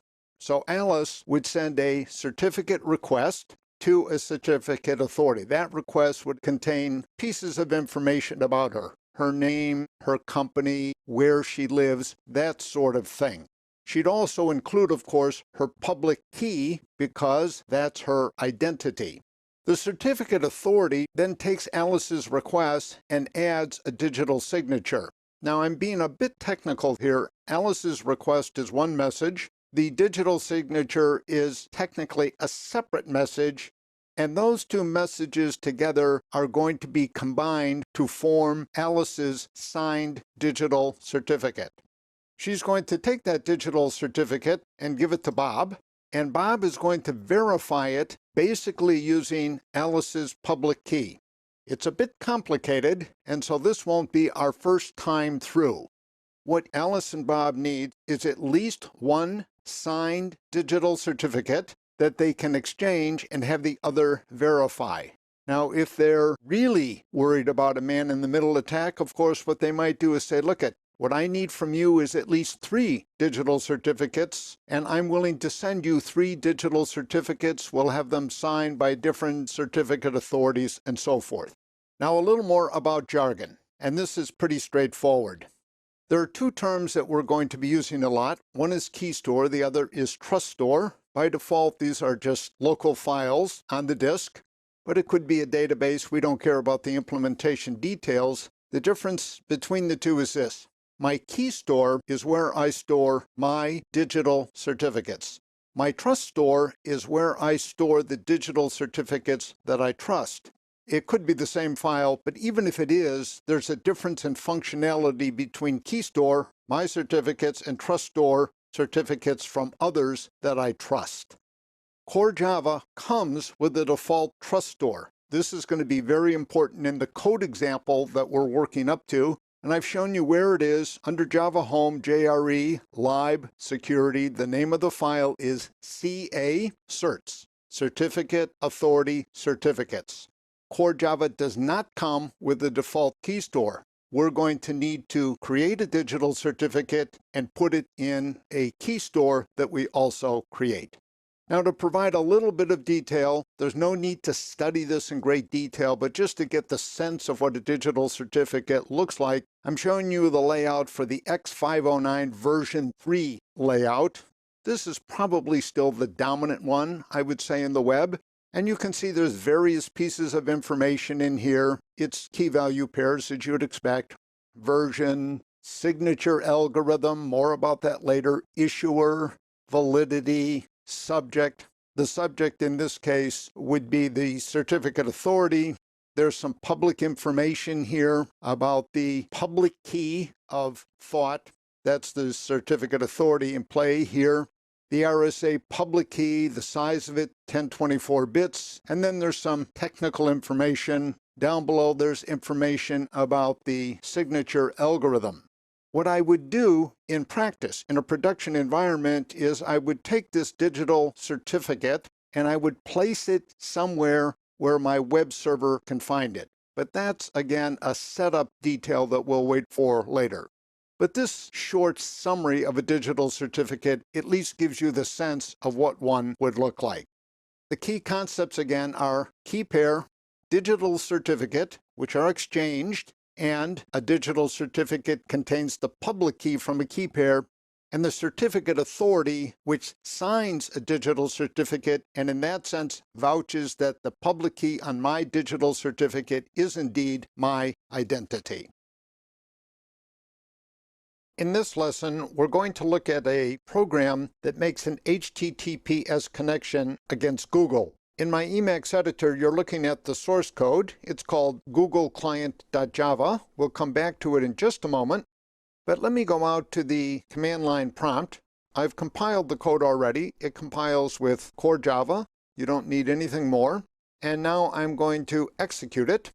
And you can see I'm getting some output. You see at the very top, status code 200. The next line is the trickiest of all of these. It defines what's called a cipher suite.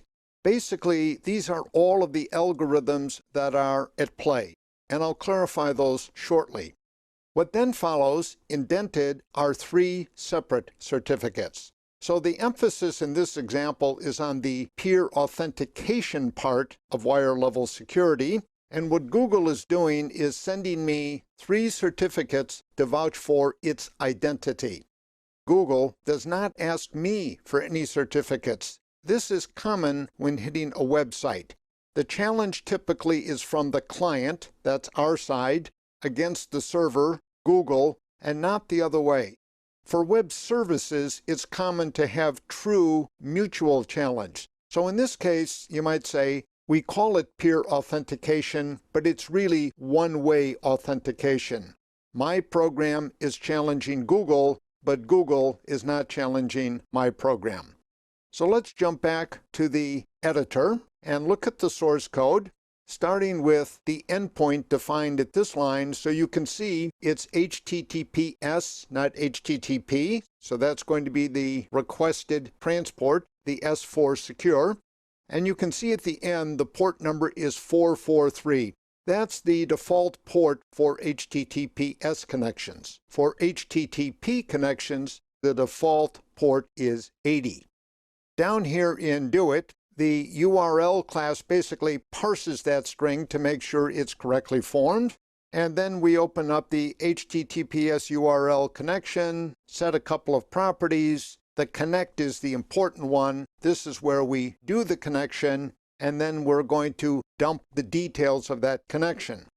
All three parts of wire-level security are at play here. There's encryption, there's integrity, but again, what we care about is the peer authentication, so the digital certificates. That's the only thing that I'm going to print out.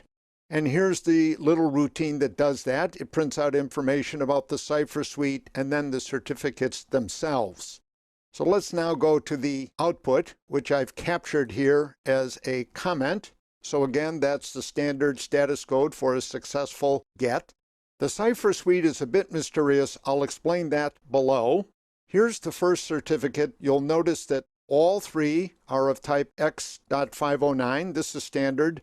The hash code is sometimes described as the fingerprint. So it's a message digest. It's a very quick way to identify a particular digital certificate.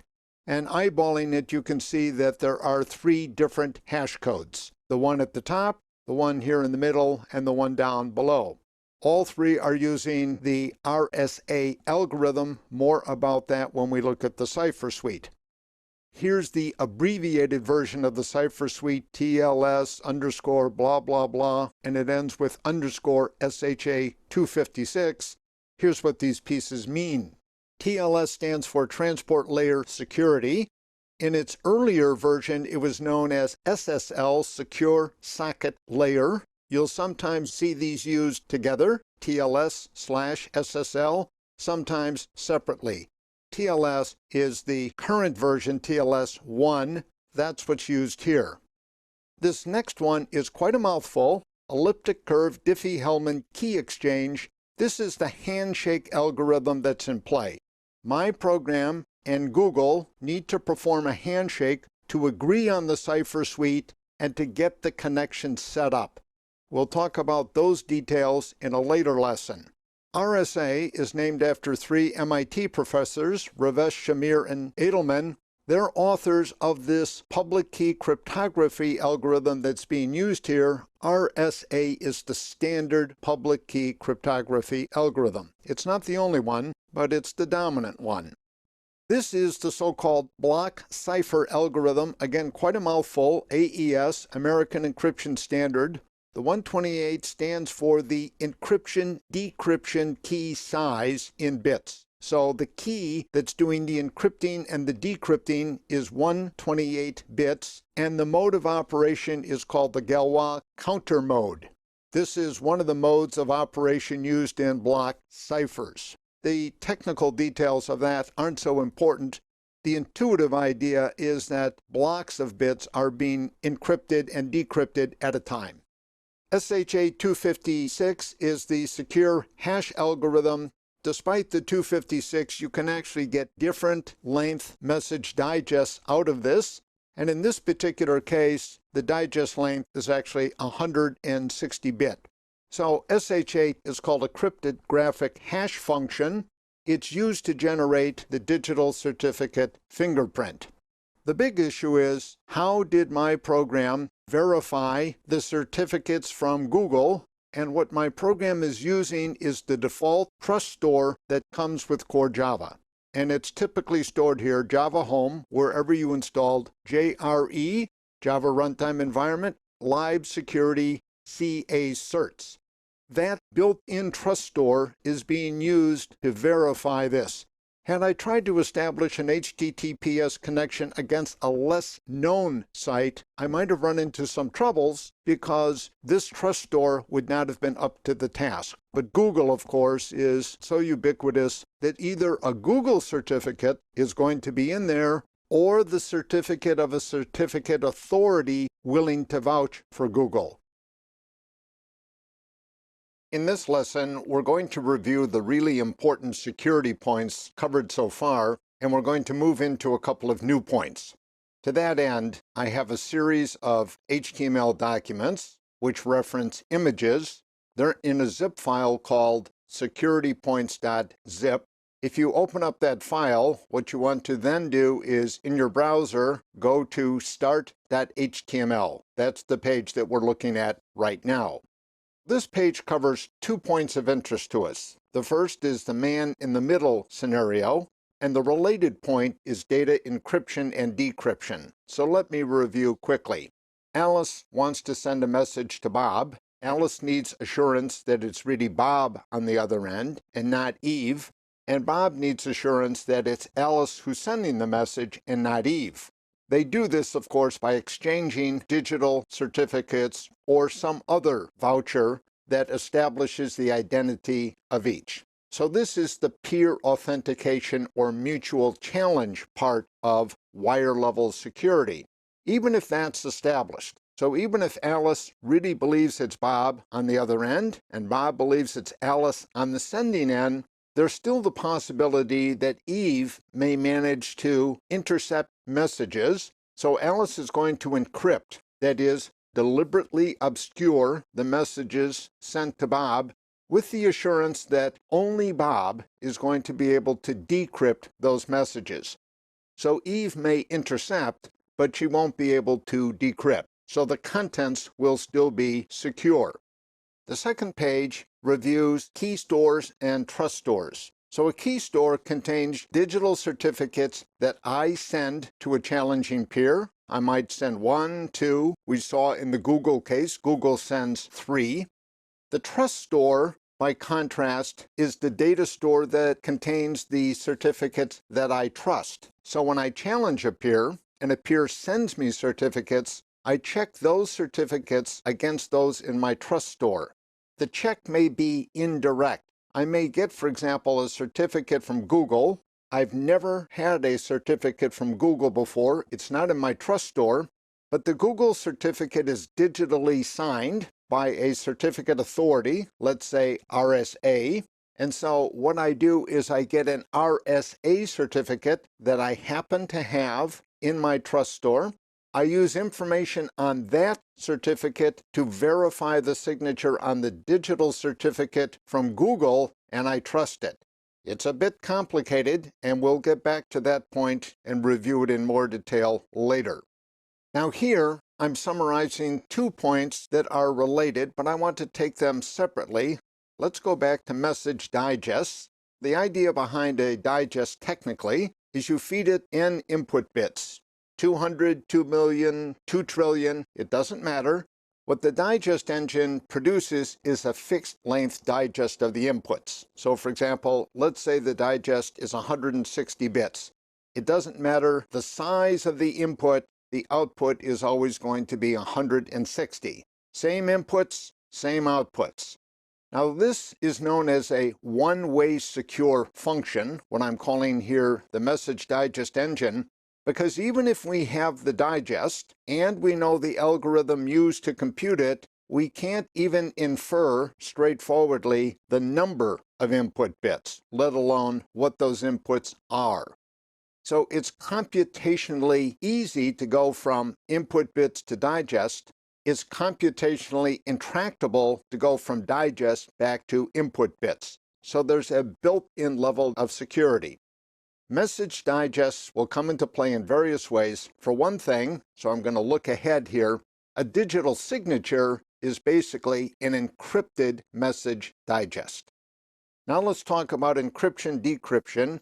The key point here is not to confuse these with encoding and decoding. So for example, I may encode characters in 7-bit ASCII or 16-bit Unicode or in some other scheme, but to encode is not to obscure. To encrypt is to obscure deliberately. So the way it works, of course, is we have some unencrypted plain bits, is what these are usually called, or bytes or characters or text. We send them through an encryption engine. The second input is an encryption key, a bunch of bits. What we get are cipher or encrypted bits. Those go through a decryption engine, the second input being a decryption key, and then we get the original plain bits back.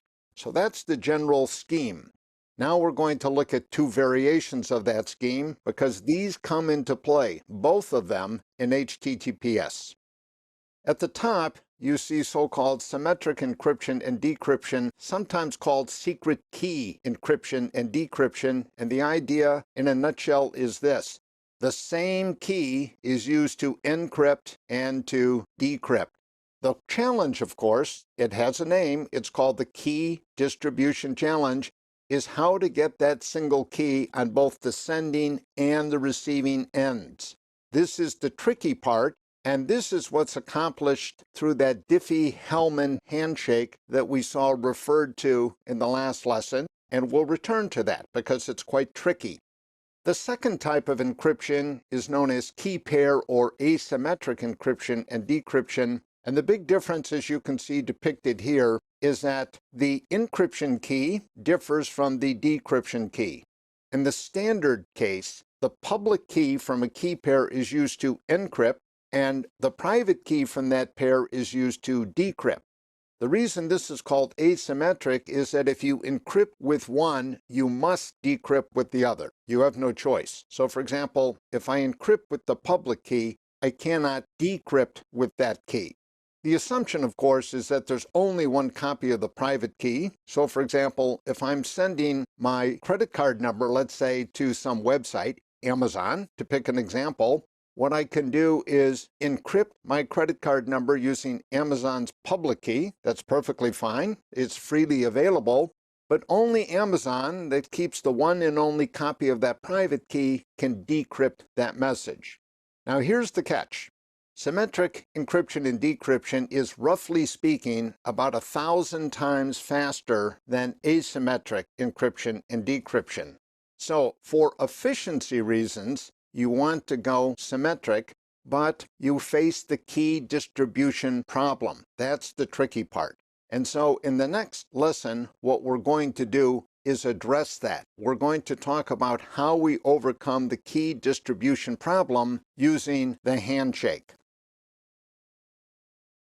We're going to finish up our technical analysis of wire-level security so that we can move on to practical matters, such as configuring Tomcat to support wire-level security and insisting that our web apps use wire-level security.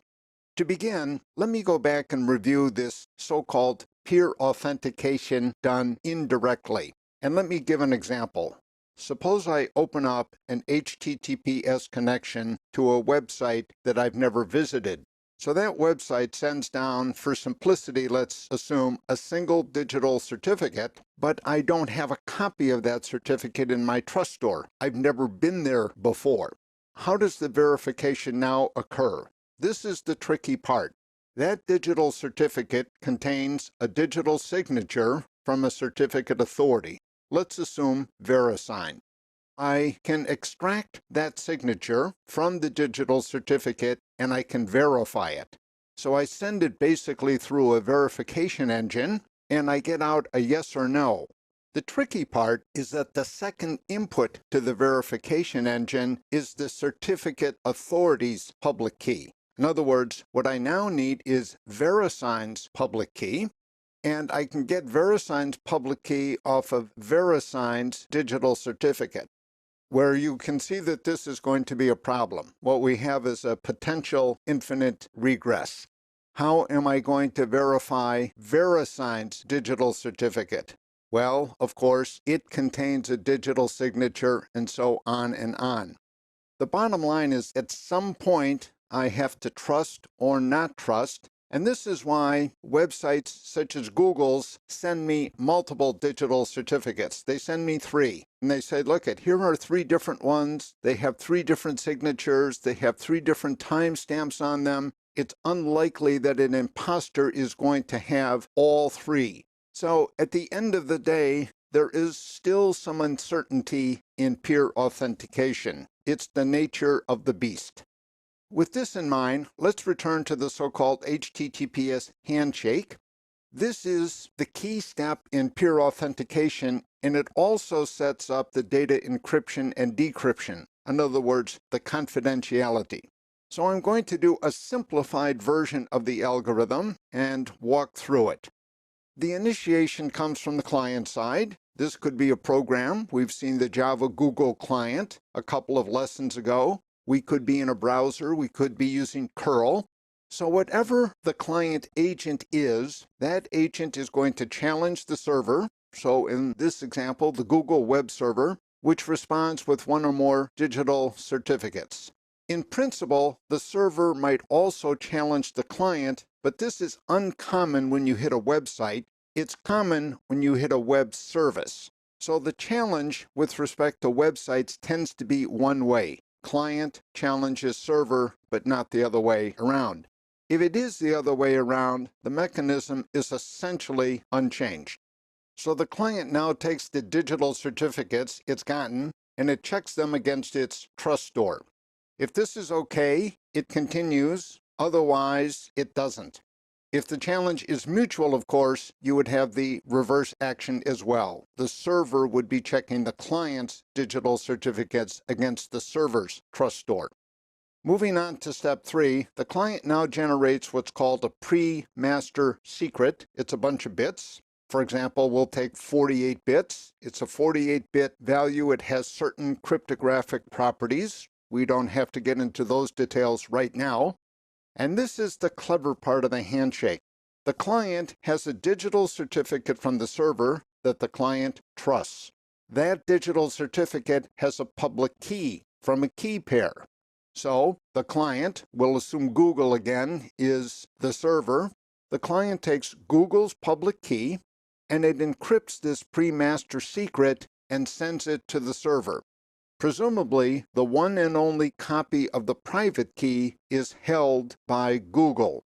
So we now have safe passage. What we've just solved, in effect, is the key distribution problem. The client and the server now use the secret key to generate the same session key, we're going to be using symmetric encryption and decryption because of the performance, because it's so much faster than the alternative. So in effect, they both generate the same session key. All of the information about the algorithms has been already shared between the two. We saw that in the Google example. What hash function are we going to use? What key pair algorithm are we using? And so forth. So the big advantage of having the same session key on both sides is that you can encrypt and decrypt much, much faster than if you did the asymmetric variety. Furthermore, this is a small technical point. If the challenge is not mutual, then the server wouldn't have the public key from the client and couldn't use that to do encryption in any case. Now, at any time during this whole process, either side, if it's suspicious that something is going wrong, can say in effect, let's start all over again. Let's begin with a brand new handshake. Let's reestablish the trusted connection between the two of us. So that, in a nutshell, is the very clever and relatively quick handshake that occurs when an HTTPS session is established. We've one more very minor technical point to cover. So of the three services provided in HTTPS, peer authentication, confidentiality, and message integrity, we've not yet looked at the last of the three, though we do have the technical background now to do so. Basically, the way message integrity is ensured is that the sender takes the message to be sent and attaches a message digest to the end of it. The receiver then recomputes the same digest and compares the two. If the two are the same, we assume that the message sent is the same as the message received. If not, the receiver is going to request a resend. Under TCP, which is the layer underneath HTTP, typically the number is 10. In other words, there will be 10 attempts to resend before we just call it a day and say, well, something's terribly wrong, let's declare failure and try another time. So that is the last of the technical reviews that we need to do before we can get practical. And by getting practical, I mean setting up Tomcat to support HTTPS. This is essentially the same as setting up any production-grade web server, and then enabling HTTPS connections in our web apps. In this lesson, we're going to configure Tomcat to accept HTTPS connections. You're looking at the working file tomcat https.txt in my Emacs editor. So here's the short version. There are basically two requirements. First, we need a digital certificate. You may already have one available. If so, that's great. If you wanted a production-grade digital certificate, you could get one for about $300 to $400 with a time span of about 3 years. So that's ballpark.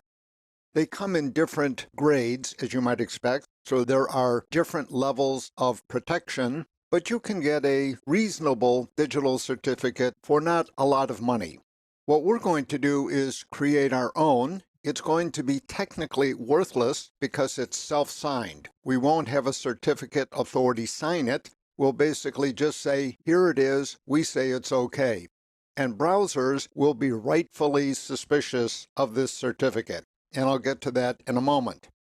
Core Java ships with a key tool. It's in the same directory as JavaC and Java. It accepts all sorts of flags. I've tried to keep it as simple as possible. So at the command line, this is the command that you want to run.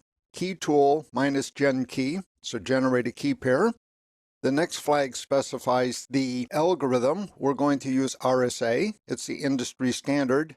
And then minus key store, you can give it the name of a file.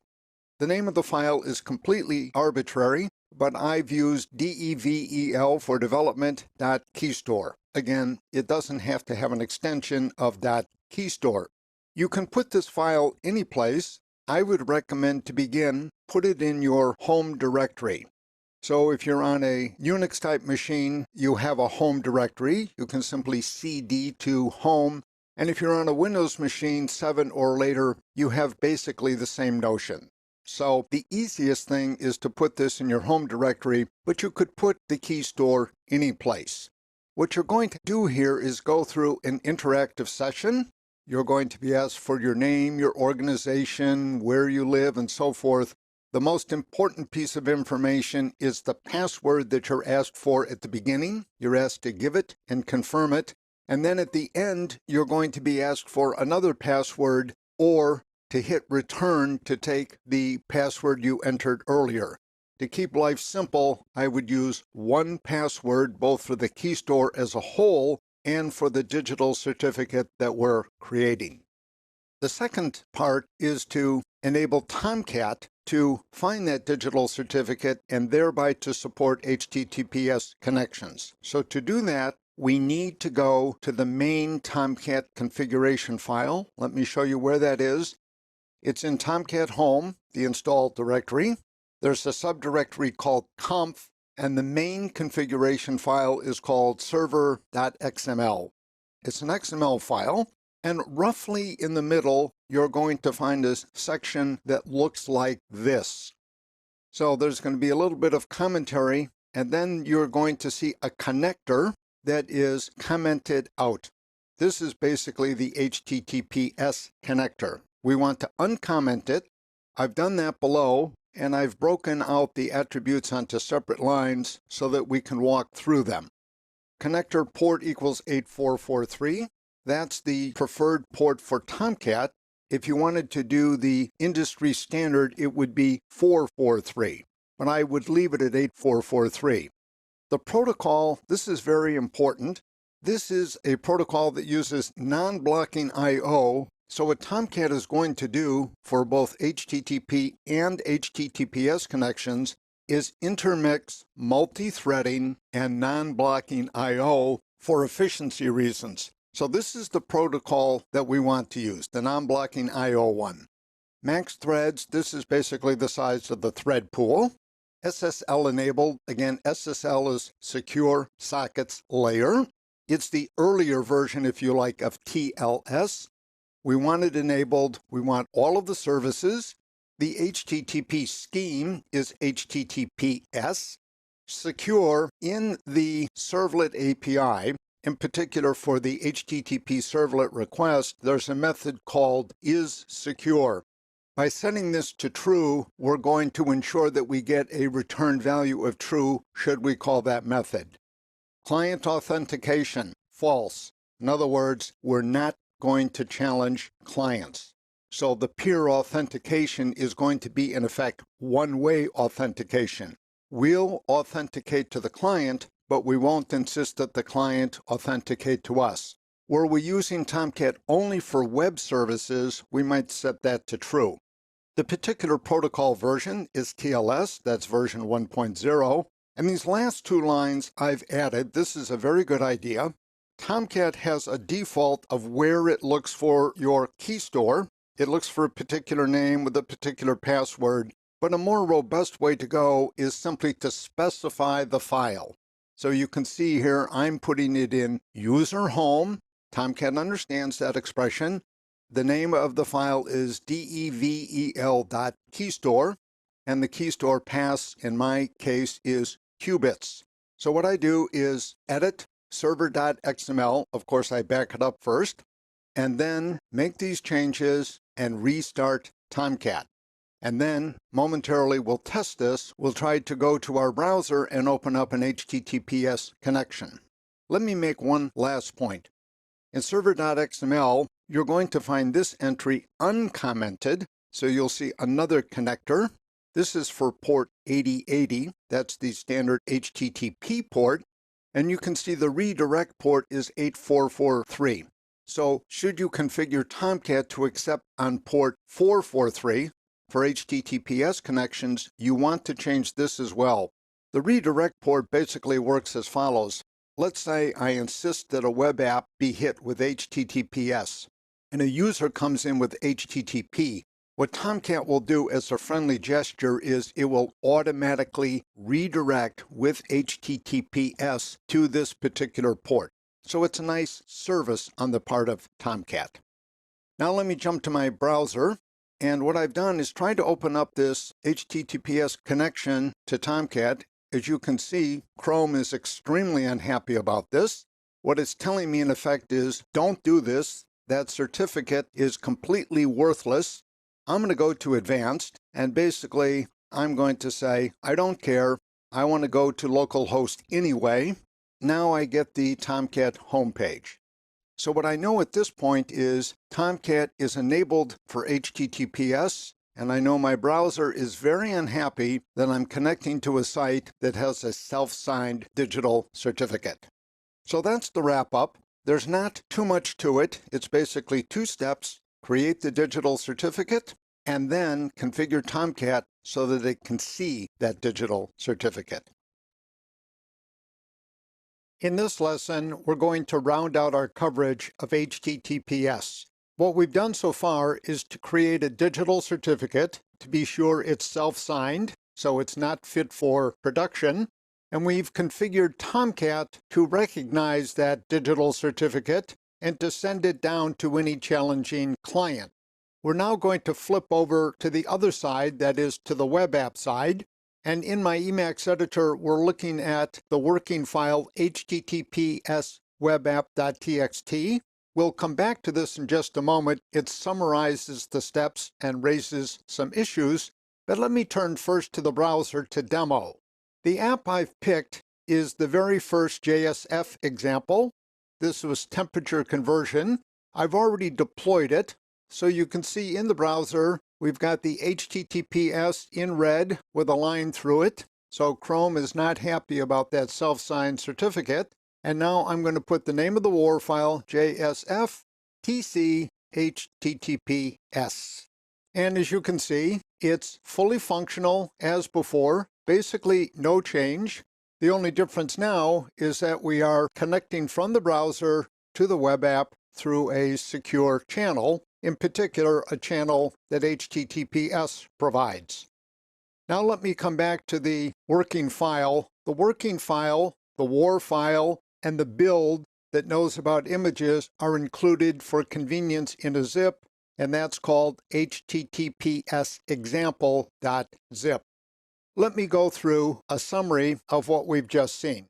So the sample app, again, is this very simple JSF temp conversion app. It's essentially a one-page app. There's one page of user interface, and there is a managed bean behind the scenes, and of course there is the interceptor servlet that we don't actually see. In general, if you look at a more realistic web app with multiple pages, a question that naturally arises is this: do you want to require HTTPS for every single page in that app, or do you want to take a selected few pages and require HTTPS for them, but allow HTTP access for the rest? There are well-known commercial websites, I'm citing Amazon here as a standard example, that do the mixed approach. So for example, if you go to Amazon, you'll start a normal HTTP session. You can browse, you can shop, you can search, and do all of those things. It's only when you go to checkout, if you have a shopping cart with some items in it, what Amazon does is now creates a second HTTPS session for checking out. Because, of course, it's going to ask you questions about credit cards and that sort of thing. And so we want to have security. It's a good move. If you go to standard Java sites, so I'm going to take as an example the Mojaro homepage for JSF, the trend in these Java sites has been to make the entire site HTTPS. So for example, everything available at the Mojaro home site is basically free, it's accessible, you can look at anything, you can download stuff. Nonetheless, they enforce HTTPS on the entire site. My own 2 cents is that the second way is the way to go, and the reason is that it is simpler. It is less prone to error. Now, let's talk about the trade-offs. As we know in our business, there's always trade-offs. There's no question that HTTPS imposes overhead. There's the initial handshake that we've talked about, and then there's the ongoing encryption and decryption of messages that pass back and forth from client to server, from server to client. You can't deny that overhead. Some people have claimed that it's negligible. I think that's not quite true. The overhead increasingly has been going down over the years, but there still is overhead. What troubles me in particular is the inherent complexity of moving between HTTP and HTTPS. You need to switch, in effect, sessions. This can be tricky, and what it can do is either create or at least expose security holes in the application. So my 2 cents is that it's better to impose HTTPS at the web server level on the entire site and be done with it, and then just pay the extra price in performance. That price is not huge. It's not something that users are likely to notice because network latency, network delay, is still the biggest delay that people experience when visiting websites. Let's move down to the practical issue of what we need to do to our app, and there's very good news here. Not much. So the whole point of doing HTTPS for the app is that you should not have to change a line of code, not a single line. Nothing should change in the code.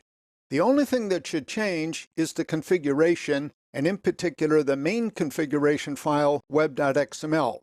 Now let me remind you, when we were doing the Tomcat config, we set an attribute called secure, and that enabled us to call isSecure from the HTTP servlet request, and isSecure is going to return true or false. So for example, we could in our code, if we so chose, check every request to make sure that it was coming in over a secure channel. So we could do some in-code checking, but we don't have to enforce HTTPS at the code level. This is done at the config level. So let me get to the punchline. Here's the revised web app. I've excised most of the comments and the other parts we don't care about. For a little bit of context, I've left in this servlet declaration. These ellipses in the original file are all comments. Then comes the servlet declaration, and immediately below it, I just added this. So there is a security constraint element, as you can see. The sub-element is web resource collection, and this is the critical line, URL pattern /star. The slash, again, is the so-called context root. It's the WAR file, essentially, and the star means everything in the WAR file, everything. So I'm requiring security, you might say, on the entire file rather than just on selected subdirectories. The user data constraint that we're imposing on this collection, so there's the collection, and here's the user data constraint. We want there to be a guarantee of confidentiality. Recall that that's one of the 3 services that HTTPS provides, so we're going to get that. What this means in a nutshell is that all of the messages are going to be encrypted on the sending side and then decrypted on the receiving side. So enabling the app is straightforward. It basically means adding these, whatever it is, 1, 2, 3, 4, 5, 6, 7, 8. Adding these 8 lines of configuration to web.xml, reconfiguring, and of course making sure that the server is able to support HTTPS. This lesson recommends an exercise in HTTPS deployment. We're looking at the working file https exercise.txt in my Emacs editor, and the short version of the exercise is to repeat the process that we've been through. So what we've done in effect is this. We've created a digital certificate. We've put it in the Java key store file that's designed to hold digital certificates. It can also hold, by the way, just key pairs independently of digital certificates. Then what we did was configure Tomcat through Tomcat home conf server.xml. That's the main configuration file. We configured Tomcat to recognize that digital certificate and to support HTTPS connections. And that amounted to, in effect, uncommenting something in that file and then pointing to the certificate file to the key store and providing the password. So those details you can get in the previous lessons.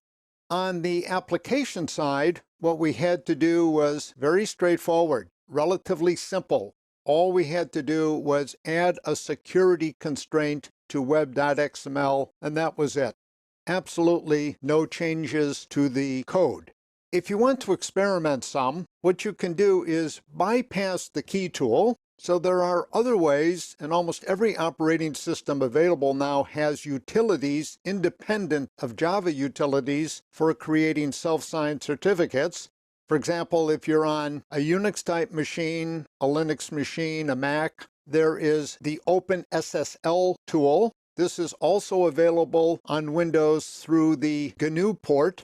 But OpenSSL is very nice. It doesn't know about key stores and trust stores. These are Java constructs, but it certainly does know about key pairs and digital certificates, and it can create, for example, an unsigned digital certificate just as well as the key tool can.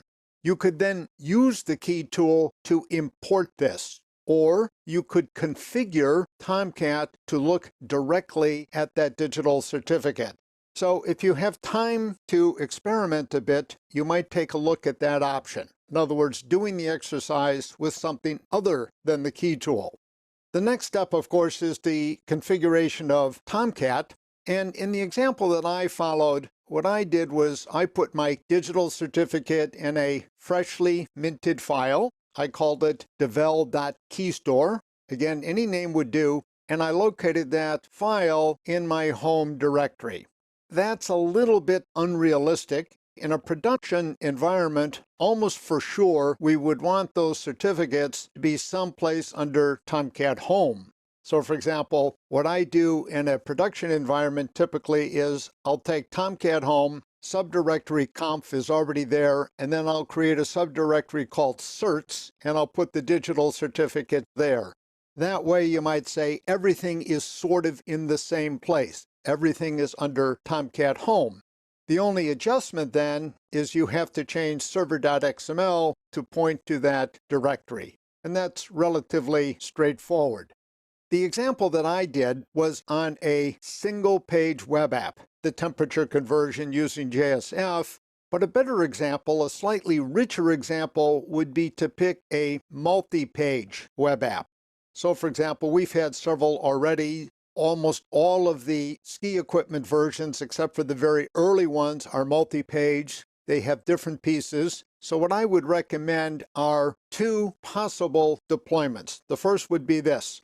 You would enforce HTTPS on the entire WAR file, that is, all of the contents. And then in the second experiment, what you would do instead is you would have a mix of pages. At the top level, you would have some pages, welcome.html and so forth, that would be unsecured. And then you would have a secured subdirectory. That way you can set the security constraint only on this subdirectory. And in there, you would put a couple of other resources. You can then experiment to confirm that Java will do the right thing. In particular, Tomcat will do the right thing here. If you tell it to, it will enforce secure channel access only on the resources that are in this subdirectory. The gist of the exercise is to go through the steps that we've gone through. As you know, as a programmer, once you go through those sort of steps, things really do stick with you. So if you have the time, I hope you'll take the opportunity to do this exercise.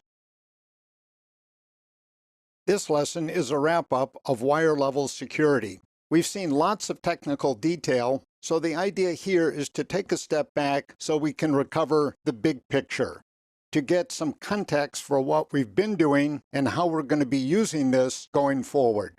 So let me begin with HTTPS, because the working file that we're looking at in my Emacs editor is called https wrapup.txt. And that's deliberate because even though HTTPS is not the only secure extension of HTTP, it is certainly the dominant one. So in terms of the architecture, with HTTPS, we don't lose anything in HTTP. We get everything in HTTP, but we now get the ability to open up a secure channel between clients and a web server. And that, of course, is what we're looking for. HTTPS and comparable technologies provide three services of interest to us in wire-level security. So the first is called peer authentication, sometimes mutual challenge. And we've already seen that the name is a bit misleading because for websites, the authentication is typically one way. The client challenges the web server, but not the other way around. This is, in any case, configurable, and we've seen that in Tomcat. So we could make the peer authentication two-way. In web services, it's fairly common to have it be two-way. The second service is the one probably associated most with HTTPS, and that's officially confidentiality. More informally, this is message encryption and decryption, in particular, the data parts of messages.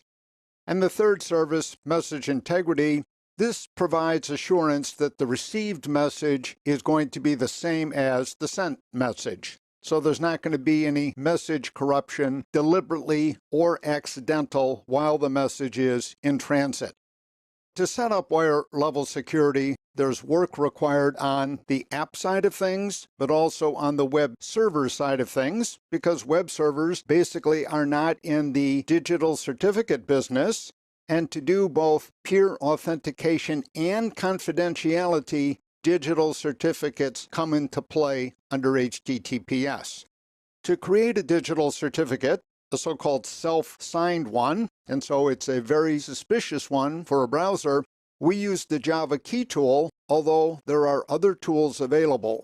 The advantage of the Java key tool is that it knows about key stores, and Java likes to store digital certificates and related items, so for example, key pairs, in key stores. But we could have done things a little bit differently. Setting up Tomcat with a digital certificate is in effect no different than setting up any other web server. So for example, if you use Nginx, a very popular generic web server, you get HTTPS support out of the box, but you don't get a digital certificate. You need to provide that, just as we've provided one for Tomcat. So it's going to be pretty much the same across the board. The other thing in Tomcat that we need to do is explicitly enable HTTPS support. We do that in the main config file. The HTTPS section is commented out. We uncomment that section, add some information. Here's where my key store is. Here's the password to my key store. So we set certain attributes and then restart Tomcat. In general, if you change anything in Tomcat configuration, you need to start it.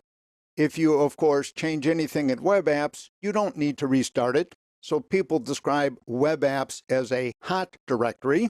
You put something in it, Tomcat picks up the change right away, but conf and lib, for example, in Tomcat are cold directories. If you make changes, you need to restart Tomcat. Now, on the web app side, the configuration is relatively straightforward. So in the main config file, web.xml, we add a security constraint section. There are two items that we used. The first is the URL pattern. So we basically are telling the web container, here are the things inside the deployed WAR file that need to fall under the security constraint. And in the example we used, we basically did everything. So we included everything right away just for simplicity. My 2 cents is that's the way to go in general because it's the simplest way, but there's legitimate debate and discussion over that issue. The other thing we had was the type of constraint that we wanted to impose, and in this case, we used the value confidential because that gave us the data encryption and decryption that we wanted.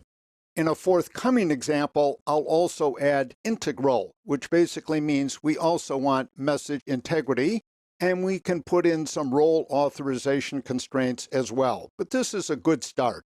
So we've seen the configuration on both the web server side, Tomcat, and of course on the web app side.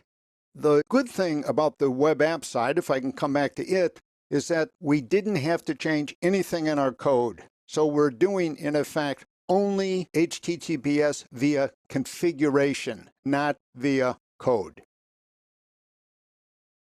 In this lesson, we turn our attention to users' roles security. We're going to build upon what we've already done in wire-level security.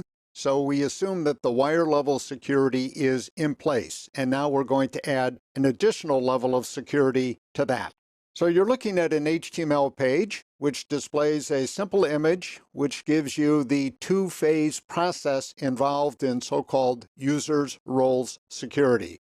That phrase, by the way, is universal. It's used across frameworks and languages and so forth. So the idea is this. You see one of the blue boxes labeled as required, the other as optional. The first is the user authentication phase. That's required. And the second is the role authorization phase. That's optional. Typically, it's in use, certainly in production-grade services and sites. The inputs to this two-phase process are an ID. So, for example, a username and a credential, and the default credential remains the password, but the credential could be something more exotic. It could be the bits from a retinal scan or a fingerprint scan, that sort of thing. The idea is if you get through the first phase, user authentication, then you're called, in general, an authenticated subject. If you go through the second phase, what you get is fine-tuning of your access rights, because in the end, what you're trying to do as a user is to access a secured resource. For us, the secured resource is the WAR file, and in particular, the files encapsulated in the WAR file. So the idea is we have a web app, we want to secure it at the wire level, but we also want to make sure that users who get to it have the appropriate IDs and credentials. Now, let me jump to my Emacs editor. I've got an overview document. It's called Users Roles Overview.txt. This document, together with the HTML page and the image, are in a zip file for convenience called Users Roles Overview.zip. So here's the idea. Let's just speak in very plain terms. What we're really talking about here are two questions. How can you, a user, verify your identity? Question one. So that's user authentication. And what access rights go with that identity? They could be default access rights, or they could be specified in the role authorization phase. We're all familiar with this process because we log in all the time to digital devices. We provide a username and a password. The operating system then knows the group to which we belong, and our access rights are typically determined by that group membership. Now, there are some clever ways of manipulating these processes. I've mentioned the Amazon Web Services before. When you register with Amazon for web services, it's free. You basically get two things: the access ID, that's your identity, so it's a number, and you get a secret key, and that's basically a credential generator. You keep the secret key. They have a copy of it as well, of course. So what you do when you log in a web service is you provide your access ID and you provide a message digest generated using your secret key. Amazon will then regenerate the same message digest using its copy of your key. If the two match, you're in, otherwise you're out. So it's a clever way to do credentialing. This is just a repeat of what I've said in words. Now let's get down to the Tomcat issue and how we're going to do things. So we could do users role security, you might say, at the app level. We could have an ad hoc approach. If we used it often enough, we could, of course, modularize the code, put it in a little package and use that. But Tomcat is inviting in that it offers to do this users roles security for us. And Tomcat calls this content managed security. The nice part about this is that it requires no change to our code, but it does require some configuration. Not much, but a little, and we will, of course, do an example. I mentioned here in passing JAAS, Java Authentication and Authorization Service. This is a very flexible and high-powered API for doing users role security. We don't need it if we do basic container managed security in Tomcat, but it's one of the options. You may have run across this, and I want to indicate that this is included in the Tomcat options. Now, the challenge on the client side, as always, is to provide the information in a way that the web server expects it. And again, we'll clarify that through an example. One final point. HTTP supports so-called authentication modes. There are 4 of them. The first is called Basic. You've all seen this probably. You get a little pop-up in your browser that says, give me your username and your password. Sometimes a checkbox if you want to save the password. That's less common nowadays. Basically, every browser on the planet supports this. Digest is a bit trickier. The difference now is that the browser does not send the actual password, but a digest of it over the wire. So it's the browser that creates the digest, not code on the server side. That's the sort of thing we did earlier. I would say that digest has, at best, very uneven support among browsers. Form is the preferred way to go. Basically, we provide the login form, and rather than letting the browser do it, and the browser simply displays and then posts the login form to wherever it's supposed to go. This is the approach that we're going to take. It's the preferred way, not only in Java, but across frameworks. Client cert is not widely used. It's a bit inconvenient in that you would need access to a digital certificate on whatever machine you happen to be on. So think about, for example, logging into work and authenticating yourself using a digital certificate. You usually do it from a particular machine. You happen to be out of town on another machine. You don't have the digital certificate on that machine. You can see the problem. This is something that is more often used in web service clients rather than in browsers that are accessing websites. This lesson includes a demo of a user's roles security example in Java and a code overview. Let me begin with the demo. I've deployed a WAR file called URsecure.war. As you can see from my browser, HTTPS is enabled. This app has a welcome page, as usual, called securepage1.jsp. So when I request that page, in other words, when I go to the WAR file, let's just do an update here, I don't get that page. Instead, I get a login form, and I'm going to type in a username, Mo, and then jump down. The password is Mo 3 times capitalized. So I do Mo 3 times capitalized, I log in, and I get my welcome page. By the way, you'll notice that everything here is minimal, quite deliberately.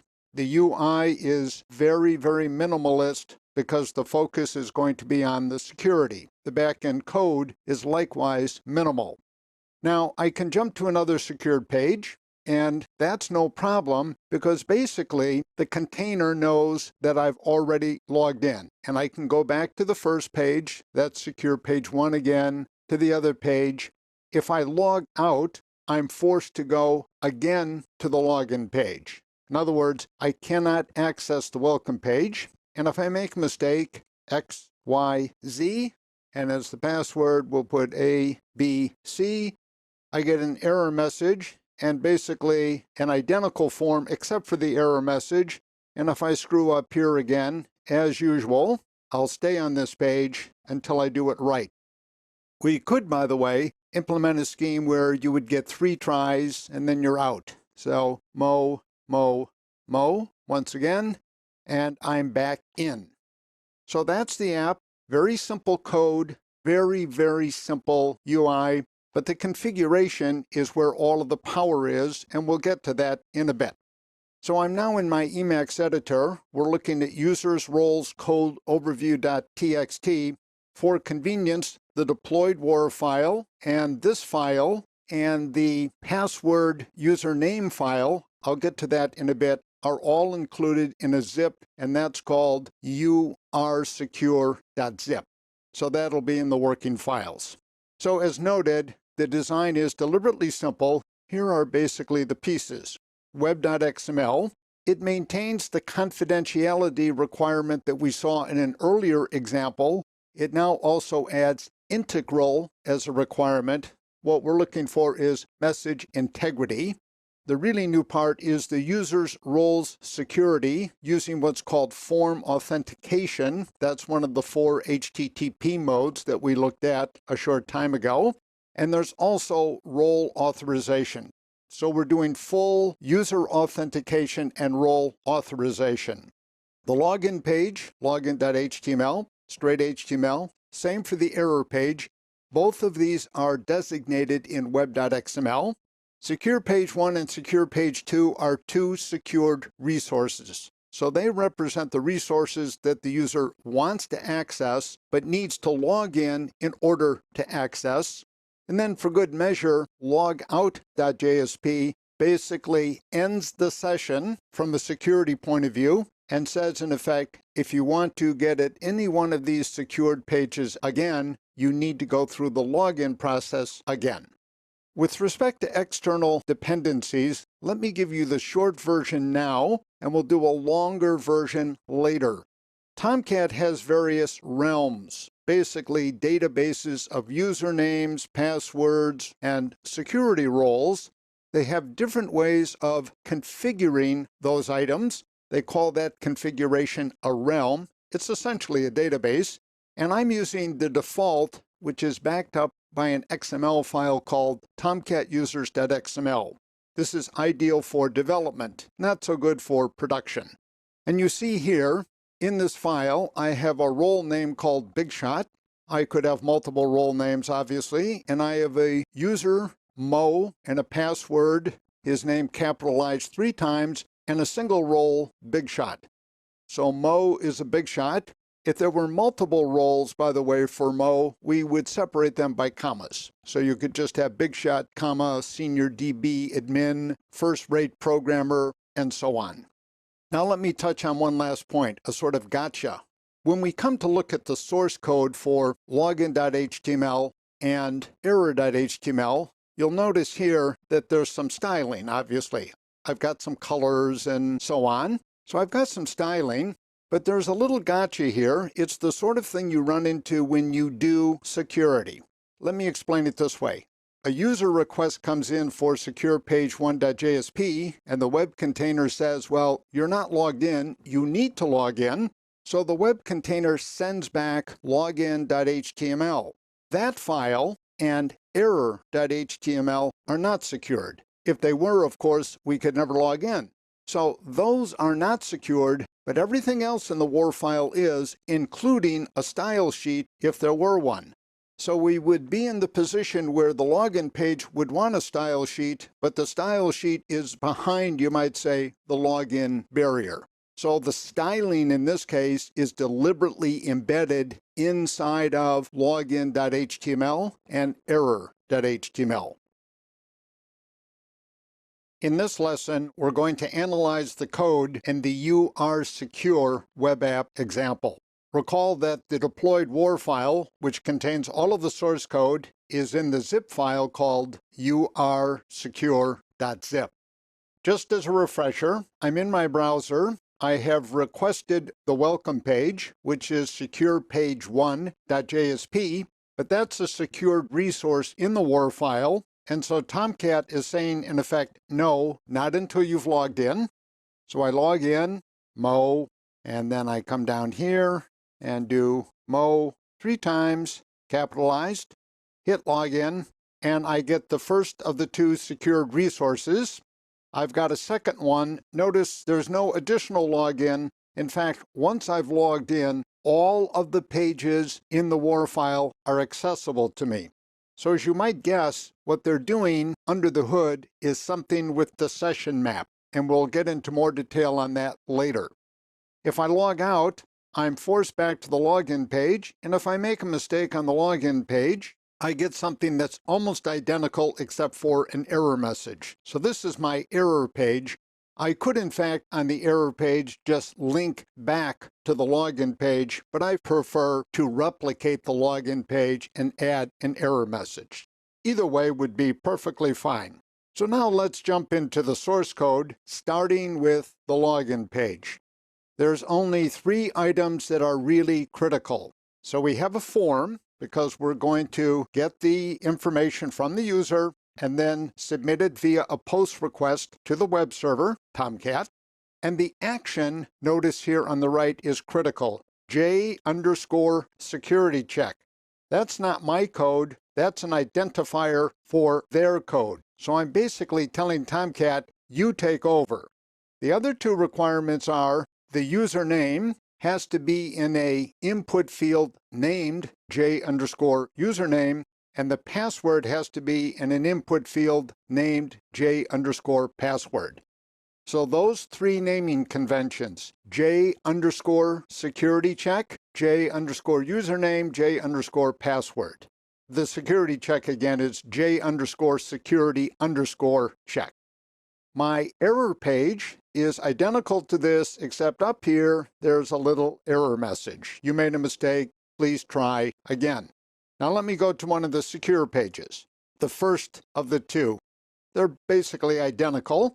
Just to do something, they print out the current time, so I'm using old style JSP. I'm doing the useBean thing to keep things as simple as possible.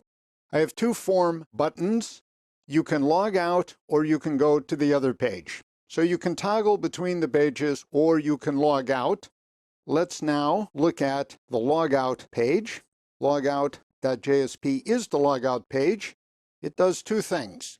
First, it invalidates the session. What it says, in effect, is take all of the information in the session map, get rid of it. We'll pretend that the session is over, even though, for example, the user did not close the browser. So invalidating the session is the easiest way to log out, because under the hood, Tomcat is using the session map to indicate that we've logged in. And then, for good measure, just to do something, what I do is request that we go back to secure page 1, but you'll recall that this actually forces a new login. So if I come back here, mo, and then again, password, and log in, if I do the log out, under the hood, I'm requesting secure page 1.jsp again, but instead, Tomcat gives me the login form because it's saying, you're not logged in right now, you need to do it again. So let's go back to the editor and now look at the part of the app that's doing all of the real work, and that's the config file. So I'm going to open up web.xml, and we'll do a quick inspection of that. I have, as before in an earlier app, a security constraint, but there are some new features added. The URL pattern now is for everything in the WAR file. Now, we could, again, make this more sophisticated. We could, for example, have a public folder in the WAR file that would contain, for example, style sheets and so forth. And we could say, no, that's okay. Let anybody get at that. We don't need secure access to that, and so forth. We have a collection of web resources to be secured. In our case, it's everything in the WAR file. We have an authorization constraint. The role name is a big shot. So to get at anything, you need to be a big shot. And then we have two wire level constraints. This one we've seen before. That's the encryption-decryption of data. And this is the message integrity one. So I didn't include that in the earlier example, but I've thrown it in now. We have additional information. We have login config information. And what we're using for our method is form. So this, again, is one of the 4 HTTP basic methods. There's basic, there's digest, there's form, there's client cert. And form is the preferred. I need to specify at a minimum 2 pieces of information. Other pieces of information are available as well. I specify a login page. I make it an HTML page. I'm not using any scripting in there at all.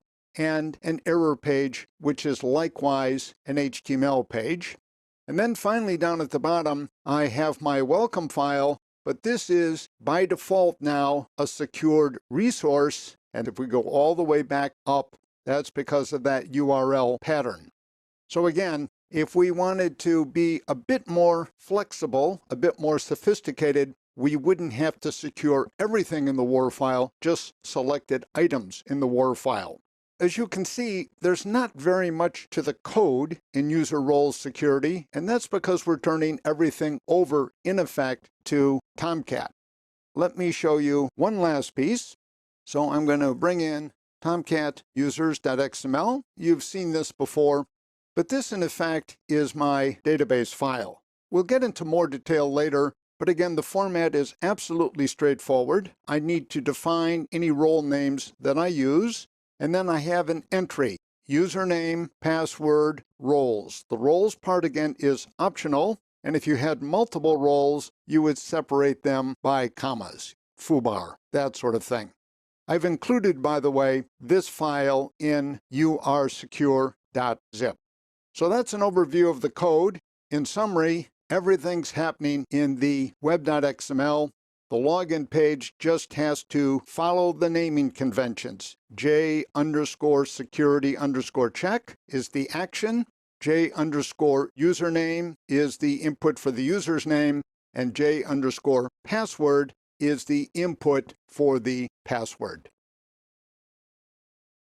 We're going to talk a little bit more about how Tomcat does the user's roles security under the hood.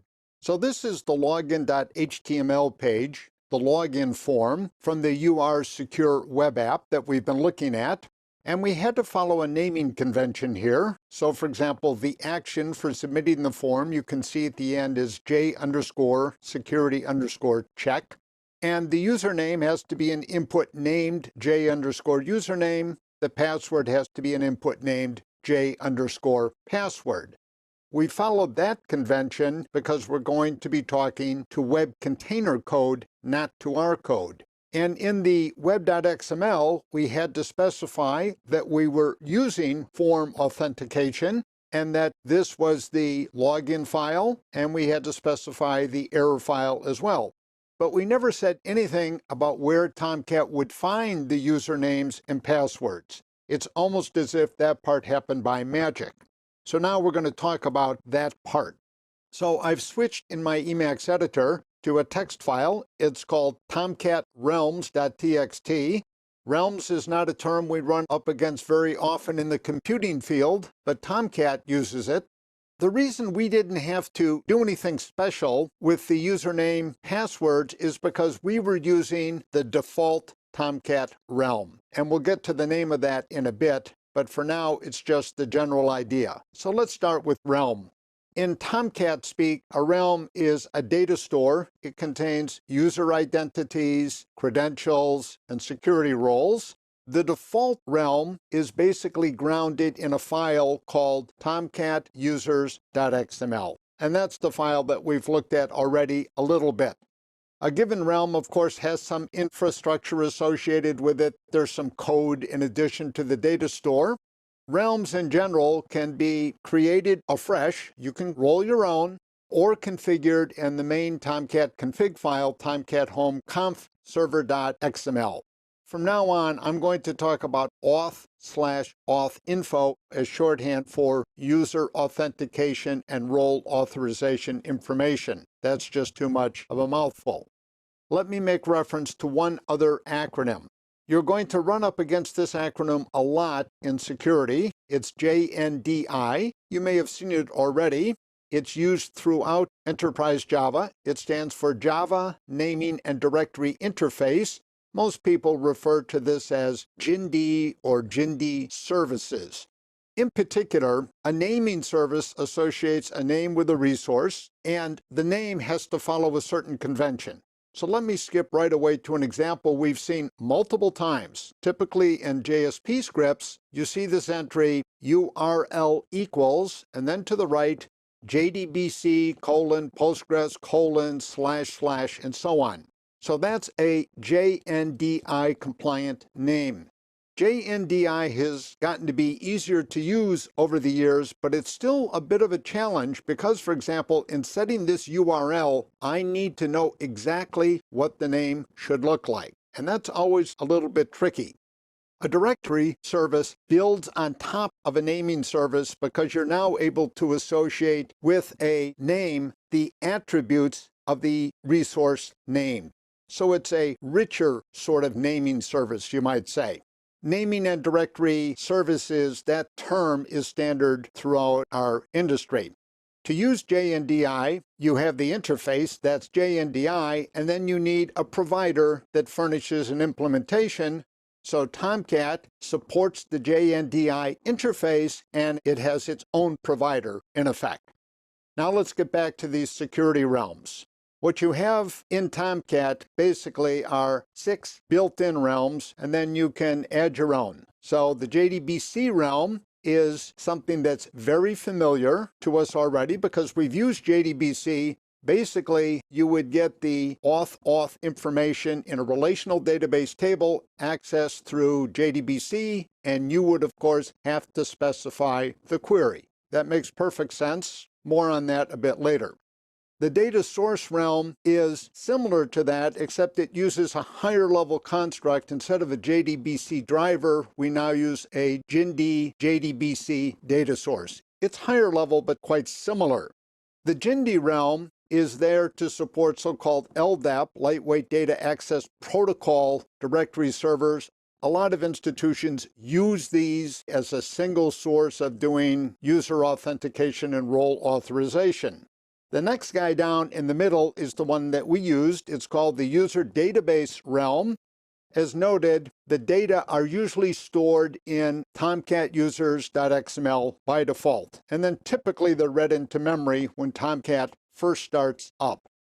There are subtypes of this. There's something called the user lockout realm. This is to prevent so-called dictionary attacks. In other words, where somebody tries through brute force to guess what passwords might be.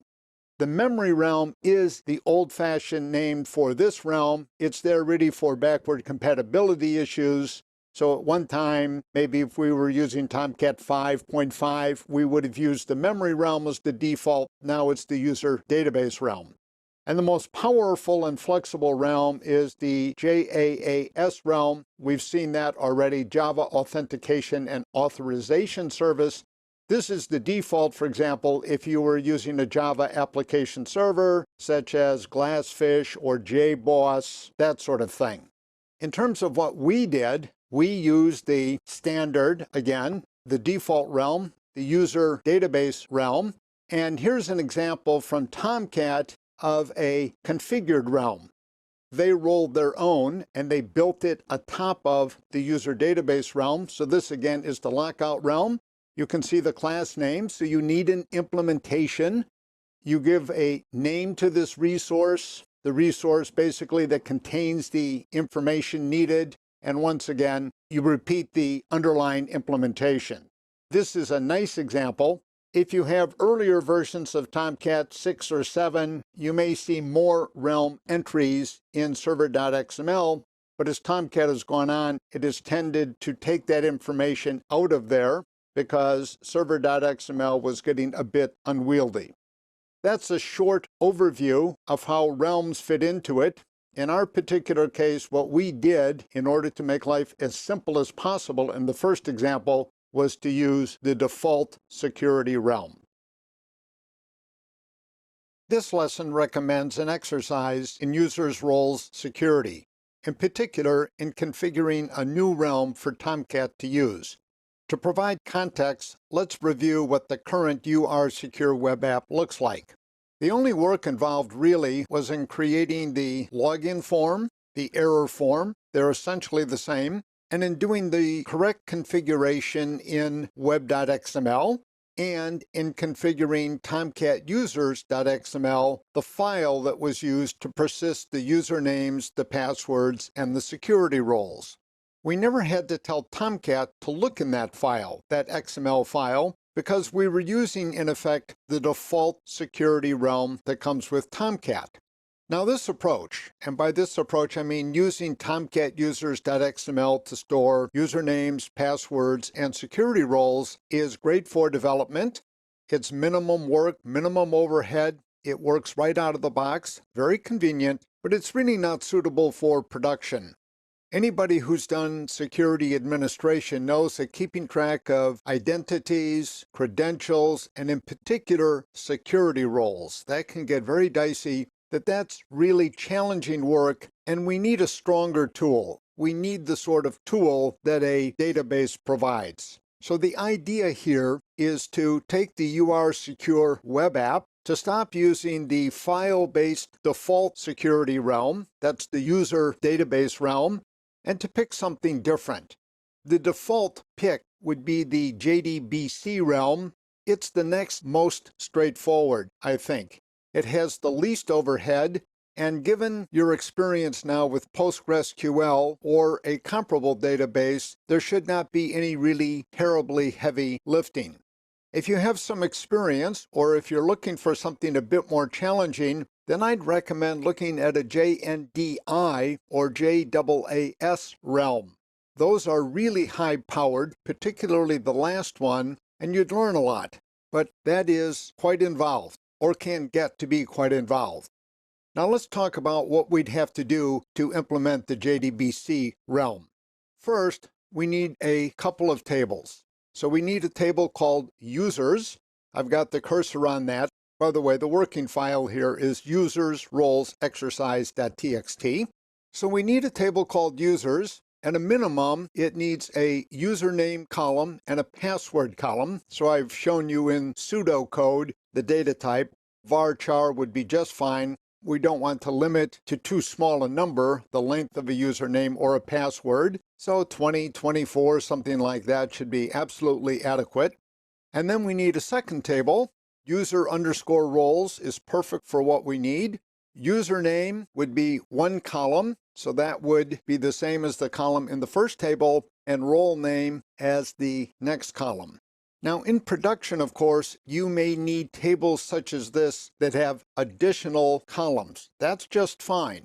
All Tomcat is going to require basically is a table that has at least these two columns in the users table and at least these two columns in the user roles table.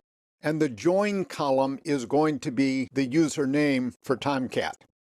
The next thing that we have to do is edit server.xml. As usual, of course, you should back that guy up first before doing any editing.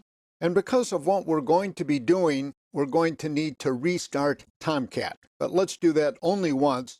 There's a couple of steps to consider. Let me come down here. Here is a suitable realm for what we want to do, assuming we're using Postgres and assuming we're going to put the table in the SkiStuff database. If you'd like to create a new database to do this, that'd be great. You would change some of the settings here as needed. So the realm, we provide a class name. The default implementation you see there to the right. Tomcat provides one already. We could actually roll our own if you wanted to do a lot of work. The driver name, we've seen this a bunch of times before. So this is the Postgres driver, and we're going to need that jar file. I'll come back to that in a moment. The connection URL, notice, by the way, at the end of this URL, the login, the username and the password are given as part of a query string. So I've put that in there. This is similar to what we've seen in JSP, but not absolutely identical. Tomcat needs some table information. So the name of the user table, it needs to know the name of the column that holds the username, the name of the column that holds the password. So those names are arbitrary. We could change those if we like. The user role table, we have to provide that. And again, the role name column, the assumption is that the username column is the same in the two tables. Now, what we would do then is take this realm entry and drop it into server.xml. There should, by the way, be only one uncommented realm in that file. So this would then become our chosen realm. It would override the default. Now there's one last step that has to be taken. If you jump back up here, just as a quick reminder, notice we need that driver. And so Tomcat, of course, needs that driver. It doesn't come with that driver. So we need to take the jar file with the Postgres driver and drop that into Tomcat_home lib. That's where all of the library files go in Tomcat in the lib subdirectory. With these changes done, that is the editing of server.xml and the dropping of the jar file into Tomcat home lib, Tomcat needs to be restarted. And then, famous last words, the application should work as it does already, except that now we will be using a database. Of course, you're going to need to enter usernames and passwords and those other goodies into this database, but then we're basically ready to go.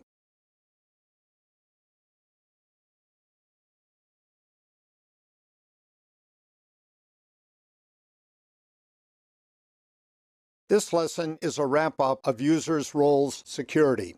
Let me start out with two general points. In the context of the web, users' roles security is something built atop wire-level security. After all, we need to pass important information, usernames, and especially passwords over the wire, and so we want the sort of security infrastructure that HTTPS or the equivalent would provide.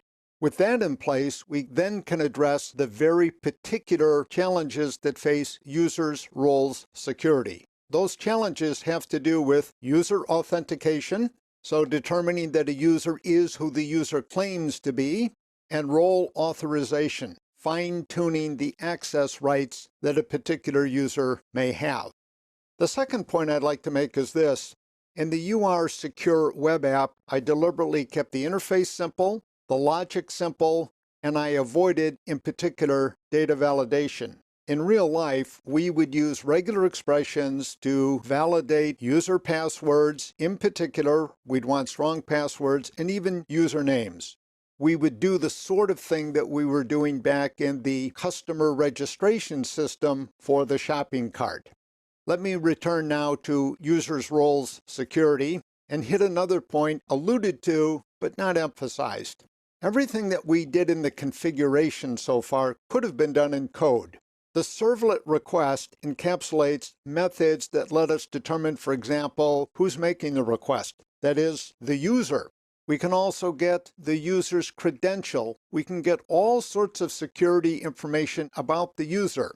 In general, however, it's a bad idea to do that sort of thing programmatically. It tends to lead to ad hoc code. It can be difficult to debug. It can be very difficult to scale, to maintain. So the best approach, the cleaner approach, is to do the security configuration in files. And I make the point here, by the way, about the request. So if you're interested, you can reference that in the Java doc.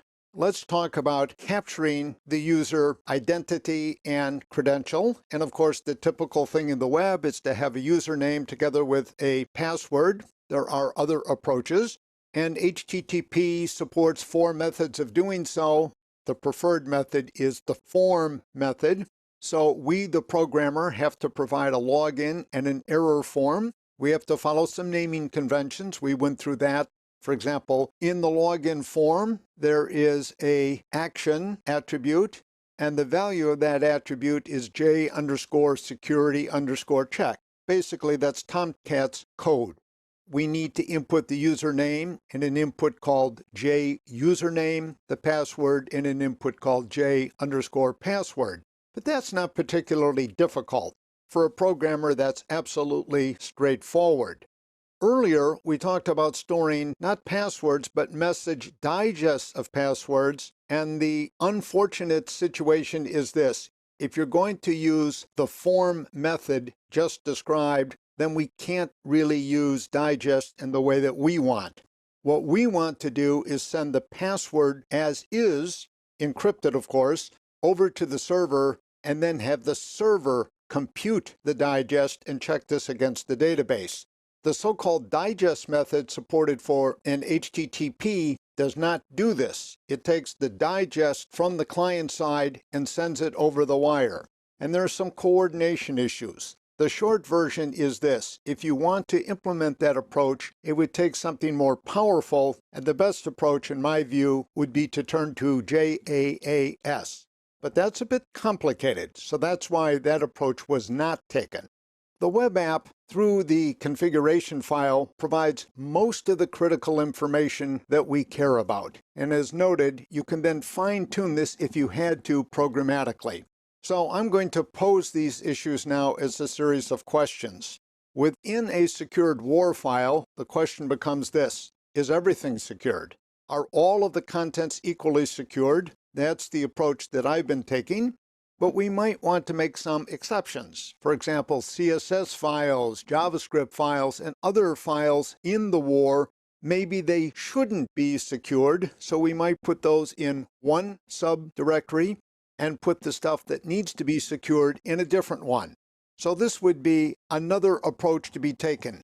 In general, I like to keep it as simple as possible, but sometimes the requirements of an app are such that we need to make this distinction.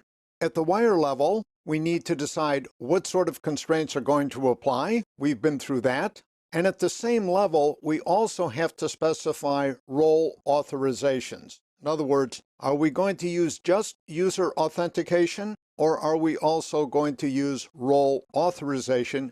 If so, that becomes a security constraint in the web.xml file. So we need to define what security roles there are, and then we need to define which resources require which roles. So for example, in the URsecure example, you had to be a big shot to access any of the resources in the WAR file. Tomcat, as we know, allows us to pick different realms in order to implement users' roles security. For development, we took the default. This involved editing an XML file, very little work. And as a programming exercise, some of you may have had at it with using a JDBC realm or even a JNDI or JAAS realm, which is a bit more powerful, but takes also a bit more work. We've been through the basics of users' roles security. It's certainly not as tough in terms of setup, in my view, as wire-level security, but it's equally important. This lesson is the course wrap-up. It gives me a chance to thank you for your participation. It's been a pleasure for me, and I hope it's been a good tour for you. We're looking, once again, at a text file in my Emacs editor. This, of course, is course-wrapup.txt. It's included in the working files. It gives us a chance to take a step back and to look at the big picture, to survey the programming pieces that we've looked at, the auxiliary pieces that we've used, and so on. So let's do one final tour of what we've been through. In terms of the programming pieces, we started out with HTML and CSS, and these, of course, really are programming languages. They're widely used. They're used by people who are not professional programmers, but they're a core technology in any web development, and so we covered those. JavaScript, and in particular JavaScript frameworks such as Jquery, are becoming increasingly popular in web frameworks, and so we did a thorough analysis of those. In terms of Java, we really approached Java web development at two levels. What might be called the base level again consisted of explicit servlets and JSP pages with back-end POJOs. We got into, of course, the expression language, both the old version and the new version, and JSTL, those excellent libraries. The next level up in Java, of course, has lots of competition. There are many, many options, but JSF remains, I think, the dominant option. Java server faces. So we looked at those and the back-end managed beans. JSF, I think, gives you a really good sense of excellent separation of concerns. JSF has nailed that one in my view, and it has remained lightweight. On the database side, these two APIs both are essential, it seems to me. JDBC, the old workhorse, still around, still as good as ever, and of course JPA, the ORM-oriented API for talking to databases. For support pieces, you may not have used PostgreSQL, you may have used some other database system, and if you've not used it, I hope in the future you'll have a chance to give it a look. It's really quite excellent software. It's going to be free and open source forever, and I like it quite a bit. I have a strong preference for it, although I use other products as well.